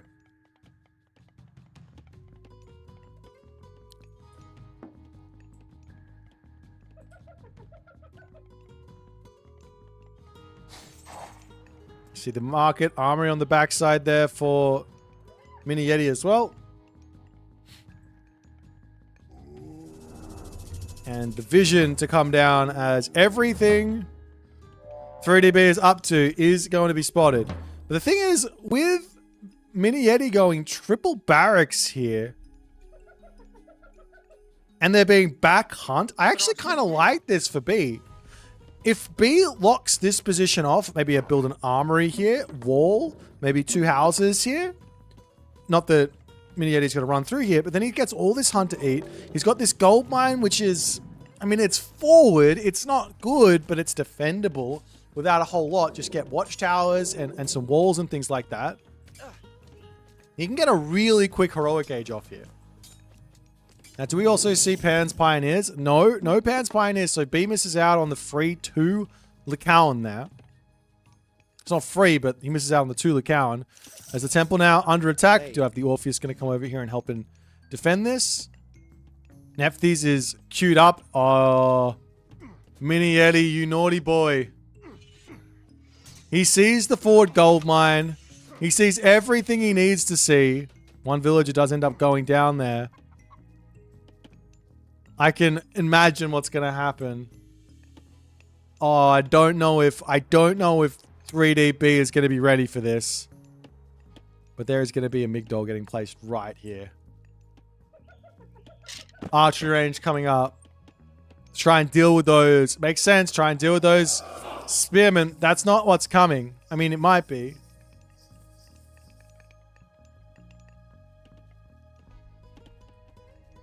But this is terrifying for B.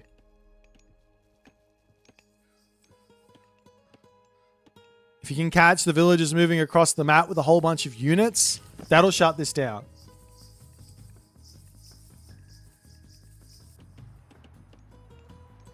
Nonetheless, hand axe, pickaxe, economy upgrades, all coming in. Needs some more military buildings, all the other good stuff. Pegasus over onto this side, just checking things out. He sees it's a 1 talent center. B's got to be aware that his opponent here is a madman as well. He's got to be aware. This here from MiniYeti, I don't think it's that crazy. Oh, and he just misses it with the Pegasus. The spearmen are moving across the map. He will notice that, but he misses what's going on. He moves into the main base. He sees a very small amount of units. The heroic age comes down. The Migdol stronghold is pretty scarily positioned, but not as crazy as it could be. You could put it right in front of this temple and just lock off that gold mine, but he doesn't go for it. It's just outside of line of sight, but I don't think he even needs to care. What's B going to do? He's trying to get heroic age. Potentially Aphrodite. Is he fast enough? Potentially Aphrodite here could be an option. And he is going there. That's going to be Curse. He can go for his own fortress. But Chariot Archers are going to come down. They're going to start poking this gold mine. There's a spearman already over on this other left side.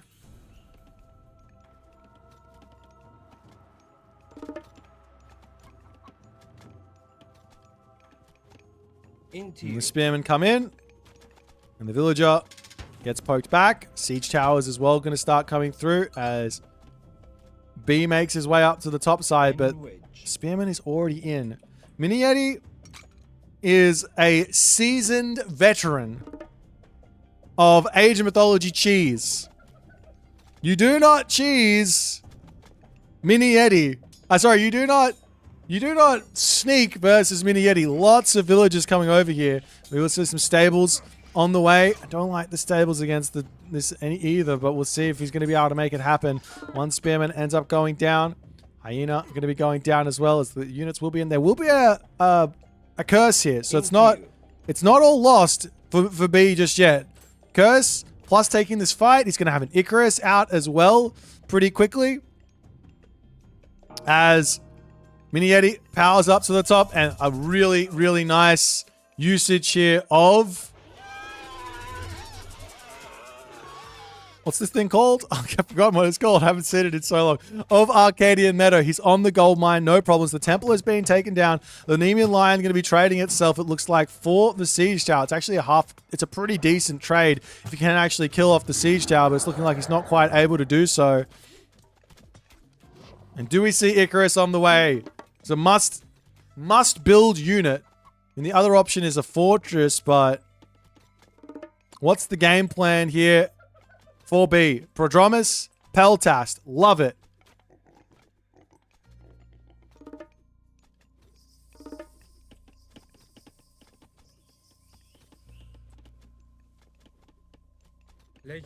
I love Prodromus versus Egyptian, Peltas versus Egyptian, Toxotes as well. But no Icarus is scaring me. You can take out those myth units, no problem. Of course, the other heroes are going to be there, but you can also start dealing with everything else as the Plague of Serpents to come down. I imagine there's also going to be some sort of a Ancestors here too, as one Scorpion Man falls. Now, B here, he can just leave this spot. He doesn't have to take this fight. He's got a crazy villager advantage right now as the villagers coming through to start repairing this position up. But taking this fight and trying to defend this at the moment cannot be correct. Villagers now turning it, shanking, trying to get involved. There's nothing really left here for B though, as all score advantage is down. And he loses all of his villagers. And B looks like he is going to be heading to a quick 0-1 against MiniYeti. And he does there tap out. That's disappointing. That's disappointing. I think B was okay here. I think he was actually okay. Like, of course, the decisions, it's difficult. You have to know what to do and all that other good stuff. But the fact of the matter is, B, with the army attacking here, he can just leave with his villagers, be 55 villagers versus 33, because that's what he was at. Sit in this main base, keep on massing up army until this army comes through. He'd have his Icarus out, he'd have his more Prodromus out, more Peltas out, potentially also Watchtowers in to defend, and then he's in on this spot. And MiniYeti, in order to push off the gold, has to swing all the way around here to attack this, which is just not going to be happening anytime soon. Of course, hindsight is 2020. I see a lot more than than B does here, but an unfortunate game there for the Demeter as Set gets the dub. Let's move back over to the draft and see what they're going to pick for game number 2.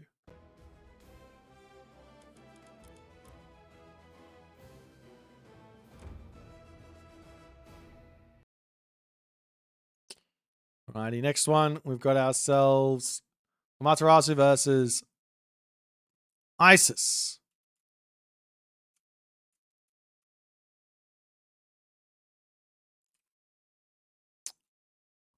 The players are off to the races here already. This is another matchup we actually saw from, what was the map? Gorge. This is another matchup I've seen, but not on Gorge. We saw this one actually, I believe it was Kavoth who got taken out by B in this matchup. We'll see if MiniYeti is going to be able to continue his winning ways here or not, as we are about to move into game number 2 here. If you kill an automaton, you rebuild it from the ground and it dies second time, it also returns resources in the second death. No, you don't return. No, that's unrelated. You don't return resources until the automaton dies in its second state. It has to completely die.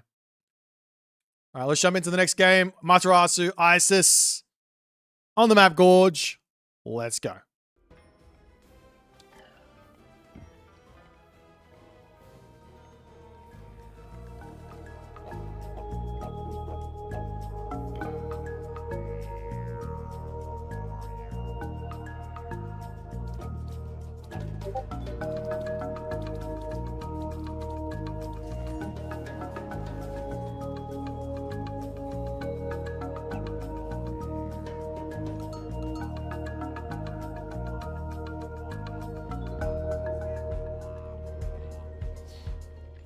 Always apologetic for the old Discord. We're going to get it fixed up at some point, I promise. In the left-hand corner, we've got 3DBs playing his Amaterasu. On the right-hand side, we've got MiniYeti playing as Isis.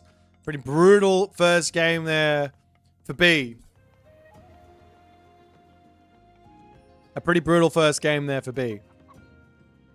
We'll see if he can recover into game 2, but MiniYeti not taking it easy. He goes straight into the Isis powerhouse. Straight into the Isis powerhouse, and we'll see how it's all going to go. Let's check out some relics over here. We've got ourselves the Heavenly Jeweled Spear, Prodromus, Spearman, Herban, Catapultes, Halberdier, Yeti. Up onto this side, we got ourselves the Skulls of the Cercipes. Grants 6 monkeys that respawn for free 120 seconds after all are killed. Over onto this side, we've also got the Pygmalion statue. Hit points plus 40% there for the villagers. And up on the top side, we've got Tower of Cestus. With units plus 1x there for those towers. And it will be a stock standard opening here for MiniYeti, it looks like. There's a couple of other options for Isis, but this one gives the most options, so to speak. There's a faster second town center grab that Isis can do. There's a more aggressive monument build that she can do for myth units and things like that. But this one here, simply put, just gives you a lot of adaptability. It's a later advance time. You can go for a town center. You can stay one town center. It's all sort of options.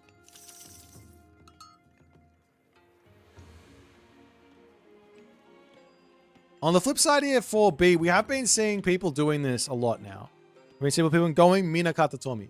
But the other option is to play the Amino Uzume game and play for favor as well. You get the Gorge wands, you get yourself the Goshin Boku tree, and you can go for things like Tengu, you can go for things like Raiju, you can go for things like Omaraki or Asura. Lots of different options. That's the obelisk coming up. We are going to be seeing the relics starting to get grabbed as this Miko is just chilling, saying, I want this one. Give me this one. My villagers being unkillable is great.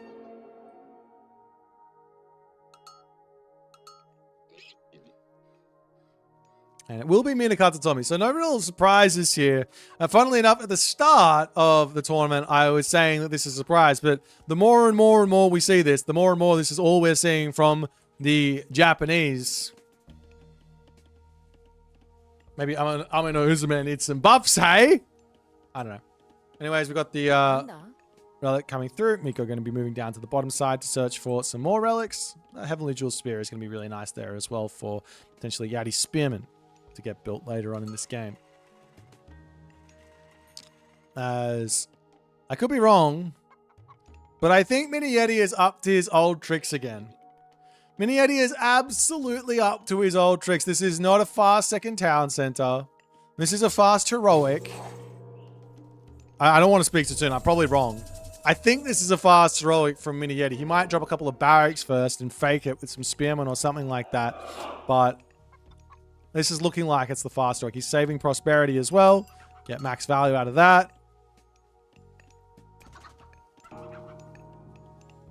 A new bite comes out for... Oop.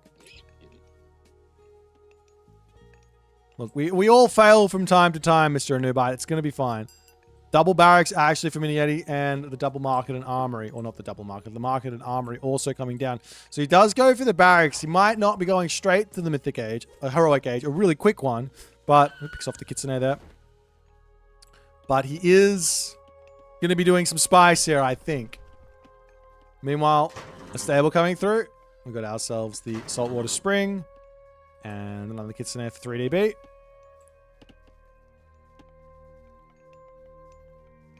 I mean, it's wild that he drops 3 barracks while doing this strat. I think it's purely a bait.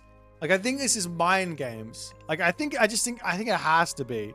He grabs himself Serpent Spear, he makes a handful of spearmen, and then he goes and harasses, and then he's going to go Heroic Age. That's what he did last game. Is that going to be the way this game as well? Forward Gold Mine makes life hard, but he's got gold on both sides that he can go for.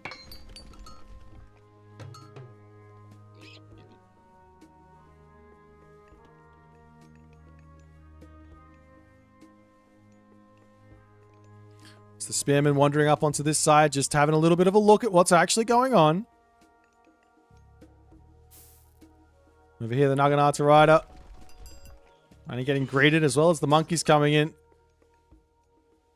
little bit scary to be a spearman here against all those monkeys, but you can just run away from them. They're pretty slow into the main base though. The Naginata Rider comes in, gets a little bit of vital scouting information, sees all those barracks. Also sees the armory in the market, and look, there's no units getting built by MiniYeti at the moment. So it looks to me like this is just like the fake. This is the mind games. Miko gets jabbed. Well, that's going to be a dead Miko there. Great find from MiniYeti. That's so huge.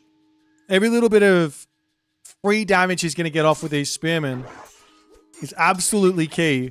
Picking off those monkeys there as well as the one unit comes in, sets everyone ablaze. They will simply just say, all right, I don't want to be here. Let me run away. Up onto this side, more scouting coming in as 3DB trying to work out what's coming for him.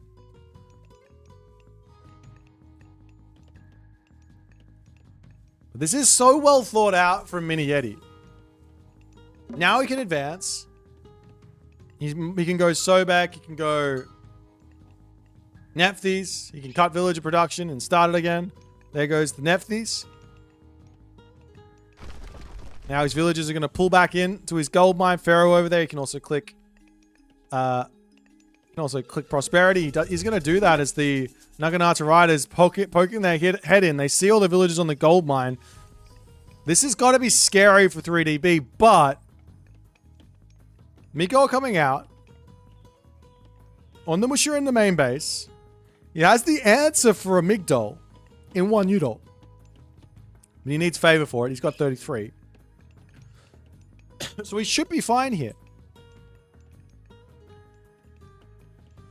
He should be. I mean, this is incredibly spicy from 3DB says, I see your fast heroic, your semi-fast heroic, and I raise you a semi-fast heroic. Because why not? How do you counter a Migdol stronghold going up in your face? Or a Migdol stronghold coming up over here? You just click Raiju. You just click the god power. The villagers making their way across the map. Where is he going to put these down is the question. Checking the town center, making sure nothing's going on over there. There's a lot of map to cover here for B. His army staying in the main base. Dojo's coming down. More on the Musha coming through to deal with this potential ancestors. This is very, very spicy here. Migdol stronghold now going to come up for MiniYeti. And B has an inkling that this is going on. B feels it. Raijin coming through. He sees the Migdol. He's got the time. Is he going to drop it? No. Why? Wait, huh? Am I? Does 6 divine damage and hits how many times? He doesn't click it. I thought he was going to go for it. I thought that was the whole point. He pulls back. Another Migdol for MiniYeti. 2 Migdols in a dream here. Meanwhile, we're going to see the Thunderous Presence technology coming through as it looks like B wants to build some Raijin. Does have an 0.5x versus villagers, but isn't it still enough to basically kill them? You just have to get like one attack onto them with all your, with like anything. Anyways. Might not have worked. 6 times 5? 30? 30 damage and then you just knock him. It was a bit late. Anyways, not the end of the world. Double Migdol are up over onto this side now. MiniYeti putting all his villagers on gold for the moment. He could pop them over onto the food here. He's got himself berry bushes, all the other good stuff.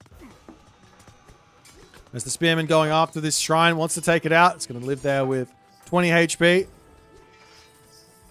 As the spearman will have to pull back.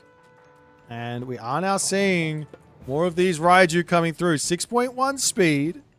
MiniYeti does need to have some sort of an answer for this.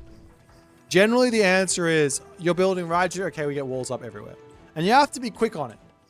Otherwise, he's already into your position and he's causing problems.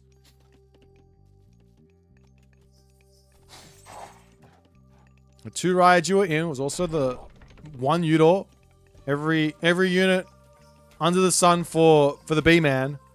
As the Miko going to be dodging around. Chariot Archers pulling back. Raiju have been spotted. So Priester and Q. There is also Nephthys. So he's got access to Spirit of Mart. He's got access to Nebti. We can make them even more effective. Both players just sitting back, relaxing, waiting it out. Chariot Archer is going to be sneaking around here, potentially looking to snipe that Miko again. I mean, for the moment, there's only 3 Miko on... Oh, nice little snipe. Oh, he gets into the shrine. Great reactions from B. But Chariot Archers will shoot and scoot forever versus these on the Musha. He doesn't even want to. He just says, let me out of here. 18 HP on that shrine. Raiju and Naginata Riders killing off reinforcements and things like that. The villagers on the back here. I love this wall here.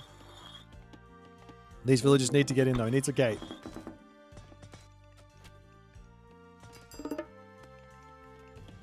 Camel Riders coming in. Looking for some raids, but the wolves are in, so they're a little bit scary there. You can't really hit on that spot. As the wall on the middle here going up. Naginata Rider will be spotting that. But B says, no, I don't. Oh, he does care. Sends the laborer flying and then dead. That was weird. Normally you don't see the special attack both triggering at once. They kind of go one after the other. Nice garrison there from B as the camel rider's searching around. Not able to get anything. The villagers coming down to the bottom side. Why go up to the left side where your opponent is when you can just walk down to the right side?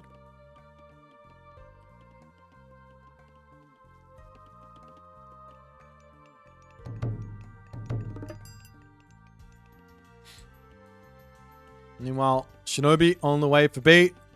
As an answer for those chariot archers. The army seems pretty far out of position. Camel Riders on the other side of the map. These one Yudor will make short work of the Migdol strongholds. He's moving forward. MiniYeti does spot the army here. Going to try and get some snipes while B is going for the attack. I mean, the Raiju are in as well, though. That's the thing. They can come in and just cause so many issues. We do have the Monument to the Soldiers coming down. Too little, too late, though, no. No, not too little, too late. It is up. No god power on this position for 3DB. He pulls back. Ancestors to come through. Can B take this fight? Is the big question. I've got no idea. I can't call it. It's equal military population. B pulling back. He wants to use his god power. I think he can throw it up to here if he wants to. It would be a nice idea as he does drop down the shield. I think he meant to click that onto the Raiju, but not able to do so.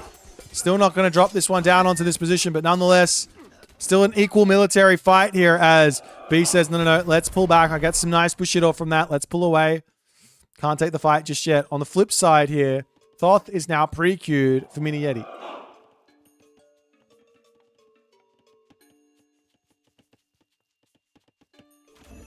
Meanwhile, Chariot Archers coming in, causing some problems over here. Shinobi trying to take out all these Chariot Archers. Very, very tough. If there's going to be something like 20 Chariot Archers, you at least need 10 Shinobi to start thinking about engaging them.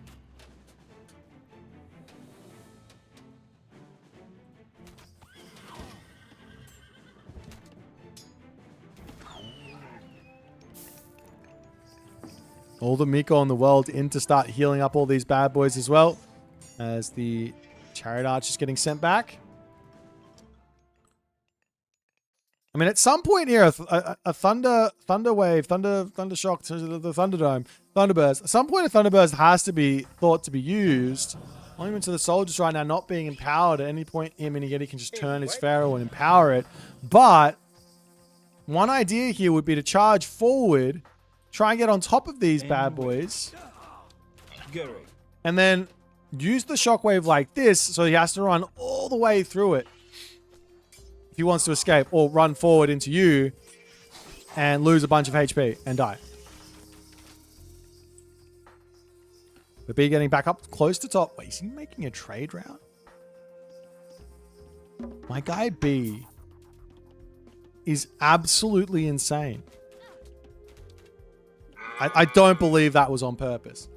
I can't believe he started making a trade route. He doesn't have a market over on this corner. Or doesn't he? No, he gets 1 gold a trip. 1 gold a trip, so 100 trips to pay this bad boy off. Wait, no, 125 trips to pay him off. Let's go. Chariot Archers charging forward yet again. Like I said, this type of shockwave, where you put it like this, you need the division, but still, shockwave, thunderburst. Heals to come down to try and counteract this. As the Pharaoh does turn around onto this monument to the soldiers again, as B says, it's time to get going. Can B keep his Infernal One Yudo alive? Little bits of back and forth dodgem cards here. If you can get the wiggle micro correct, you can definitely dodge those priests. As the front line standing very, very strong. Raiju coming in onto the back to get a big shockwave onto those Chariot Archers. But it looks to me like MiniYeti is more than defending this. And B is not able to get out of his position here.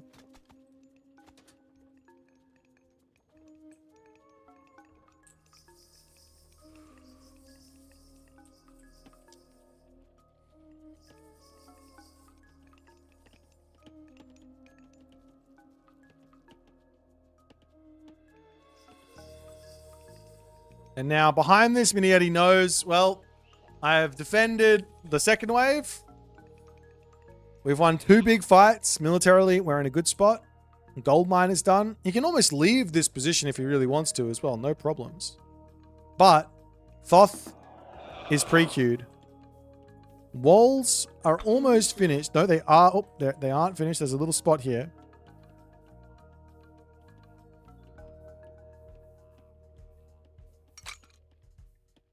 And Thoth now going to be on the way for MiniYeti. Bronze shields coming through as well. There's still a huge army here for B. But I don't really see him breaking through this. Especially not with some really good Chariot Archer shoot and scoot micro.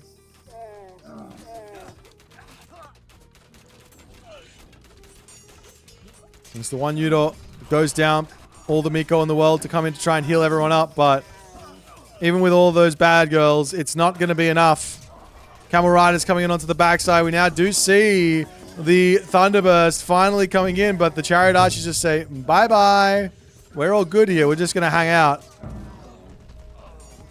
And Camel Riders will end up falling, though, as the Chariot Archers now at the end of this shockwave pop back out. They're going to be getting all healed up. 1 HP a second from the monument.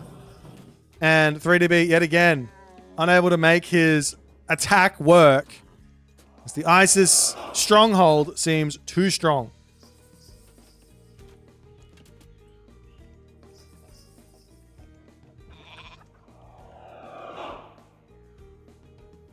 He has 5 Miko in queue. He has 5 Miko in queue. I mean, he's got 6, so he just wants them for his army, I think. Meanwhile, the Shinobi going to try and make something happen here. But with Thoth coming, life gets very, very tough. Camel Riders will come over and say, g'day here. I think the Shinobi might win this fight, though. They indeed do, and they're moving 7 speed here. Well, the Phoenix pops out. 106 favor in the bank here for MiniYeti. He can get himself all of his unique technologies in a heartbeat. Just missing the gold. Imagine there might be a prosperity getting dropped soon as well. As into the main base, the Camel Riders searching for villagers to kill off. Meteor gets dropped down in here and he says, let me just take this position out. He doesn't actually hit the town center first there as the Camel Riders are just slowly chipping away at damage. Buildings falling left, right, and center. Will the middle town center end up dying here? It looks like the answer is no. It lives with 700 HP. Miko popping out here to try and heal up all the villagers. They try and repair up the town center. The Yumi Horse Archers to come in and try and deal with all those bad boys. Meanwhile, Phoenix are on the way here for our main man, MiniYeti. Charging in. 2 Phoenix in a Dream versus all of those heavy Yumi Horse Archers. Gets some good damage done, but he will be losing them. As there's just not enough there. So many Yumi Horse Archers makes it tough.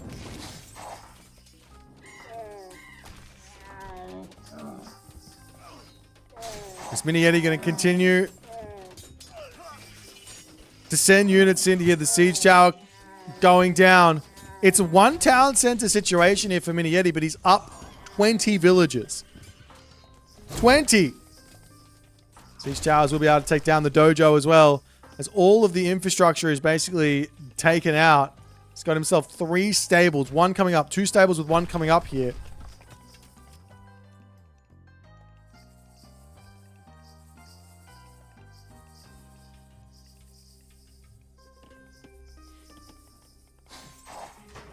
But 3DB going to keep on fighting. He's very far behind, but a lot of the times from these quick thoughts, they feel further ahead than they actually are, the ISIS player. A lot of the times that's the case.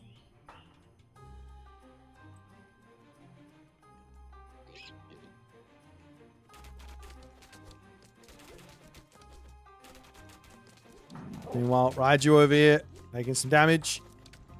See another Phoenix coming in.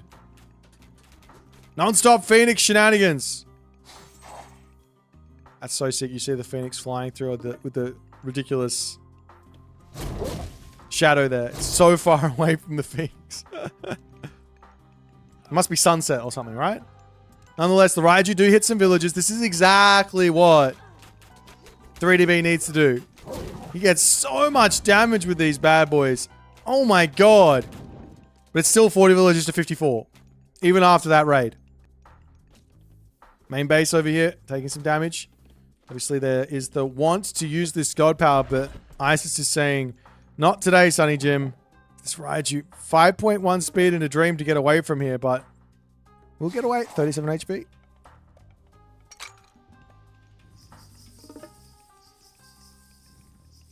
Now we have the champion camel riders. Up onto the top here, villagers getting taken out. Nice, there we go with the solar shield.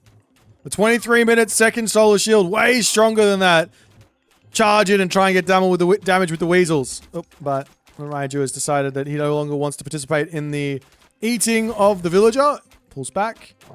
Try and wait for another special attack here to get in, but just wants to keep his stuff going for the time being as the army on this position now taking the big fight. Can the camel riders break through all of this? Is MiniYeti missing houses or something? He's at 170 pop. I think he's missing a house somewhere. He should be at 180 pop. He is missing. There's one house missing there. One house missing.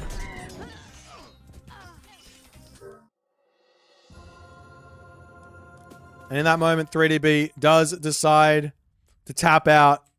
And MiniYeti has raced towards a very quick 2-0 lead in this best of 5 series.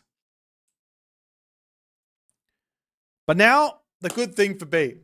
This is where his comeback comes on.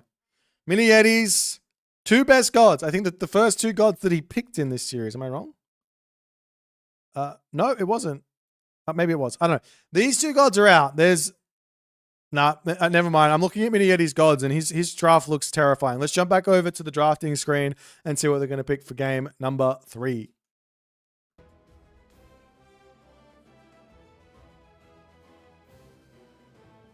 So the Isis did get the dub there. Alrighty. And let's have a look. We're going on the frozen continent. I'm going to go ahead and imagine we're going to be seeing a Kronos here from 3DB, which should mean we might see something a little bit different for MiniYeti. But we aren't. I expected Ra as your stock standard pick here, but seeing your opponent as Kronos and then opting in to the Ra is a crazy decision from MiniYeti. What has he got in store for us here?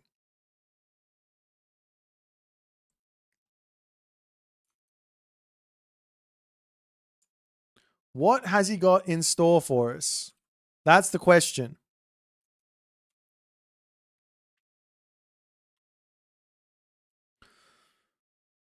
Because, you know, B, like he could go for docks. He could go for the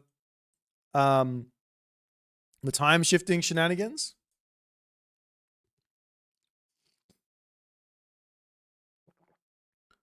But he could also go for the crazy all-in. That's also an option there. Like he can go for the fast classical age, make automatons, and really put the pressure onto MiniYeti. And MiniYeti can't scout here. That's the problem. MiniYeti cannot scout. What are you supposed to do? Ra's got some troubles ahead of him. MiniYeti has got some troubles ahead of him. We'll see what the plan is for B. We'll see how crazy he wants to be. We're going in onto the map. Frozen Continent. One of our favorites. Let's check it out.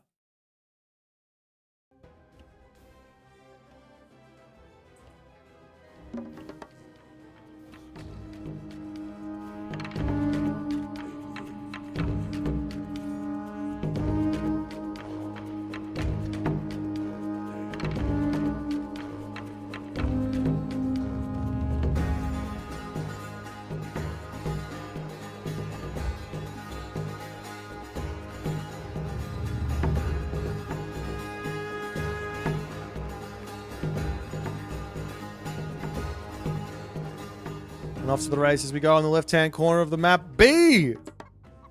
Playing as Kronos. In the right-hand corner of the map, MiniYeti. Playing as Ra. And you can see he is terrified. No docks. And B says, great. Give me the fishing spots. A mana to come down. He's going to be chopping this tree. He's going to be mannering this. He's going to be docking up, and he's going to be starting to time shift docks everywhere. But does MiniYeti have an actual plan here? That's the question. It's obviously a fast advance, 0 monument to play around a Kronos rush.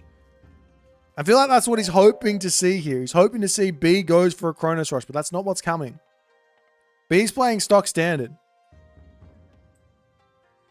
Yuji. So the question is, can MiniYeti inflict damage? Because look at what he scouted. Nothing.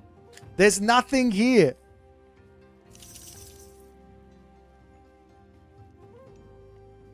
Absolutely nothing here.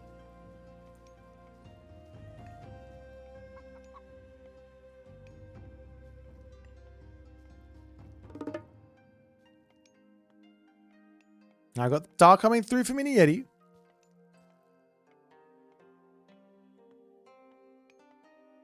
And it's all fishing ships all the way. Now there is a forward gold mine here for B. And there is a world tier where MiniYeti just goes full crazy rush. And the game just ends at like 5 minutes. Monument coming up for MiniYeti. Realizing, well, hang on. Maybe something's a bit different here. Maybe something is a bit different here. Everything going to be empowered. His base is nice and safe. No Kronos Rush is ever going to be able to break in here and take out MiniYeti. But it's not coming. It is not coming. 3DB has got himself 1 dock, 2 dock, 3 dock. He has pulled off of the gold mine as well as a temple now going to be coming up. The Wadget. The Wadget coming in for some early game harassment here. And effectively B is just like, hang on. My gold mine is open. The Wadget is in. And I have no answers for this. As the damage is coming through, you got to be careful not to take too many shots from this Wadget because I think the citizen lives with like 60-ish HP. There you go, 60 HP. So 5 shots from a Wadget kills a citizen. Behind this, Doc's coming up for MiniYeti. He says, you're not rushing me. Got to get my economy going. This is not a all-inable matchup. All B needs to do is get himself watchtowers here, but he doesn't have the gold for it.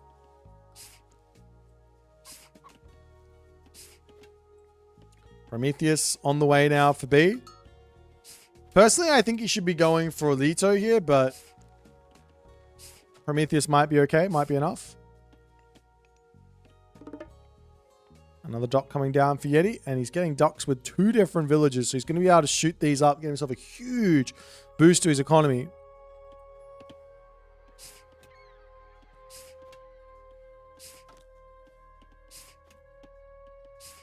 But I think after all is said and done here, the fact of the matter is, B advances so absurdly late here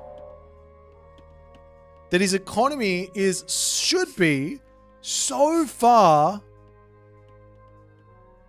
in front of MiniYeti's. Like, just because he's had all the extra economic time, extra gathering time, even with all the fishing ships coming down, it's not going to matter. Prometheans to charge for, they're going to be able to take out that Wadjet, as MiniYeti can do nothing but run here. Let's get one little bit of damage off onto the Promethean, but it will fall. Though the priest is going to come in and try and make things complicated, but the Prometheans say, all right, we'll charge out. Houses coming back in here. Military barracks for 3DB.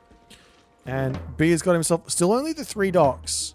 Meanwhile, on the other side, after all is said and done, it's going to be a very large fishing ship advantage for MiniYeti. Alluvial clay. Prometheans coming through. I like this for B, but you do have to be careful, because if MiniYeti drops a couple of extra monuments and starts making Wadgets and plays well with them, then the Promethean spammage can be dealt with. The Promethean spammage can be dealt with. Dock over onto this side. A couple of fishing ships to possibly pop out onto the water there.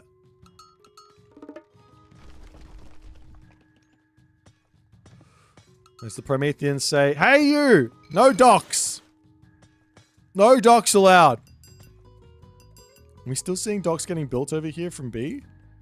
No, he still has just 3. This is very, very weird from B. Like, he went for the docks, he got the Persine upgrade. Okay, now he's building a dock. No worries. Fishing ships drop off their food. Dock gets time shifted. Hero Citizen comes over to build this dock really quickly. Can also grab that Tearfing Angantir's sword if he wants to. Always nice. And up to the top side, Priests and Wadget spots these bad boys. It's going to be some Promethean offspring popping out, as he will have to bail out of here. But he should be able to get away without losing all too much. There's another dock up onto the top coming through.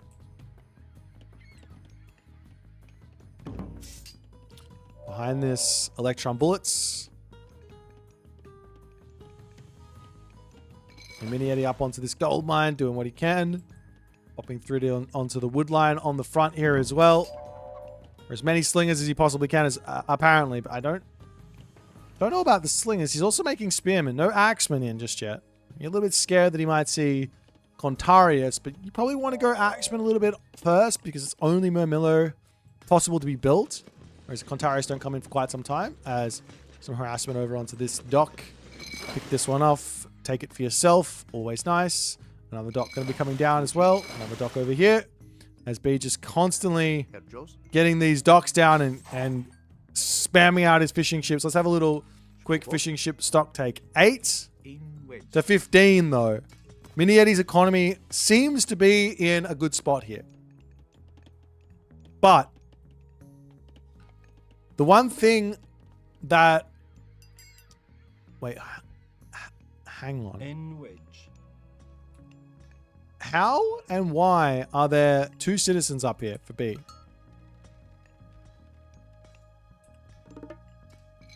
I mean, it gets spotted, but does MiniYeti... Oh, he does notice. This is very strange. There will be a Promethean over here. There will also be Valor that he can drop. As the citizen's going to bail, the Oracle comes in. Does drop that Valor nice and early there.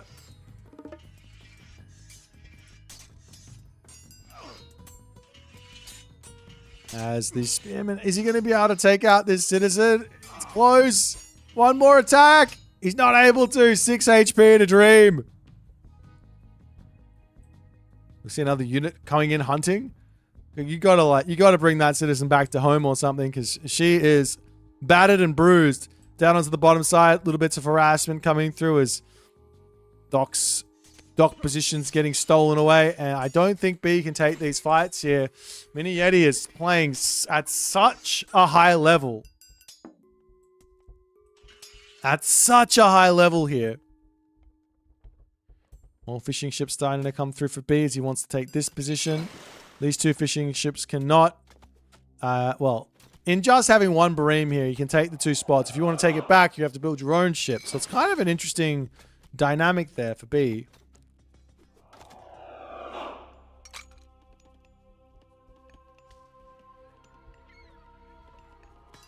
There's harassment up to the top. Just going to be knocking on those docks non-stop. But B now pushed off gold, it seems like, just a little bit. You can take these fights with the Caraballister and the Prometheans. Don't be scared of the slingers with your Caraballister, but you do have a range advantage. No, you don't. No range advantage. You don't want to be close to the slingers then. Stay away from them.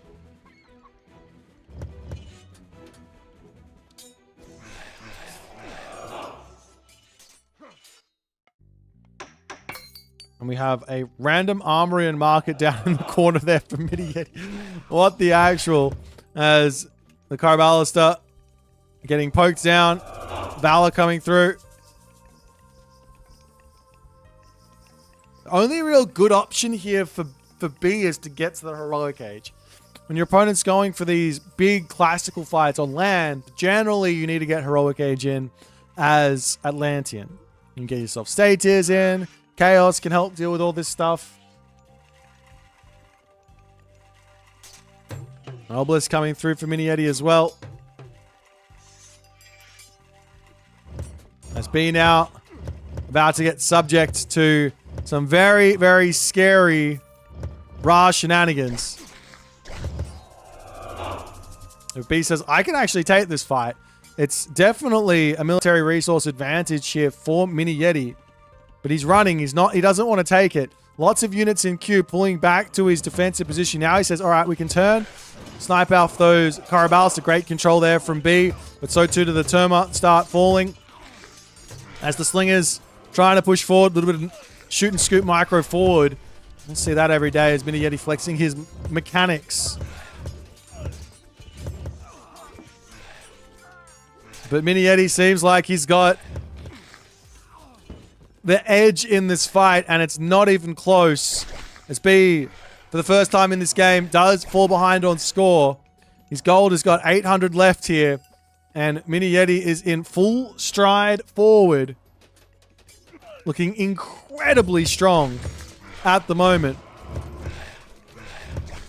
He's not making any mistakes. He's just holding perfectly. He's got an amazing amount of income coming through. He's going to be going to the heroic age now through Sekhmet. I'd love to see another monument to come down so we can start getting those Sekhmet technologies in immediately. As B trying to hold on here. He's got himself some Terma. He's got himself the Caraballister to take out that front line as well. But the slinger numbers are just so big and so difficult to break through here. And B pulls back. Still trying to keep fighting, but it's 2k military resources versus 4k. And look at the map. It is completely lit up. It is completely lit up for MiniYeti.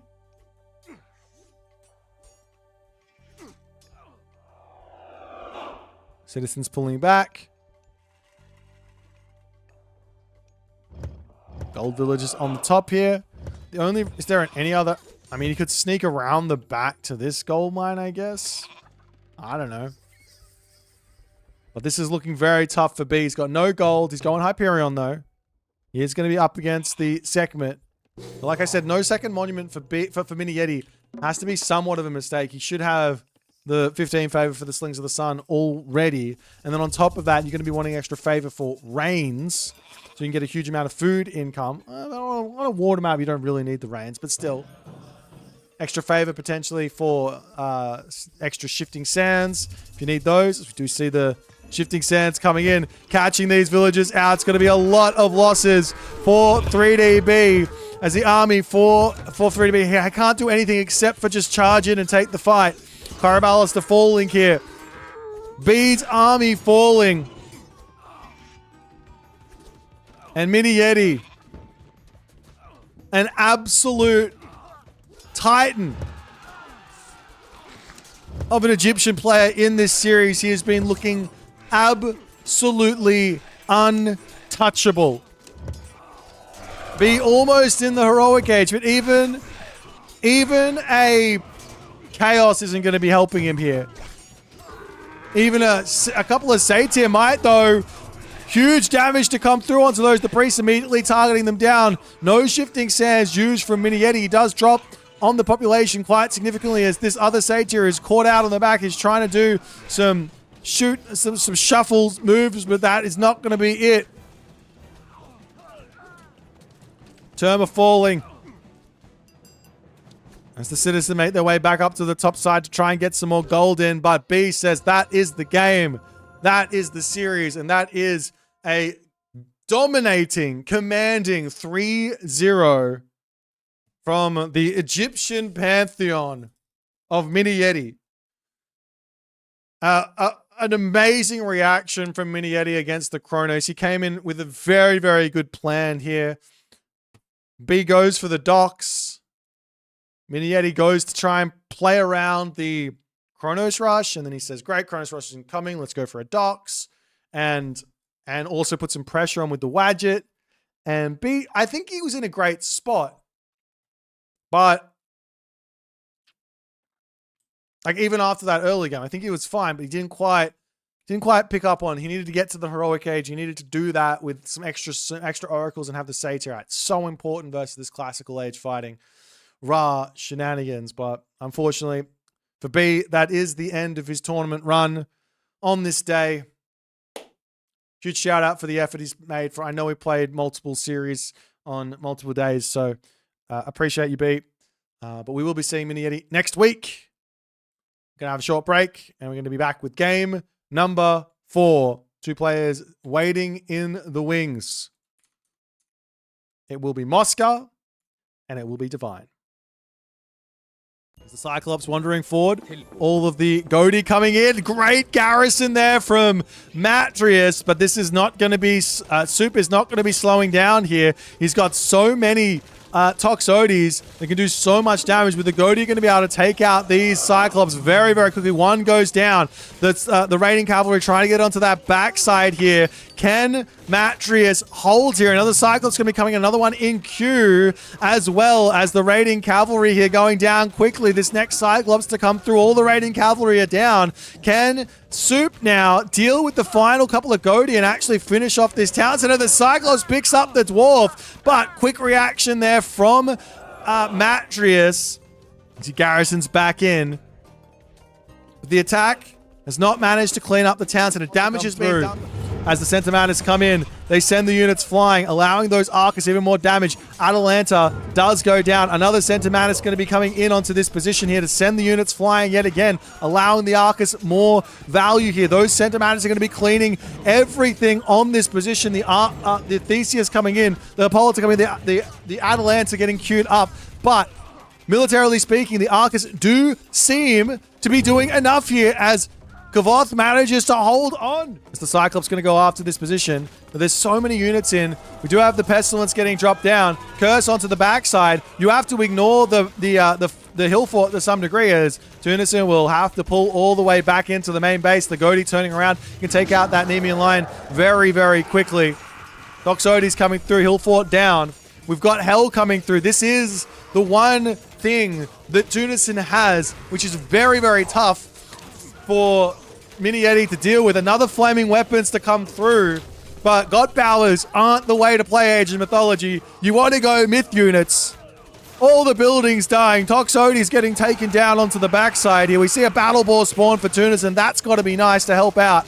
Goaty swinging around onto the side to try and get onto those Cyclops here, but the Toxotes are in position to deal with that. Good pullback there as Tunison also running. He accidentally clicks onto the boar there, but nonetheless, more units falling. Slinger's pushing forward. One Udor charging in here to get that damage done. There goes the Thunderburst. Hits once. Will hit a second time here. Is he going to get that third time or not? Let's look at the health on the Slingers. Does get hit again.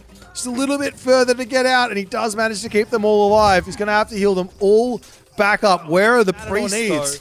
Walking Woods coming in onto the back line here. The temple slowly producing units. He's now going to get some Jarls in as well. That's exactly what he needs to have to deal with these Hapaspist. Illuminati does need to start going into hoplites here as well. An amazing choke point, however, for Illuminati. Is it going to be enough? As the Mountain Giants over onto the side, they're going to start being able to tear down Archery Rangers, everything else. Where are the heroes for Illuminati? I don't see them. He doesn't have them. The Achilles is queued up. The Mountain Giant tanking up damage. Another Mountain Giant spawn there for Matador is gigantic because he's got the Jotun's tech. Breaking through into the middle here. Those Toxotes trying to target down that backline. The Throw and Axes don't even need to stay there any longer. Legendary Special gets dropped down over here. With the Jotuns to come in.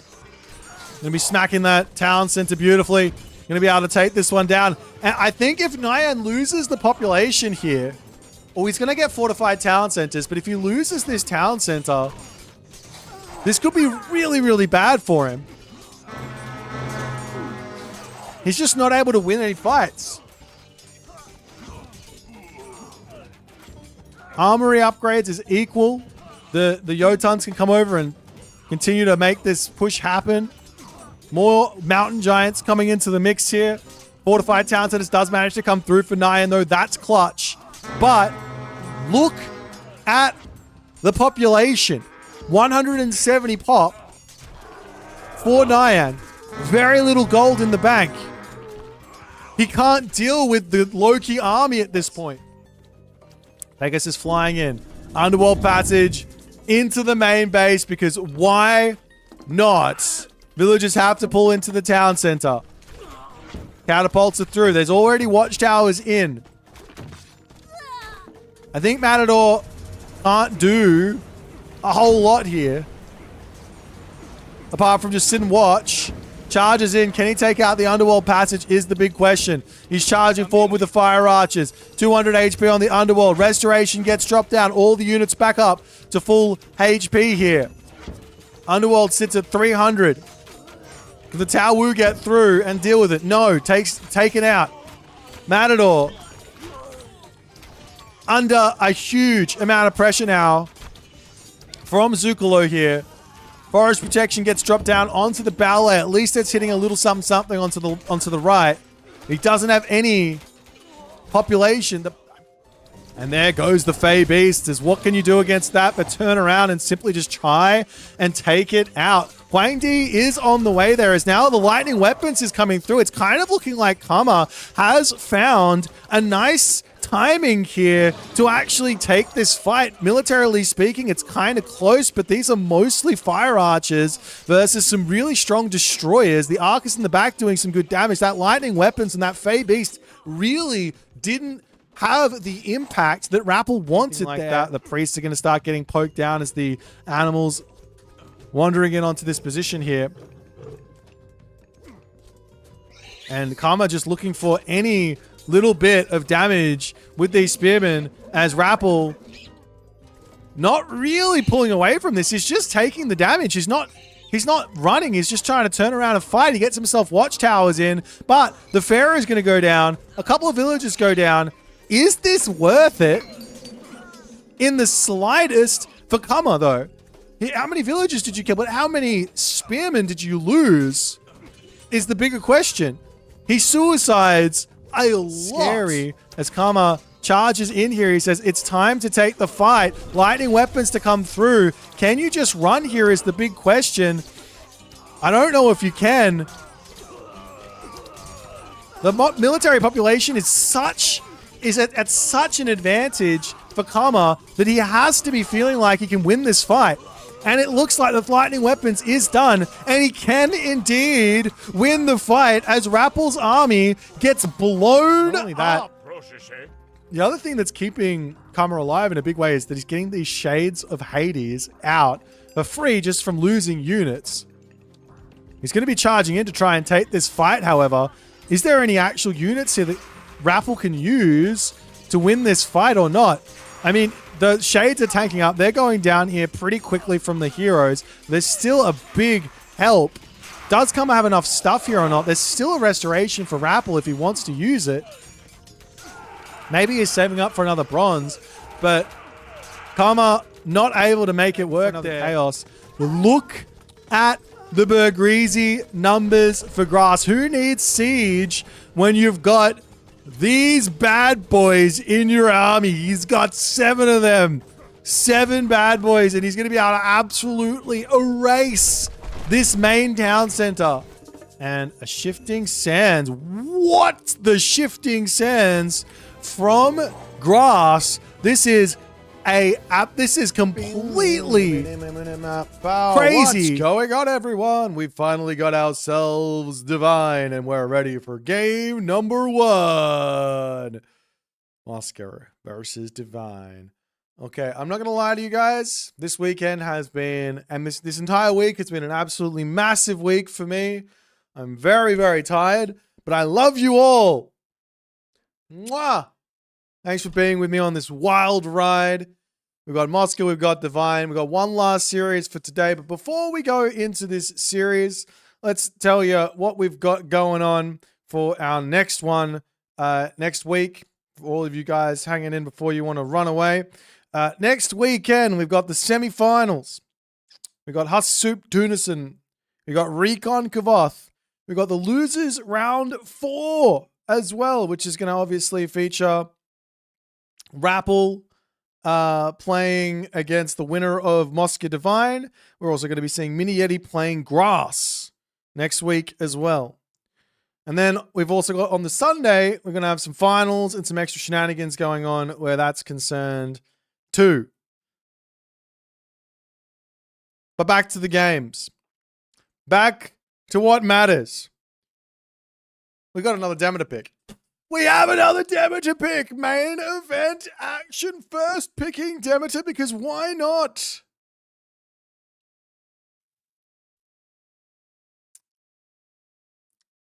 Look, the MiniYeti versus the 2-0. It was 3-0 MiniYeti to be, but it just didn't update properly. It's fine. Alrighty. So the players are off to the races. Let's talk about it. Let's talk about it. We got ourselves, I think he came 3rd in Champions League. Mosca came 3rd in Champion League. An absolute gamer. Incredibly good at Age of Mythology. Probably too good at this game, some might say. And he's up against Divine. Newcomer to the S-tier tournament. Actually, no. Divine also was in Champions League Season 4, but he didn't make it out of groups. It is his first time making it into, I would say this is a deep run for Divine here. Right now, this is a deep run for Divine. This is the furthest he's made it. He's playing a very, very strong tournament thus far, and he's been throwing things, little pesters, he's been throwing things at his opponents that they're just not quite ready for. He's not being super predictable, in other words. But Mosca does something brutal. And Divine also does something that hurts him as well as it's hurting Mosca. Zeus Hades banned from Mosca, Poseidon banned from Divine. Divine is known to love the Greeks. He's really good at them. Very, very good at them.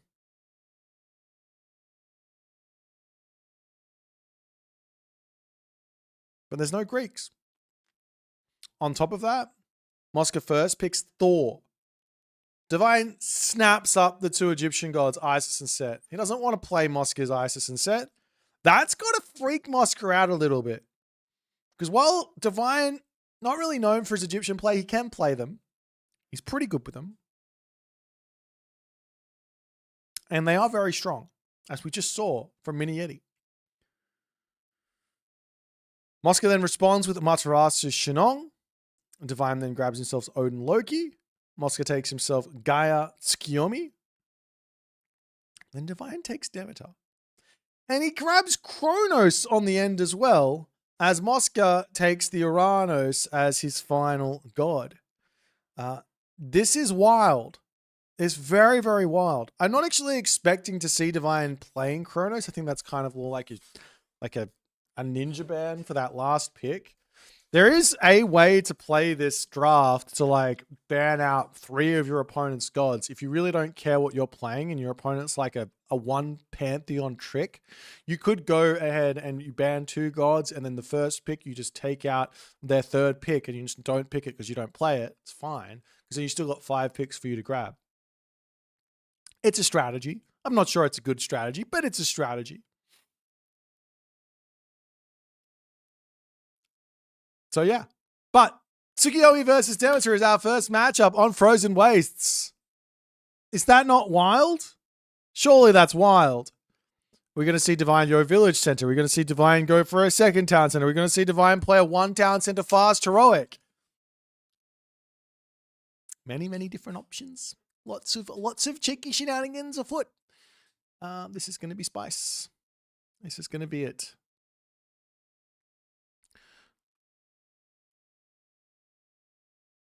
Also, map-wise, we got Frozen Waste, we got Budapest, we got Frozen Continent. So Mosca takes a lot of the water maps in his side, and Divine grabs Atakama and Dry Arabia. Recon in the chat. You're a funny guy. All right, we got Recon's favorite Civ being, or favorite god being played here as well. I've heard he loves this god. Demeter, one of his favorite, most divine gods. Just want to show this off as well. We've got the matchups all in there too. So no problems where that's concerned. It's going to be a pretty spicy next weekend. Pretty spicy indeed.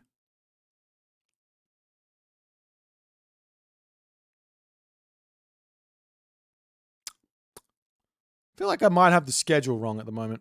I'm watching what's going to happen in this bracket, and I'm scratching my head as how is this going to work. But maybe I wrote it wrong. Maybe I wrote it out wrong. Maybe I'll have to figure this out later, because I think maybe our grand final, I don't know. Anyways, it's fine. Let's get into game number 1 here. Divine versus Mosca. Mosca versus Divine on the map, Frozen Wastes. Let's get going. No, that was the wrong button, guys.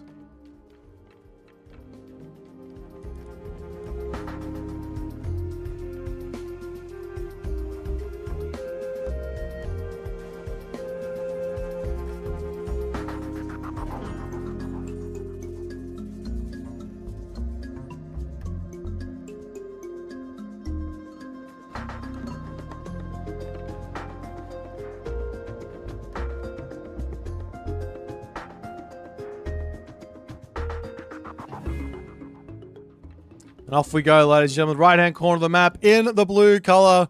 The man behind the most silly game I've ever seen in a Pro Age Mythology circuit. It is Mosca. Well, it wasn't his fault. You don't blame him. You blame the other guy, okay? Mosca was the victim here, all right? His opponent today, none other than Divinity himself, Divine, in the red color, playing as Demeter. He doesn't have the golden statues, but instead he has Demeter, and that's fine. It's distraction. I've got to focus. Alrighty. We got ourselves the Frozen Waste. Let's have a little look-see at the actual layout of the map and see if Divine's going to be able to get off some of what he really likes to do. Town center on this side is looking really, really nice. Unfortunately, the gold mine does spawn a little too far away, I believe. Let me have a little look-see here if I can check it out. We got 1 house, 2 house, 3 house, 4 house. Oh, it might be in range. It might be close enough for it to be boosted. I don't think so. I don't think it is close enough for it to be boosted. It might be. But at any rate, it's a great town center. You've got Hunt on the back that you can herd in underneath it. You've got a gold mine nice and close. Looks really good. But you are playing against Tsukuyomi here. Do you actually want to get involved? As we see a temple coming up from Divine, but it's not close to the gold mine.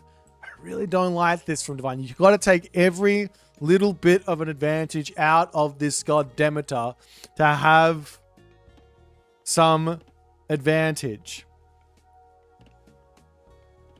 You've got to. In other words, you got to put the temple close to the gold mine so you get that build time in. You get a little bit of extra gather time from all the other good stuff. But nonetheless, Mosca, temple up. House is coming down around the bottom as well.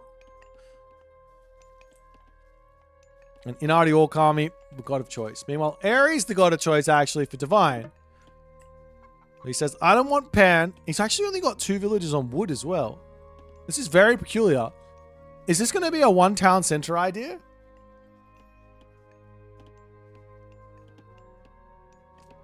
Has Divine become a completely different player over the course of the past week and a bit?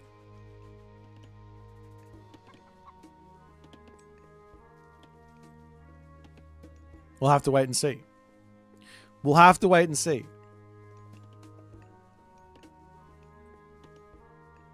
Wood coming up. Gold coming up for Mosca. I have to imagine it's going to be an immediate stable here. Zhirigumor comes through. Stable coming up. Locking in this position. Making it very, very difficult to raid. Toskopos here from Divine coming in. Just seeing exactly what's going on. Stable has been spotted. So he knows exactly what's coming his way. As the villagers will move over onto this granary. Enjoying that. These goats are just randomly moving up to the villages, but no problems there. He'll send those back.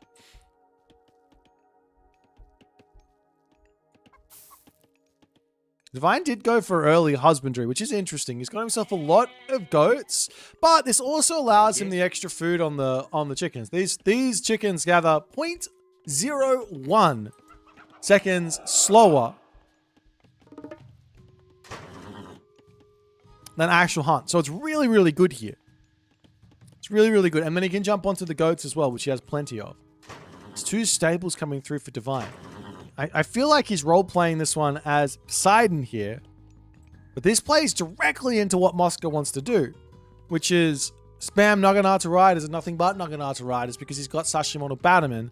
And funnily enough, the Divine Hippias have got 0 boosts. Now, he could grab this tech for his Prodromus for later. That could be his plan. But it looks like he's just going to sit in here and just play defense for a little bit.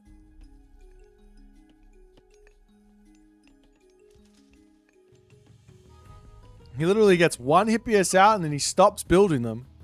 I think he might be fast. He might be going for a heroic age. A fast heroic. Not a fast heroic, but no, he gets another Hippias out. That's 2. A 3rd one. Just enough to defend, apparently. Cyclops on the top. Look at this defensive positioning from Divine. I want you guys to look at this and truly understand what's going on. He's got units surrounding his villages. There's no way in here. This is a really, really smart way to play defense. Doesn't bunch all of his units out in the middle of the map waiting to get hit while his villagers are getting attacked. No, he's got them just sitting back, hiding, playing defense. Happy days. Meanwhile, Aphrodite is pre-queued. Villagers will pull back onto the goats. And now, Divine doesn't even have to care too much about these villagers. He does have to get himself up his market. He does drop that one down next to the gold mine, so it's going to build pretty quickly. Is there enough stuff here to defend is the big question. Because on the flip side here, Mosca, he's just spamming units. We have the Iolaus getting involved in a little bit of a fight over here as the army for Divine will need to get over and defend. The Cyclops can come over here as well, but if he leaves this position, then that's open. Of course, he can pull the villagers back to his snowy pine tree or something like that. But so far, so good for Divine. He's gone through the worst part of the early game versus the worst part of this. No, it's not the worst part of the early game. In going for a fast strike, he's gone through the worst part of what can happen here. Deals with the raids, gets the heroic age in. He's got himself the Aphrodite god power as well. Villagers will pull back in here. Now, the one unit here that Divine is really going to be wanting to get out as soon as he hits this heroic age is going to be Icarus. As another stable comes out, of course, he's going to be able to go into those Prodromus. He's going to deal with the Naginata Riders, but Mosca is no slouch. He knows what's coming up. He knows this is going to be Yeti Spearman. Or he knows that this is going to be Prodromus. So he's making the Yeti Spearman already. As Phobos' Spirit Panic, medium cavalry coming through.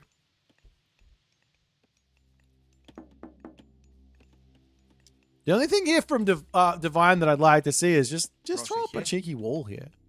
Or even like, I mean, he's put the stable on the back, that's fine. But yeah, a cheeky wall here. And then finish off this house wall here. Make sure the gold isn't going to get attacked anytime soon. Because these Naginata Riders are going to come through and Divine has to pull. He doesn't take any damage, but it's just idle time cause. And this is something that I think Mosca's going to be pretty happy with doing. Tiny little bits of damage here and there.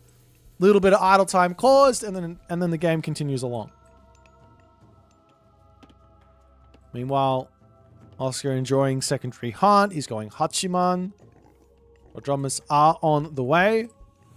Now, Mosca's got to be careful here. If he goes too heavy onto Prodromus, then Mosca just wins, because Mosca does not need to continue building cavalry here. 6 Naginata Riders. And he goes into a whole bunch of Yeti Spearmen. He just wins the fight. If there is a fight.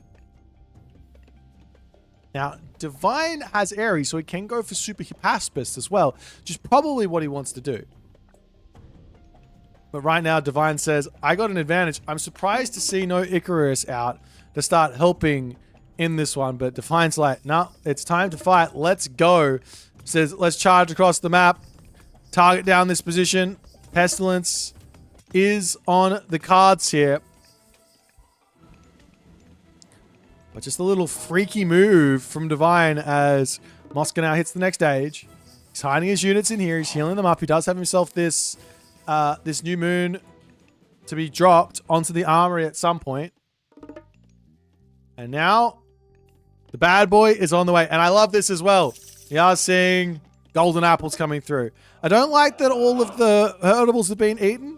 Would be nice to have just a handful here. Still left to boost up that temple. But I like that he's got that golden apples, and now he can use that Icarus to get some really, really nice pressure in. You can hit the gold, you can hit the wood villages, you can hit the gold mine. You can't hit the food, it's underneath the town center. But Divine in onto the backside.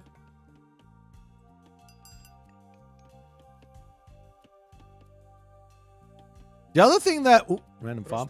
The other thing that Divine could do is use this technology, this god power with her to open up the base a little bit. Take out these trees, for example. Open up the gold mine.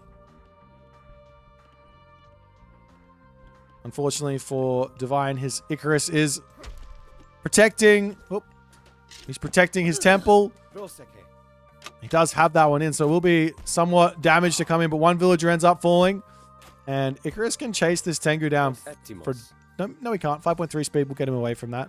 Or maybe Icarus can chase him down for days, but it's not going to happen. It's now the new moon comes through. Bronze weapons. Bronze mail to come in. And Divine says, okay, we'll take the fight.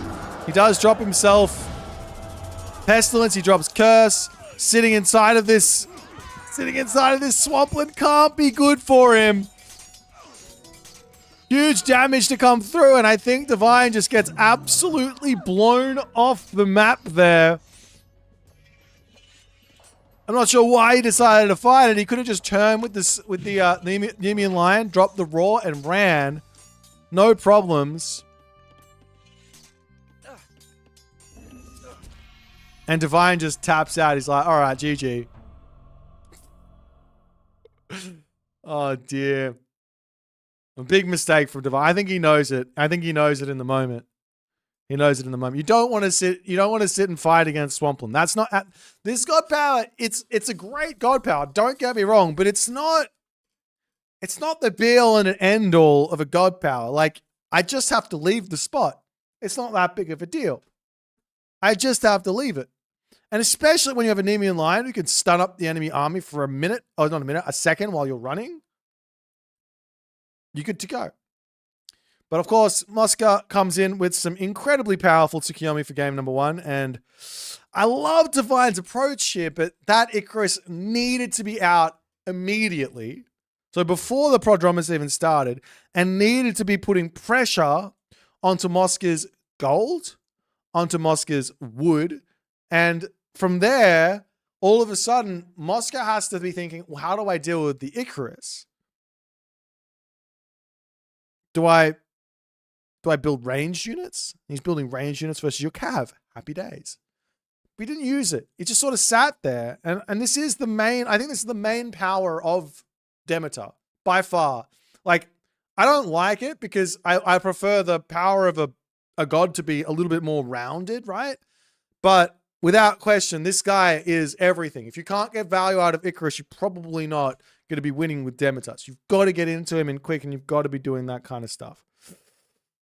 But nonetheless, let's jump over the draft and see what they're going to pick for game number 2.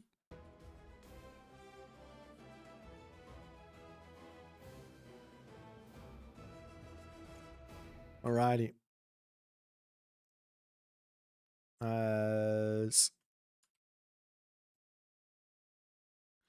We've got ourselves Gaia versus Set for game 2. On the map, which map is it? Atakama. So a Gaia and a Set. Keep seeing Gaia on this map. Well, okay. If I don't see Leto in this game,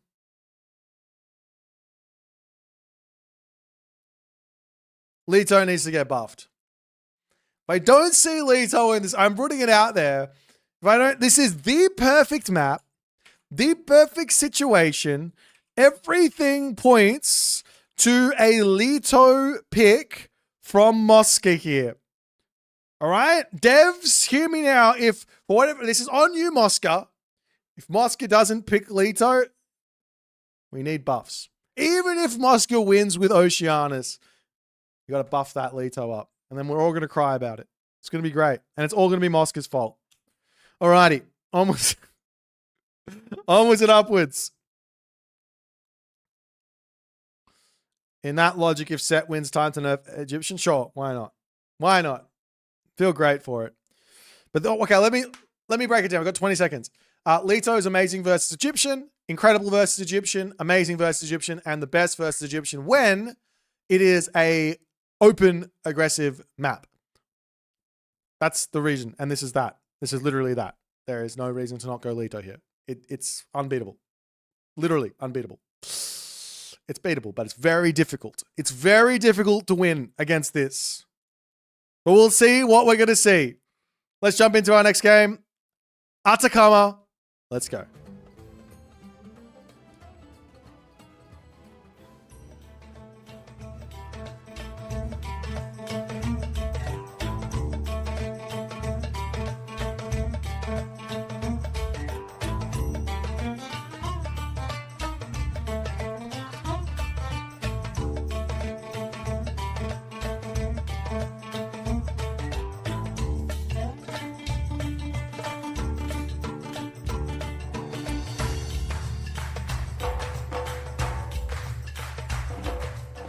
And here we go into game number 2.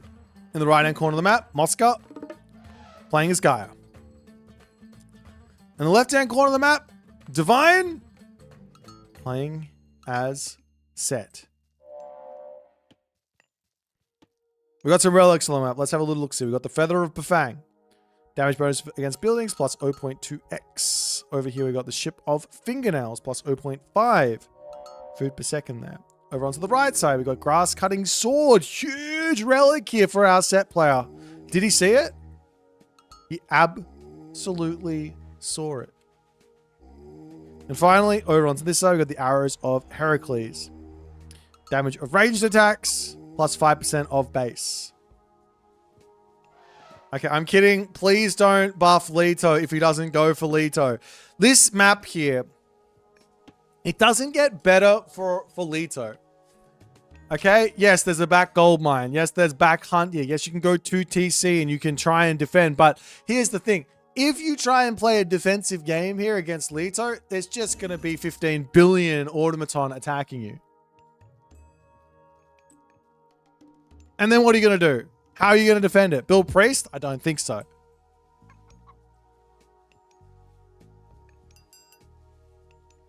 Of course, the options here for Mosca to just go for a second town center and just play with this nice second town center and just play Oceanus is there too.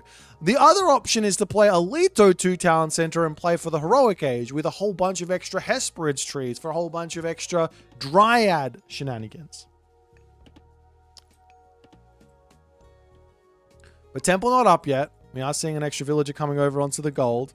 Mosca does have himself hand axe. He is mining up this gold mine a little bit. Divine Temple also on the way.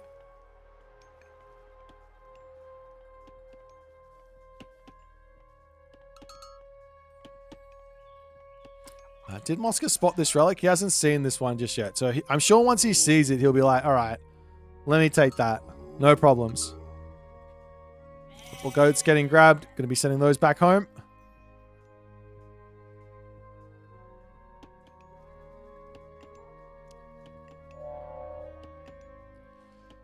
Mosca, he did great against Tunison.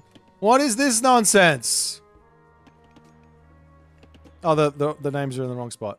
That is not what's meant. Oh, they're not in the wrong spot. The actual gods are in the wrong spot.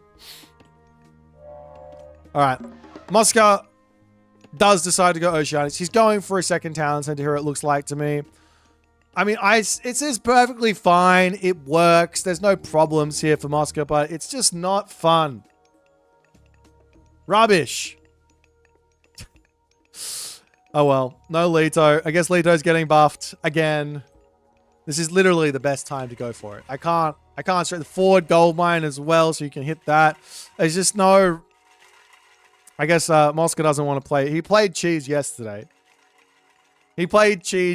No cheese here today. Only stock standard right down the middle. Citizens coming over to drop the town center immediately. I mean, you've got a back gold mine. You got back hunt. I get it, but so too does your opponent. As the vision does get dropped down by Divine. And he doesn't see the town center.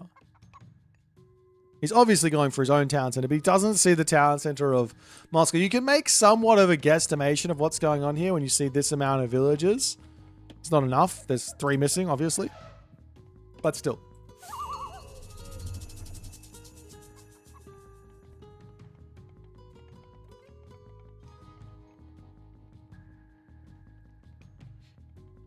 Now we've also got Necropolis to come through for Divine.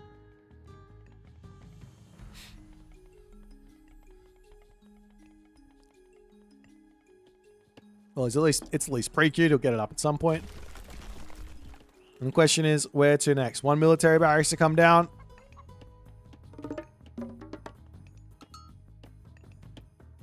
Last time I wanted something fun, I got Wonder Age Gaia. That's true. I did. Oh, I don't know if I wanted that. I don't know if anybody wanted that. Some people are saying they wanted it, but there's other people saying that I didn't want that, but I did want that. But yeah, one time is enough. Sometimes one time is enough for some things. Sometimes that's all you need. The town center is now up for both players. It's going to be a big fat boom. The real big advantage here for Mosca playing in this situation is that he can just get himself to tier 3 upgrades, and it hurts playing set here against Gaia, I think. Unless the set player plays some very specific spearman, chariot angles, you have to have a really nice answer to what Gaia is going to throw at you.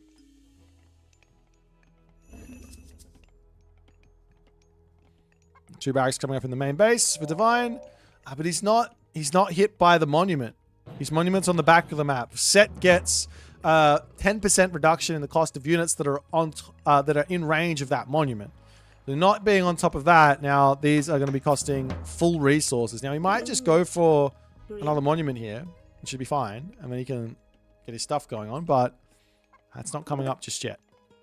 Meanwhile, Hero Mamilla is coming up just to be ready to deal with any sort of Anubites. But Divine is just sitting here. He's playing defense. No Anubite raids. You don't really want to raid with the Anubite versus Oceanus anyways, because the Caladria is there to heal up the villagers and also pacify your Anubite.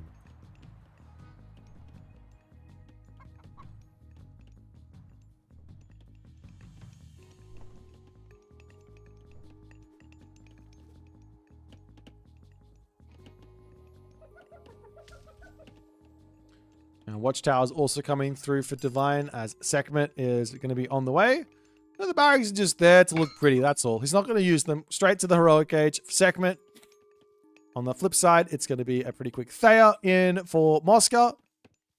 I mean, considering the way Divine's playing this, I mean, it's hard. You don't want to take any risks in a tournament, but considering how defensive Divine is playing this, I feel like Mosca could be at 10 oracles by now.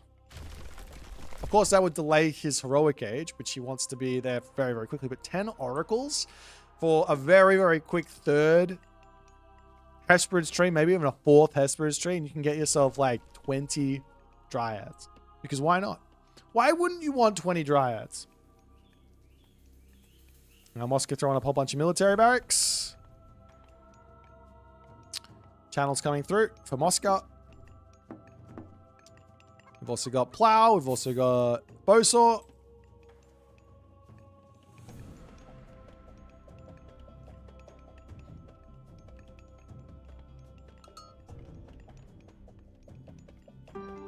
And another monument here for Divine onto this position. The big thing here is that Mosca can play for this third gold mine. Very, very simply. Very easy. You got to start moving forward and spreading out that lush, but you can get this lush spread out all across this area here through the middle.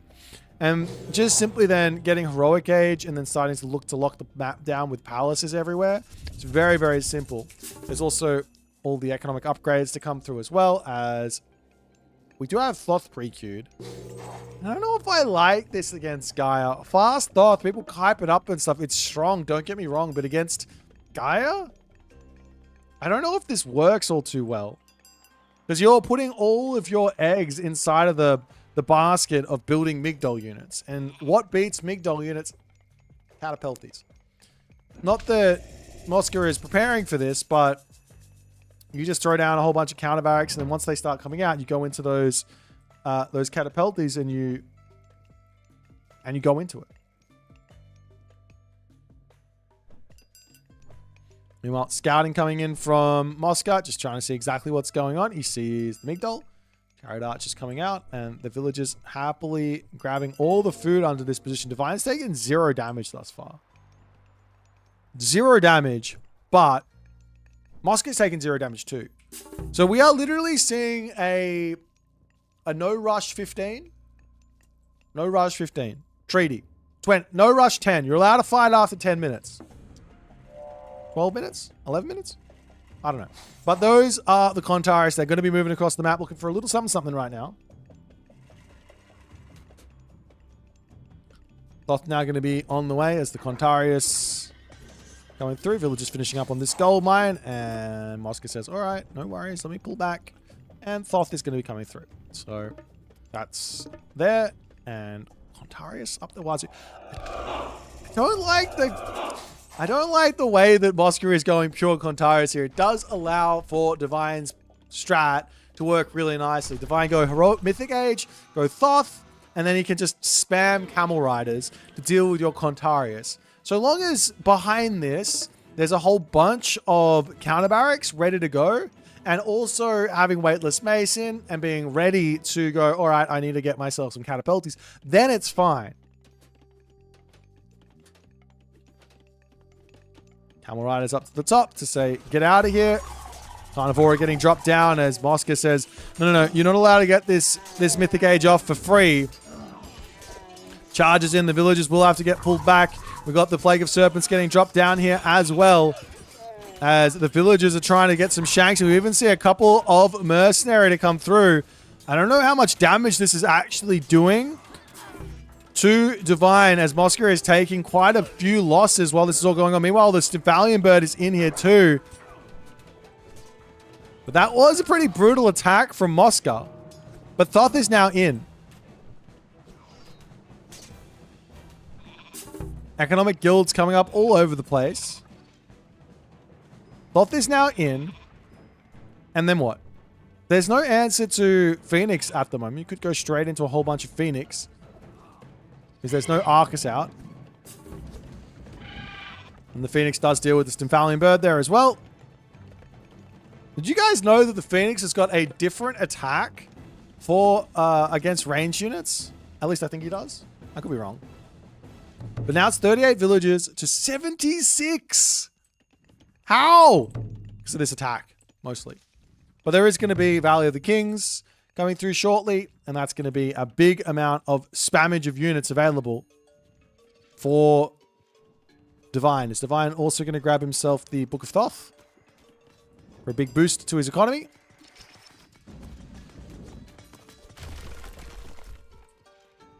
And, okay, we're going to see Murmillos.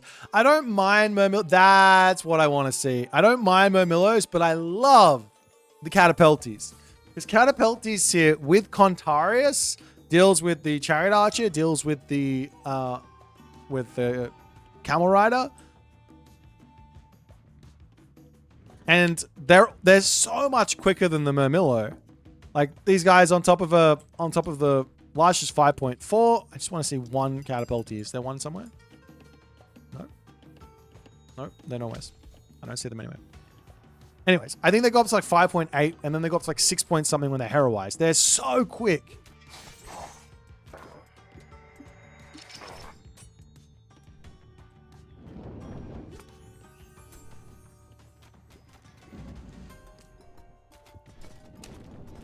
Is Mosca going to pull back? He's got to be careful with the fight.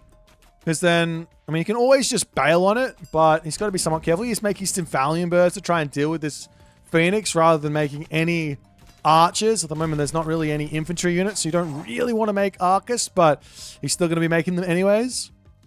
Generally, Arcus, you sort of save them for when your opponent is making infantry. Or when you have a range advantage over an enemy range unit.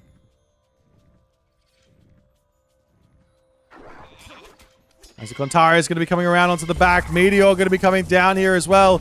And Mosca does need to bail on this one. He does have himself the Gaia Lush to just heal up on, but damage coming down everywhere. I think Mosca has dealt with the brunt of this. Contarius up to the top managed to get away. He's going to be healing up on this Lush slowly. Loses himself this position in the middle as the full population Divine army coming through. Divine getting his houses up as well. He's got 16, 15, and 16 coming up over here. And he's going to be ready to start breaking through this position. Implode, or Atlas, I should say, starting to research. Starting to research for Mosca as Divine. Still trying to push through this. Scarab down to 4 HP. Does end up dying. Contari searching around here. And the big problem for Divine is he's going to have to move forward onto another gold mine. And that's where he's going, but he needs to put a Migdol there very quickly. A couple of barracks are to come down. As the Catapeltes are now starting to queue up. Do I see one? Yes. 6 speed on Lush without having heroized. That's crazy. Why would you want to build a Murmillo when you can build a 6 speed unit that kills off the heavy cap? Let's just build Catapeltes, man. Lush everywhere, Catapeltes. Murmillo are the way of the past. Catapelti are the way of the future. Of course, Axemen can get built, but Murmillo are bad versus Axemen as well anyways. Nonetheless, the army to come through. Mosca says, I don't really want to fight this. Not with an implode coming. I can just wait it out.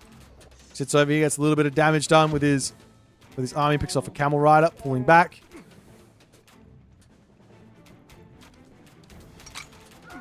As the Phoenix does end up going down there from those Arcus heroes. Here's the egg still here. If Divine wants to contest it, he can probably keep that one alive to come back in. Of infantry units losing their way here as it will end up falling. Catapult now in onto this side. He definitely wants to maintain this position, but Atlas is moments away from popping here for Mosca, as Mosca is just getting further and further in front here. Look at the economic upgrades. He's got full tier 3 at the moment. Full tier 3. Charges forward. Implode gets dropped down as the double. He's going to try and grab the town center while this is all going on. I don't know what the interaction is with the implode and the town center, but Divine does pull back nicely. Loses a lot of population here, though. It's a lot of population that goes down to 130. And yeah, the town center gets denied. Yeah, I thought that's what would happen. You take around about, I think it's like 10% of the damage. If you're, yeah, friendly objects, 10% of the damage from like a friendly god power. So, yeah, it's a lot on that explosion though. It's the army charging over here, trying to take down this Migdol, but Divine does finish that one up. Town center coming through.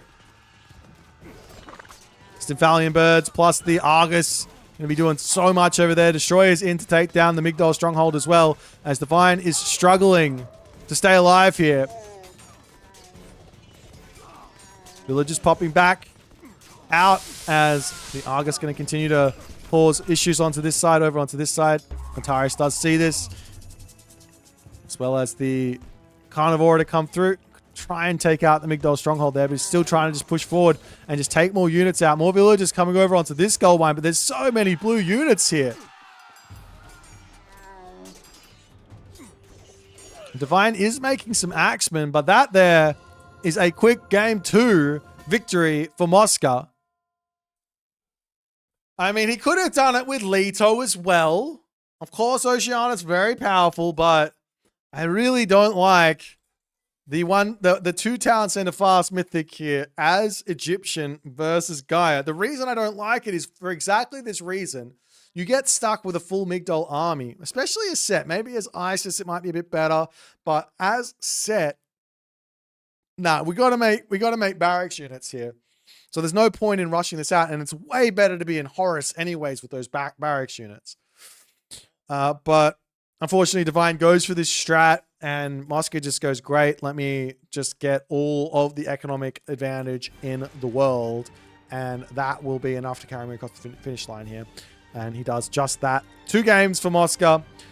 It might be a quick series here unless Divine can pull something out of his magical rabbit hat of Asian mythology strategies. We'll see what he's going to pick for game number 3, but he definitely needs to get a win here. Let's jump back over to the drafting menu and see what's going to happen.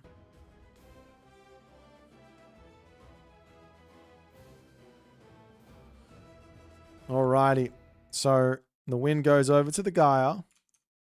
The next pick here is on Budapest, and it is going to be an Amaterasu versus Odin. Odin! My guy, Divine, has got his own mind here for what he wants to do.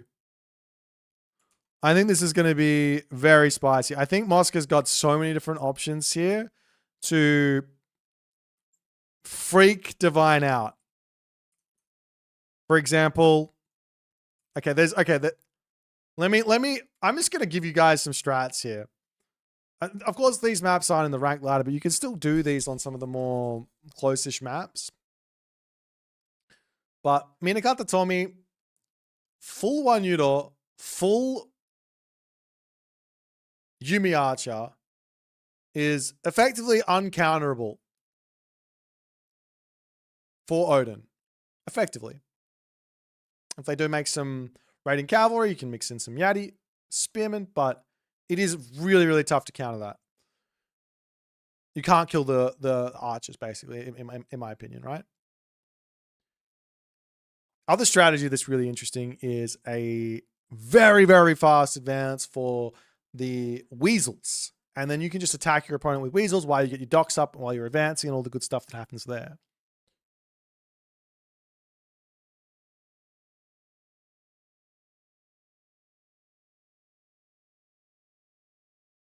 So yeah, there's a lot of spice here for the Amaterasu. I think this is going to be a tough one for our Odin player Divine to figure out. Heimdall is good here. There's the Heimdall Rush, actually. Ooh, I like that. The soup style Heimdall Rush on Budapest. Why go for the dock? Why go for the dock?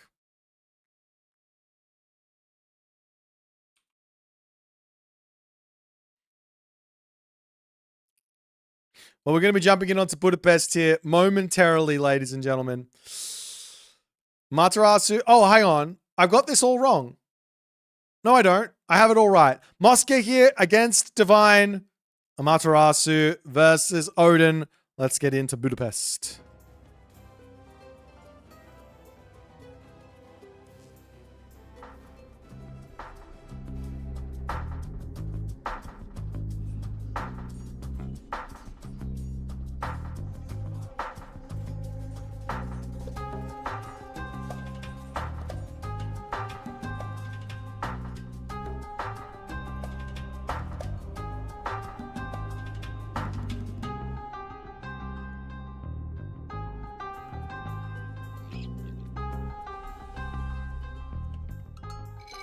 And here we go, ladies and gentlemen, in the right-hand corner of the map, spawning as the blue Amaterasu. It is Mosca. In the left-hand corner, we've got ourselves the red Divine Odin. Divine, tournament life on the line. Last game for him, potentially here. He's got to get a win. He's got to get a win. He's going for the dock. So too is Mosca. Both players, they're aware of the stakes. Gold mines are forward. No crazy strats from Mosca, unfortunately.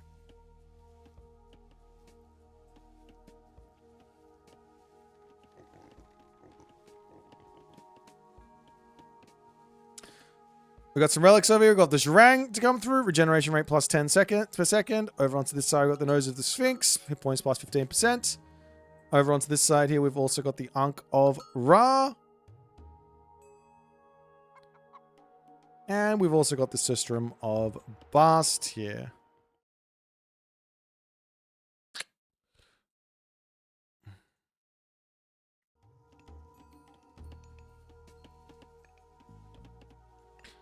Alrighty, ladies and gentlemen. It's just going to be a stock standard advance from Divine, which does give Mosca all of the opportunity to do his one Udor type strat.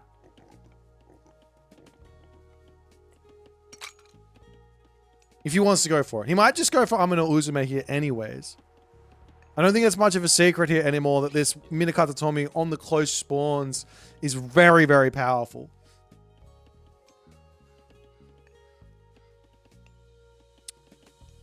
But yeah, I mean, like I said, there's some fast advances here for Odin to charge in and get some nice damage done.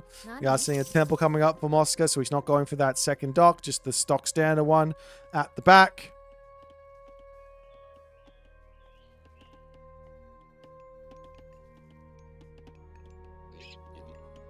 And some more fishing ships going to be coming through as they're going to move over onto this position. And we'll see Freya as the god of choice for Divine. And on the other side for Mosca, he's not advancing just yet, he just pre-queues it. But Mosca, this will be telling as to what we're going to actually see here. Because I do think that Amano Uzume can also work here, even if Minakata Tomi is kind of looking to be more and more the standard. And it is going to be Amano Uzume. I'm a little surprised. It's pretty fast advance from Mosca, given that he's gone for a dock. He does move over onto this side for another dock. And Divine here, his temple will be up. That, I guess that's the weakness here for Divine.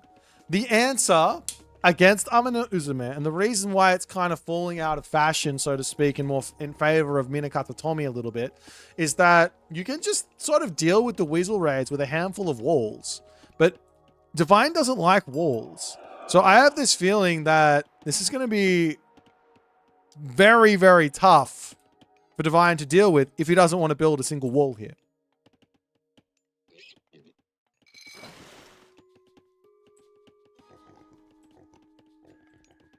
But we'll see. We'll see how it's going to go. Freya, Amano Uzume, the dock over onto this side going down as the villager is going to be shanking away onto this position. There is also the solar shield if he wants to use it there. So this Berserk's going to be pulling back. It's got 95 HP. Has it always had that much HP? Am I going crazy? I think it has. Wild. Nonetheless, the Kamatachi coming forward. We have got that Goshinboku tree in the main base there, as well as the Valkyrie is going to come around and try and deal with this stuff. The Miko going to go down there, but the main base is under attack as one villager will go down. Ursa popping out. He's going to be able to kill off the dwarves onto this top here as well. Idling that there for the time being as the solar shield gets thrown down just to idle even more stuff. At the very least, this dock has been denied. This dock over here making a wasen, a ship, a Japanese ship, archer ship that is, as the Kamatachi on this side will end up falling, but he'll be coming back quickly as another Kamatachi is now in, and we're going to be seeing stable, guardhouse, dojo for Mosca. Everything under the sun for him at the moment. We do see a dock coming up onto this side as well as this villager is braving the land. Okay, you're looking for this one.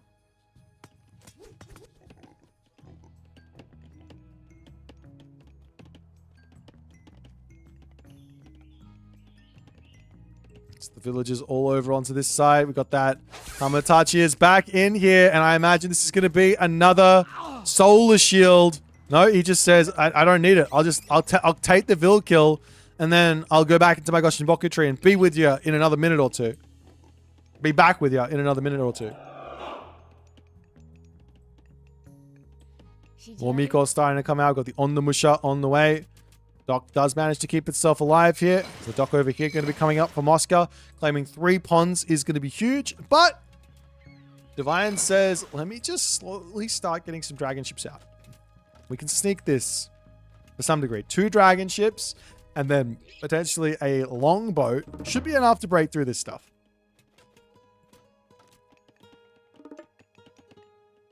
But that also does give Mosca a little bit of time to get some value in here as the Ondamusha up to the top. Going to be ready to protect any sort of Valkyrie raids over here. But while he moves over onto that side, now Divine says, it's time to go. Let me take out this dock. I've got my 2 dragon ships to have a longboat here just in case. As I don't think there's going to be a hammer ship coming out anytime soon. So unfortunately that longboat's not going to be that useful here. But nonetheless, the dock is down. And now Divine can grab this side of the water all for himself. Lanes up the final Wasen there. And the game's to continue along as the main base, however, for Divine under attack. The Yumi archers pushing off this forward gold mine. He doesn't have to be here. I'm going to say it again. Build a transport ship. Come over here. Or you can just come over here and you can have your transport ship ready and we can start playing over onto this side and over onto this side based on if our opponent comes at us. There's no problems with that. It's fine.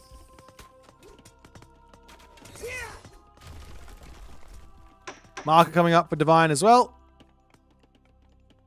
Longhouse is on the back.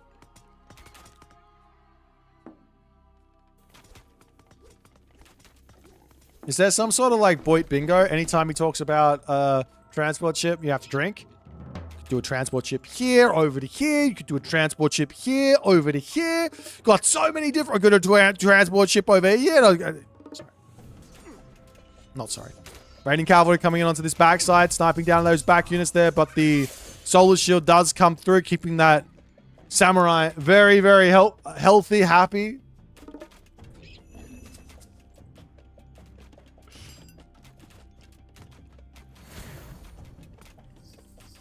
But so far, I mean, Divine has dealt with this early game pretty well. He does need to get his fishing ships out. It's a little bit late.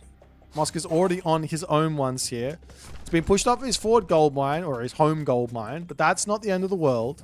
He needs himself a whole bunch of throwing axemen. He's got to spend all his resources here. He's doing a good job of getting those out. Townset are getting some damage done onto this position as well as Mosca looking like he wants to try and force so hard here. There's going to be dead samurai without even taking any fight at the moment. Losing this Great Hall is not going to be ideal, though, for Divine. Can he continue here or not is the question. I feel like he should be looking to take this fight. He does have Forest Fire as well.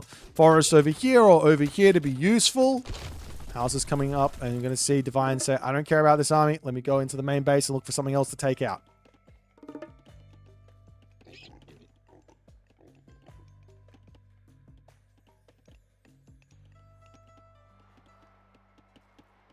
Yeah, and for Mosca, I mean, all of this will be spotted if he takes a look, but it looks like Divine goes, nah, I just want to be, I want to be a little bit more careful with it all. Now he's coming back in. This here is such a good position to be attacking with Forest Fire, but he needs to get his units to catch them out.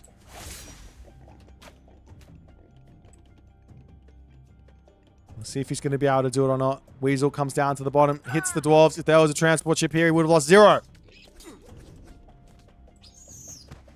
Tunison, take another shot. Alrighty. We got the market getting targeted down over here as well. House coming up for Divine on the back.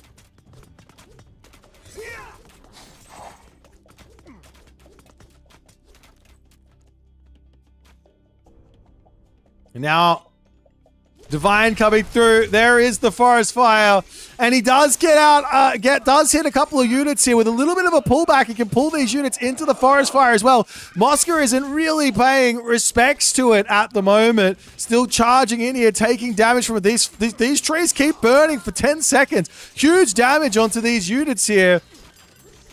Is there enough for Divine to actually break through this all or not? Is the big question. Militarily speaking, he's in the advantage, but some of that is on those ships in that right pond here.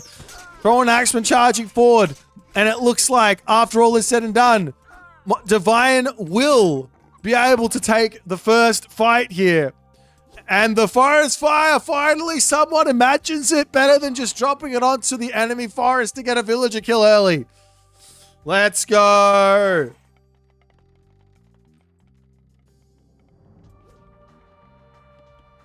I'm very happy. I couldn't be more happy. Anytime anybody uses a forest fire and gets any value on an actual army, because it's like, this god power is kind of insane when you think about it. It's a classical age god power that does 4 divine damage per tree, which means if you've got 1, 2, 3, 4, 5, 6, 7, 8, 9, 10 trees, it's doing 40 divine damage on that area a second. It's kind of insane, but nobody ever goes for it. Except for Divine. Divine's showing the way. Like he always has. The main base for Mosca. Now he has to get himself Katagi. The good thing here for Mosca, actually it's not that good. But the good thing for Mosca is that he did get some Bushido in that fight. The bad thing for Mosca is he gave favor over to Divine. So Divine now has got himself a whole bunch of these very, very shiny toys to utilize. It's the army here for Mosca going to be looking for a bit of a fight yet again.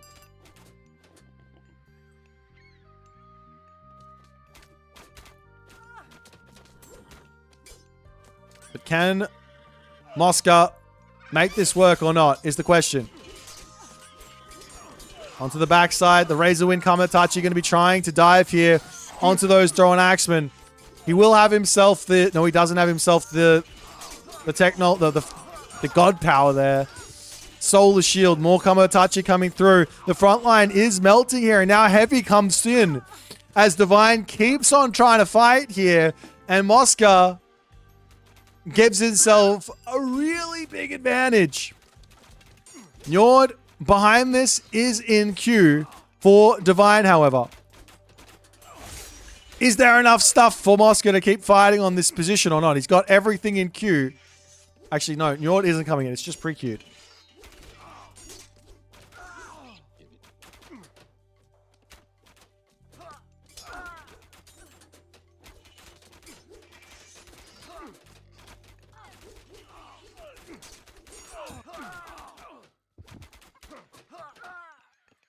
A couple of those. On Axeman going down. Great control here from Divine with the shoot and scoot. Mosca's got to be careful with his on-the-musha here. Unfortunately for Divine, he couldn't get to the heroic age. Now he's stuck in the classical age. He's getting harassed on his gold as well by these Razor Wind Kamatachi. No reactions for the time being. And now he does start to run. Over onto this side, the Junko-Zosen. It's a hard word to say. Junko-Zosen in to start getting some claim to this side. To have finally the Gorge wants to come through, as Mosca does have 4 Miko out, and they're all going to be getting a lot of favor income. Town center for Mosca to come through as well. There's no real need to go to the heroic age if you're Mosca here. You're already heavy. You've got yourself all of your classical age upgrades. And Divine here says, it's time to go again. As those Yumi archers focusing down that back line nicely, sniping a whole bunch of units. We've got the Razor Wind Kamatachi to come in and get a whole bunch of area of effect damage here. Militarily, Mosca is absolutely dominating this position. And Divine will tap out after he says, no, the game is done. Amaterasu too strong here.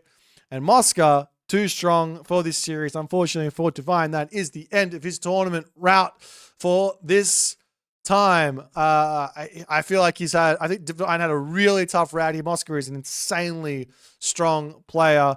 It would have been cool to see Divine against some other players, but unfortunately, we will not be able to see that. Congratulations to him, though. It's a really solid run here. I think this is probably the furthest he's made it in a tournament. I think he gets top 12 or something dropping out here, which is pretty big. But Mosca, we will be seeing him next week, next weekend, and all the other good stuff. But, yeah, congrats to him. And a nice, solid game series for him as well. Just playing some very, very solid Age of Mythology. But let's get back up to the thing and talk about what's going to happen next weekend.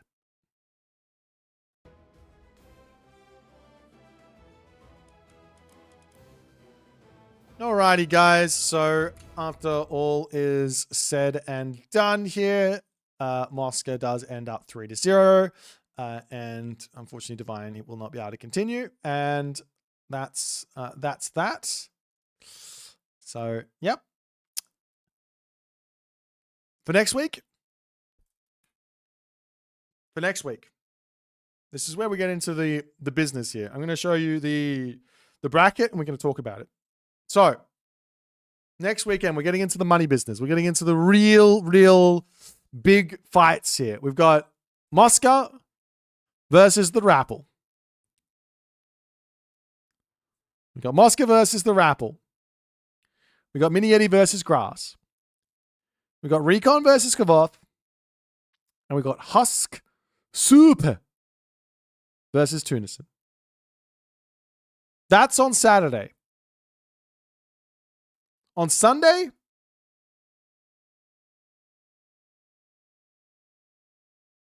we've got the losers round 5.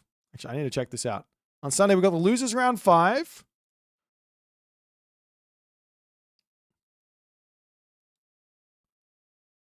And we've got ourselves the losers bracket semifinal.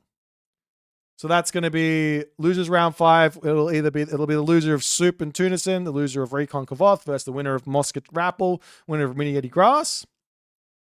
And we got the loser round 6 on that day as well. So we've got 3 games on that day. And then on the next weekend after that, that's where we have our winners bracket final, which will be the winner of Soup Tunison, winner of Recon Kavoth. And then we will have, on that day as well, we'll have the losers bracket final, which obviously will be the winner of whoever wins that other one. So losers round 7. And then we have on the very last Sunday of March, we've got the grand finals. We've got the grand finals then. So it's going to be a very, very exciting couple of weeks remaining. Some very strong Age of Mythology players remaining in this one, and it's going to be a lot of fun to watch. So make sure you tell your friends that this is the place to be on Saturday, Sunday, for the rest of March. I've been Boit for today, and I'm going to send you guys over to one of the players who is going to be featuring hopefully next weekend. We'll see if we can actually figure it out. Mr. Husk Super. Anyways, I'm going to see you guys later and get some good sleep. See y'all during the weekend, during the weekdays for your regularly scheduled content. And I'll see you guys later. Bye for now.